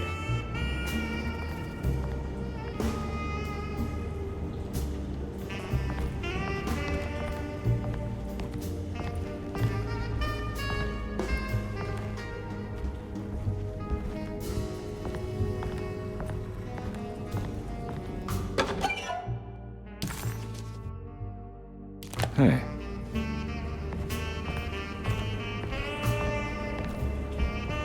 I think I'm beginning to understand. Dr. Gray is dealing with some kind of mass delusion.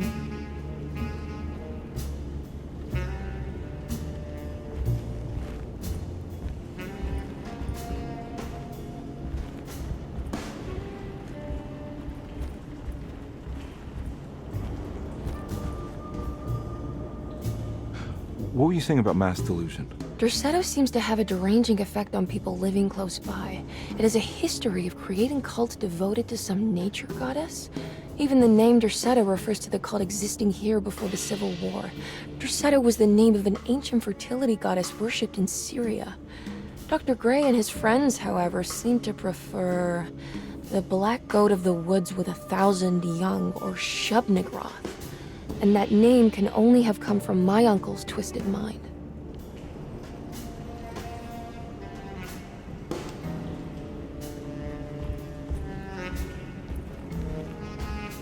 You think all of them are in this cult business? Even Jeremy?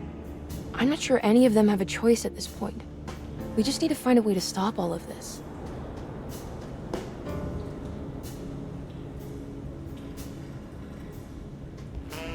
I've been so busy trying to free your uncle from the promise he made to the Dark Man. I guess I kind of just let everything else go. Don't worry, Detective. I feel like we're close. I'm sure Jeremy will turn up.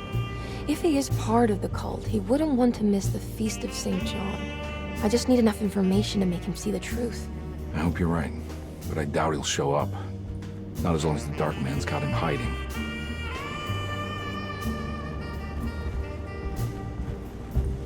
That mark on the floor looks like talisman positions, but from which direction should I look at it? Good to finally meet you, Mr. Hartwood. I'm here on the behalf of your brother Philip. You were expecting me, weren't you? Yes. You're from Derceto, no? That's right. I just wanted to ask you a few questions to see if there is anything I can do to help you and your family. Okay. I understand you're full of imagination. You make up a lot of things. I suppose. And you obsess over them, blurring reality and fiction. Sometimes. Do you want to tell me about the Dark Man? No, I don't. That's all right. Perhaps there is something else you can tell me. Something you know to be made up, but you hold dear. Juan? John? Who's John? No, Juan Luis Jorge. Oh, wait there a moment. Here, take a look. Is he... Oh, he is the author. It's a magnificent book. Life-changing even. The real Juan is long dead, but I like to think of him as my friend. My most beloved friend. I see. Do you often do this? Fantasize about people you read about? No. Well, there is Jacob. Who is Jacob? Turn to the last page. Oh, it's a newspaper article. The Prisoner of Ice, Jacob van Ostad. Is he also your beloved friend? Oh, no, Doctor. Not at all. He is the fire that fights fire. Yes, I think it's clear your overstimulated imagination, this mania, needs to be tempered for you to live a normal life. I know your family calls it the Hartwood curse, but I want you to know that there is nothing supernatural about your condition. It's all inside your head. And with that, I'm very qualified to deal with. In time, you will be cured. In time. Yes, in time we will exorcise all your demons, all the dark men. Yeah! Please, Mr. Hartwood, calm yourself. What happened? Oh, don't you worry your little head about it, Miss Hartwood. Your uncle and I just had our first breakthrough.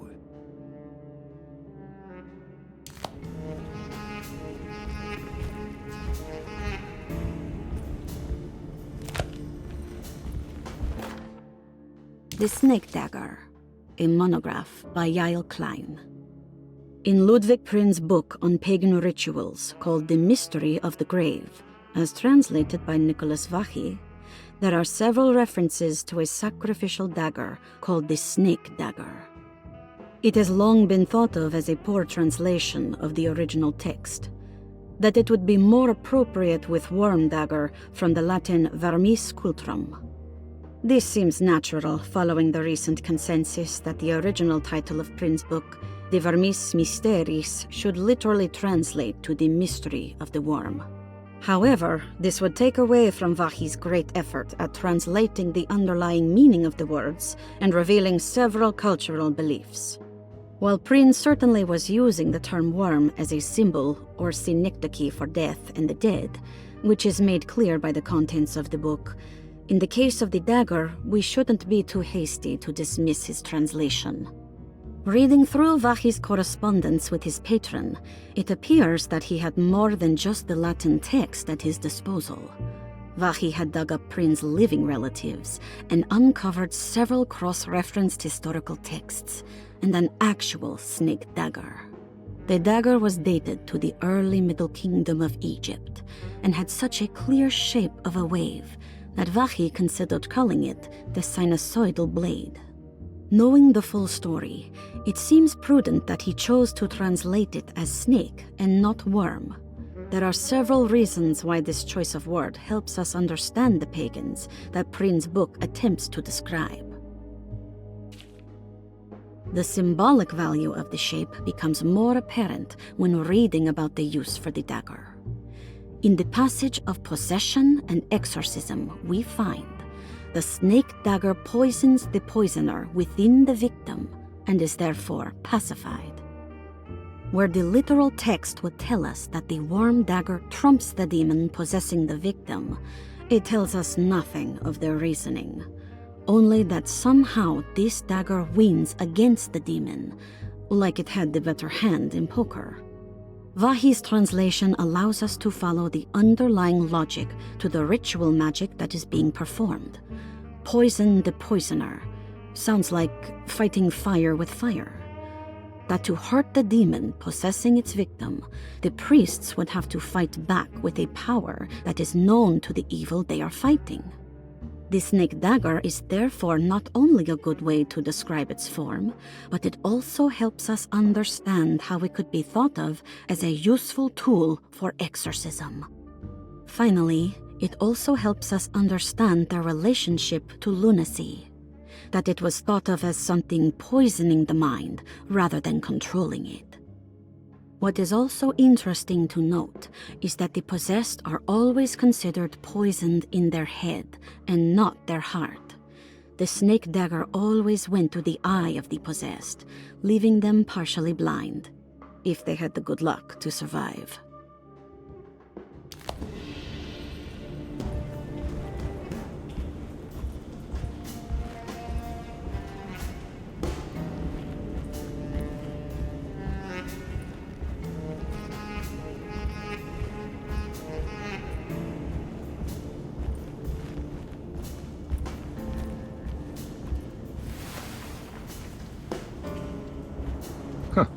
Has that been there this whole time?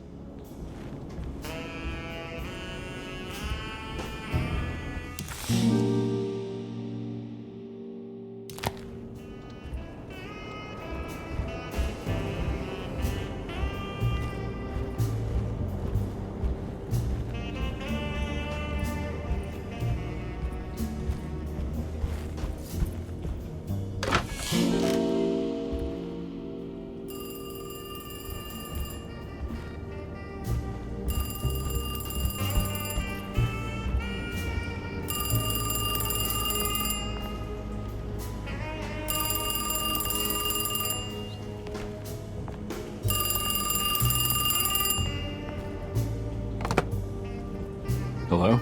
Detective Carnby? Who is this? Jeremy? Jeremy is with the Dark Man. You can't save him. Well, I've done everything he wanted so far, and there's just one more thing on the list. I expect him to keep his promise and return Jeremy unharmed. Get out, Detective, while you still can.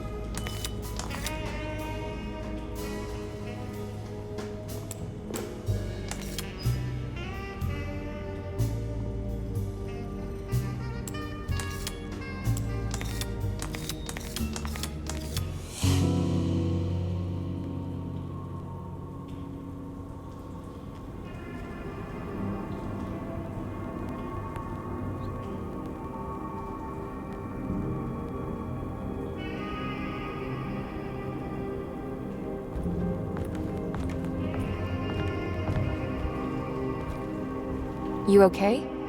You look a little frazzled. Just stupid telephone. I know. I tried calling the police earlier. The telephone is completely dead. It's not... Yeah, no, the telephone isn't working.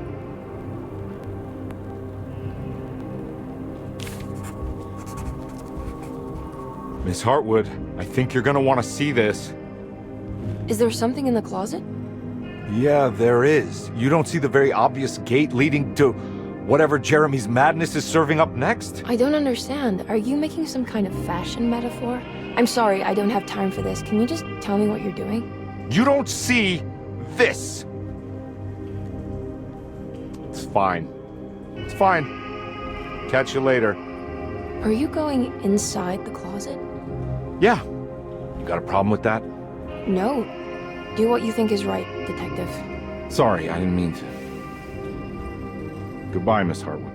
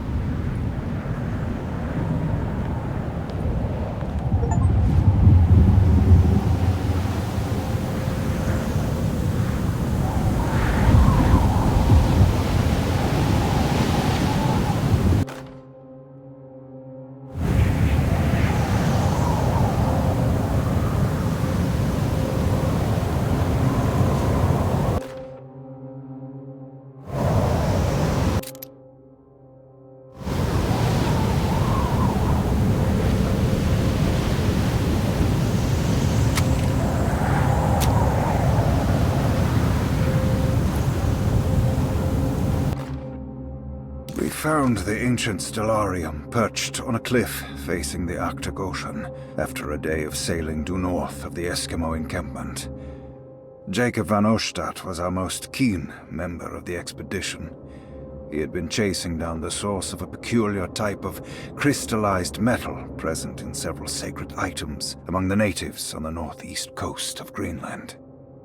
The site was a remarkable find for any explorer, and we were all enraptured in our search for enlightenment and meaning. The surviving architecture seemed almost unearthly in origin and astonishingly sophisticated. The metal Jacob was searching for was abundant, almost ubiquitous. We were so taken by our find that we were surprised by the sun falling below the horizon.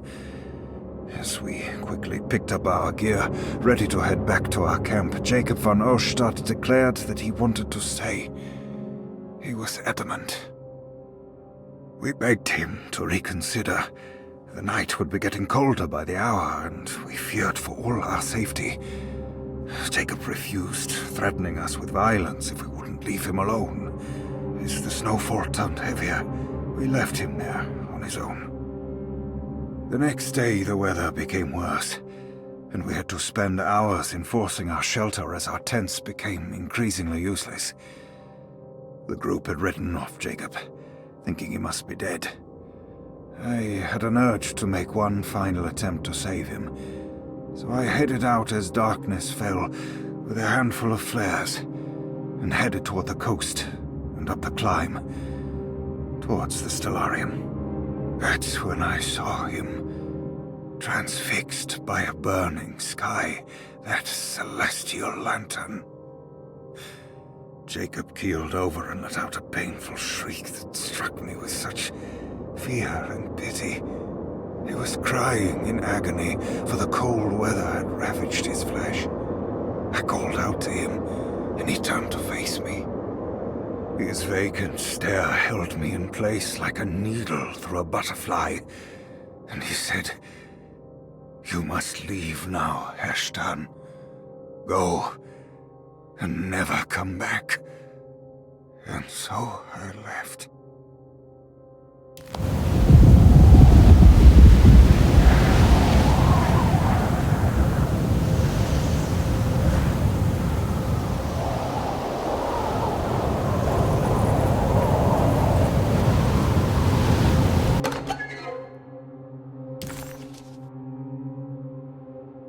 What can be said about Jacob van Ostad without evoking contempt or apologia?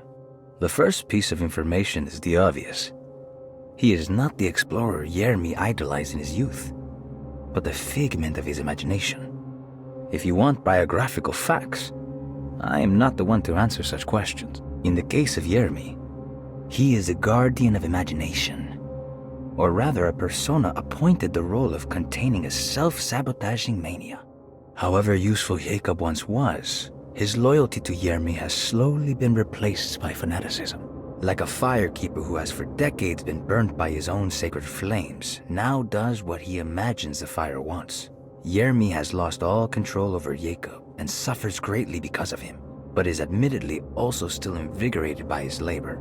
In the plainest of words, Jacob keeps Jeremy sick so he can remain Jeremy.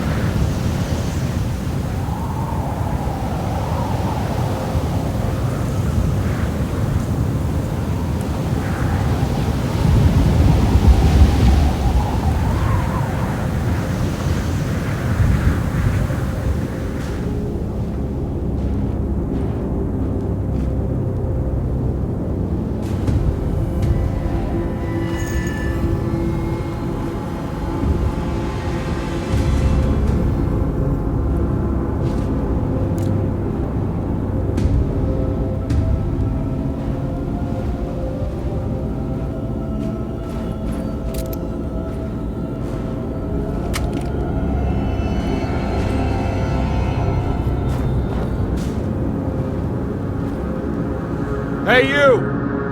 What are you doing here? What is this place? Turn back, detective. You're not wanted here. Whoa, take it easy. I'm not your enemy. Oh, you're wrong, detective. You're wrong.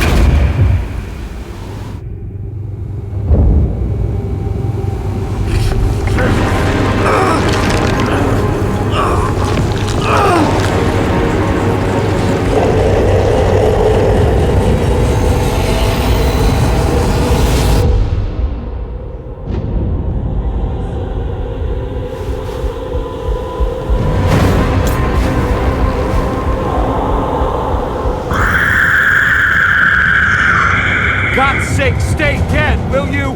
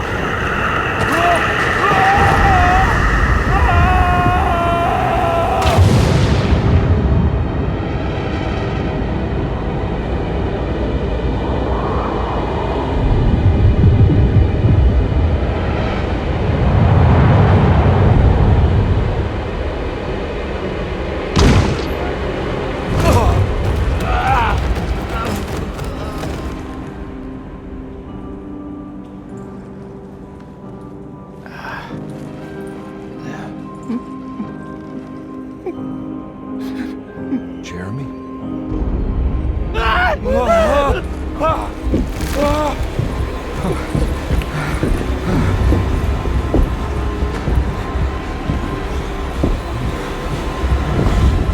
did everything! Aren't you happy? Stupid charlatan! What more do you want from me? You want me to lose my mind? Oh, my lord! Doctor! Baptiste! Quick! Jesus. What were you thinking, compadre?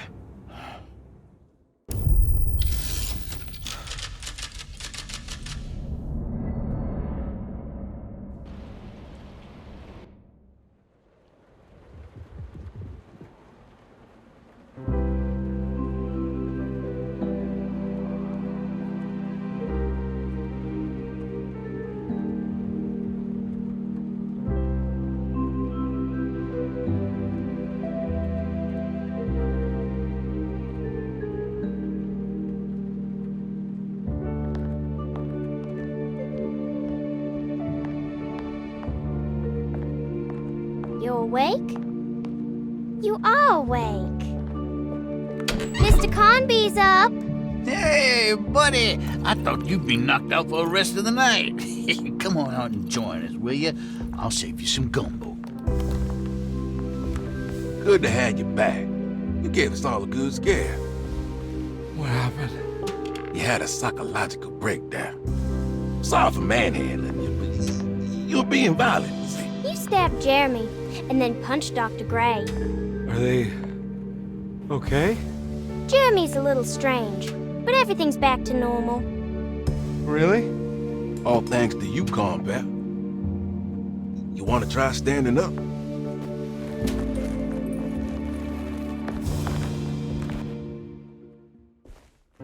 Well, if it isn't the hero of the day. How are you feeling, Detective? Never better. How about you two?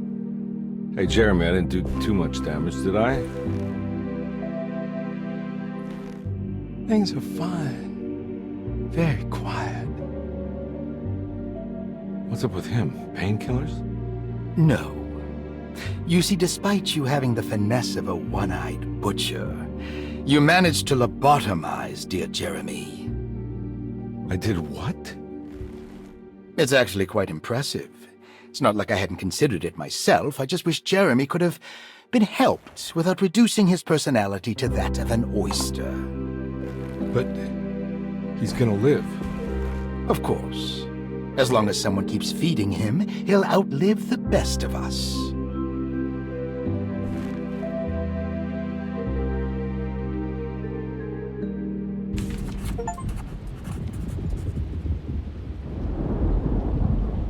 Does Emily know about Jeremy's condition?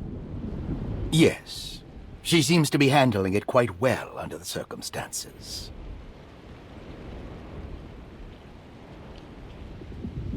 Does she still want to take Jeremy away from Derceto? I will have to insist that you do. This is not that kind of institution. Jeremy, hang on for a little longer, okay? We'll be going back to New Orleans soon. Oh, good. I do so miss the city lights.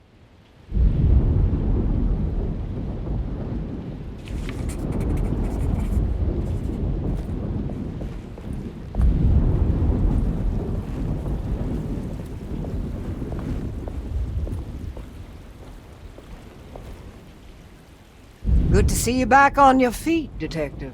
Have some gumbo. Thanks. I'll save it for later.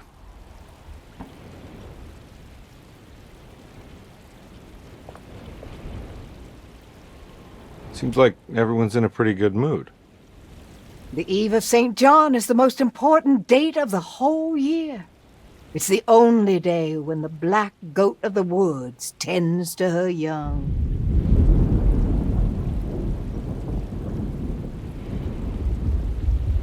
I'm gonna go look for Emily. Don't worry about her. She wouldn't leave without you, would she?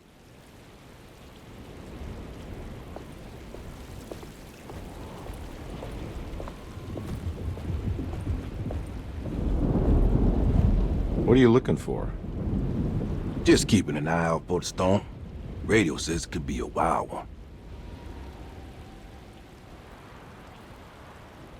You don't know where Emily is, do you? She's packing some of Jeremy's things. Said she wanted to take them away.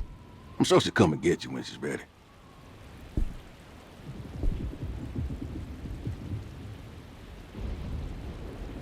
Should probably get a move on then. See you around, compadre.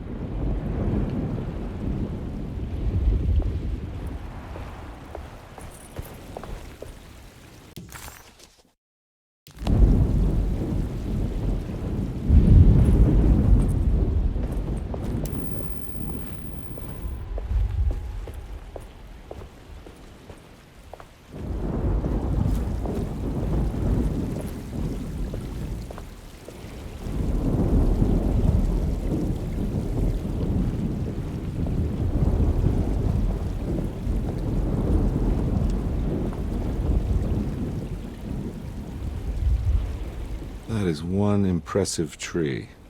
More impressive than you could ever imagine.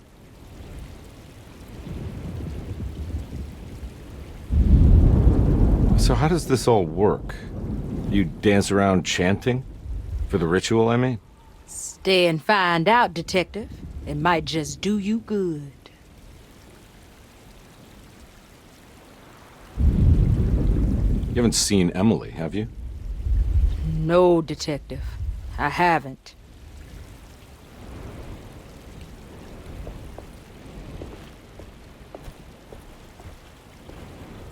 All right, tell me, what the hell's about to happen here? Every year we have a little turn-the-page ceremony by the tree. It's symbolical. It's like life has its cycles of grief and happiness. You know? Just like a tree facing the seasons. Things change, but remain the same.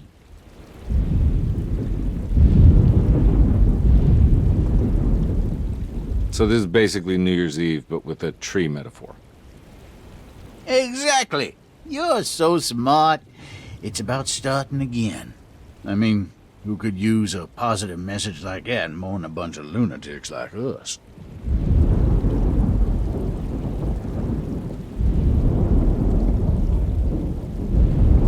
I get the feeling some of you think this year is going to be special. Any idea why? Well, we got some new words, thanks to your buddy Jeremy, and some other changes to the program. Let's just say we're all in this year.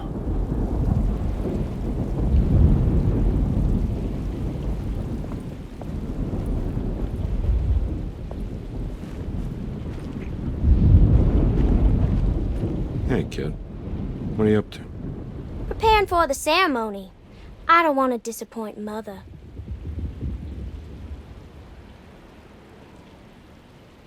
What's your part in this? I'm the Cabernet Corn. It's very important. Only I can settle our debt.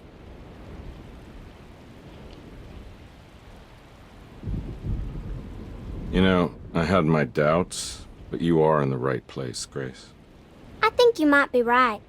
For once.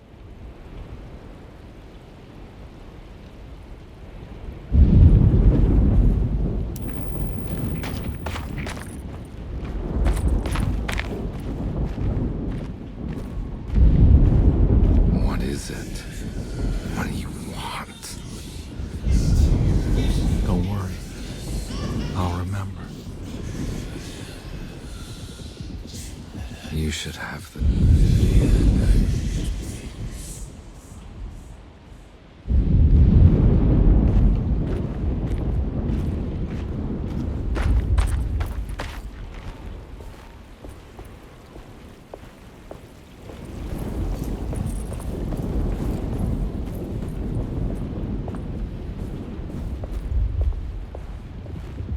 Hey, Ruth. Glad to see you made it back to Derceto.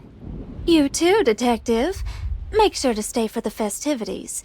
It's no Mardi Gras, but it ain't bad.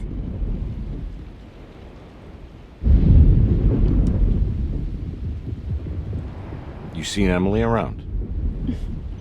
I saw her packing some things into that old jalopy you arrived in about an hour ago. I'm sure she hasn't given up on you yet.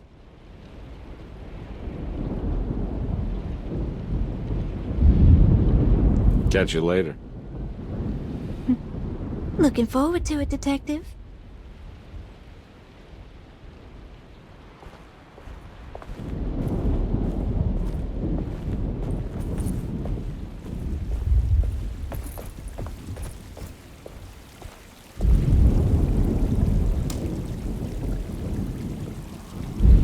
Everyone knows what to do? Y'all know the new words. Mrs. Thompson, we talked about this. I'm not sure everyone is comfortable. Doctor, I insist. This is important. We've waited for so long, Doctor. Let's just go with the old song. Not every change is an improvement. Boss, good or bad, you need to move forward. All in, Doc. Let's bet it all. But we don't know what we're dealing with. It'll be okay, Doctor. Better even.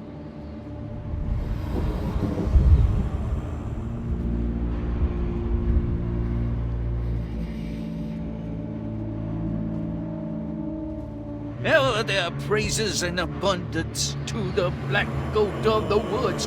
Hear us, brother. Take pity on us. Take pity on us.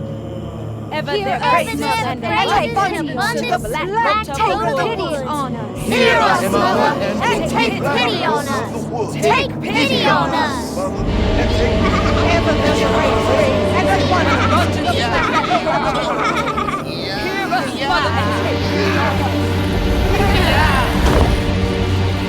and take pity on us.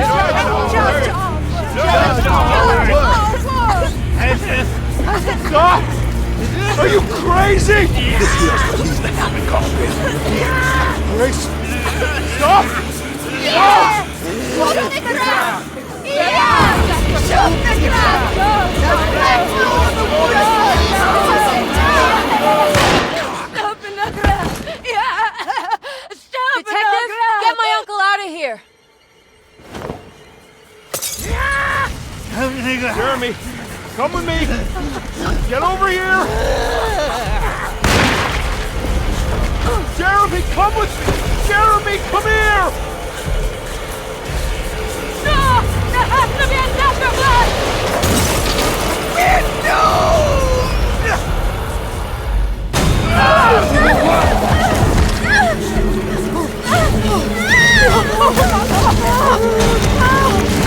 Jeremy!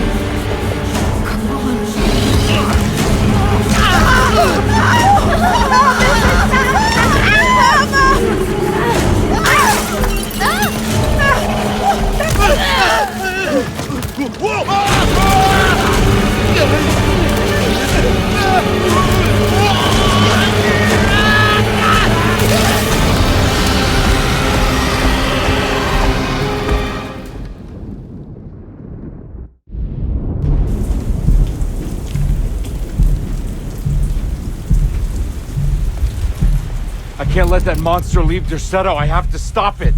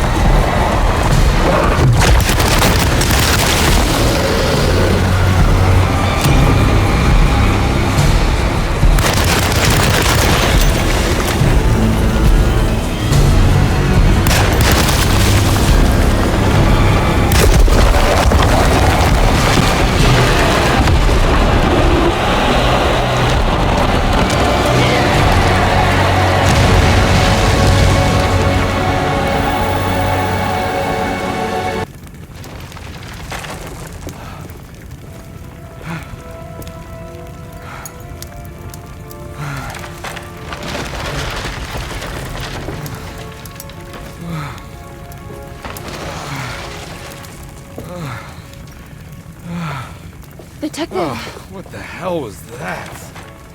I tried to tell you. There was so much evidence. Their devotion to the Black Goat was like nothing I've ever seen before. I felt so dumb believing any of it, but I'm glad I did. Are you okay? Everything is out of order. This isn't the way the story goes. I shouldn't be alive. Yeah. Well, you're welcome, buddy. How are you doing, sweetie? I kinda like it. You ruined everything, but I'm not mad.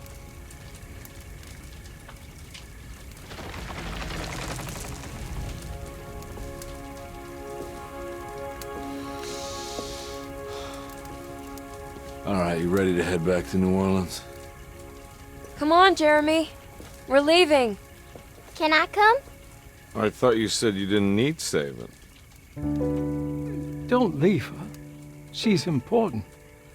Of course we're taking her with us. Yay, I'm important.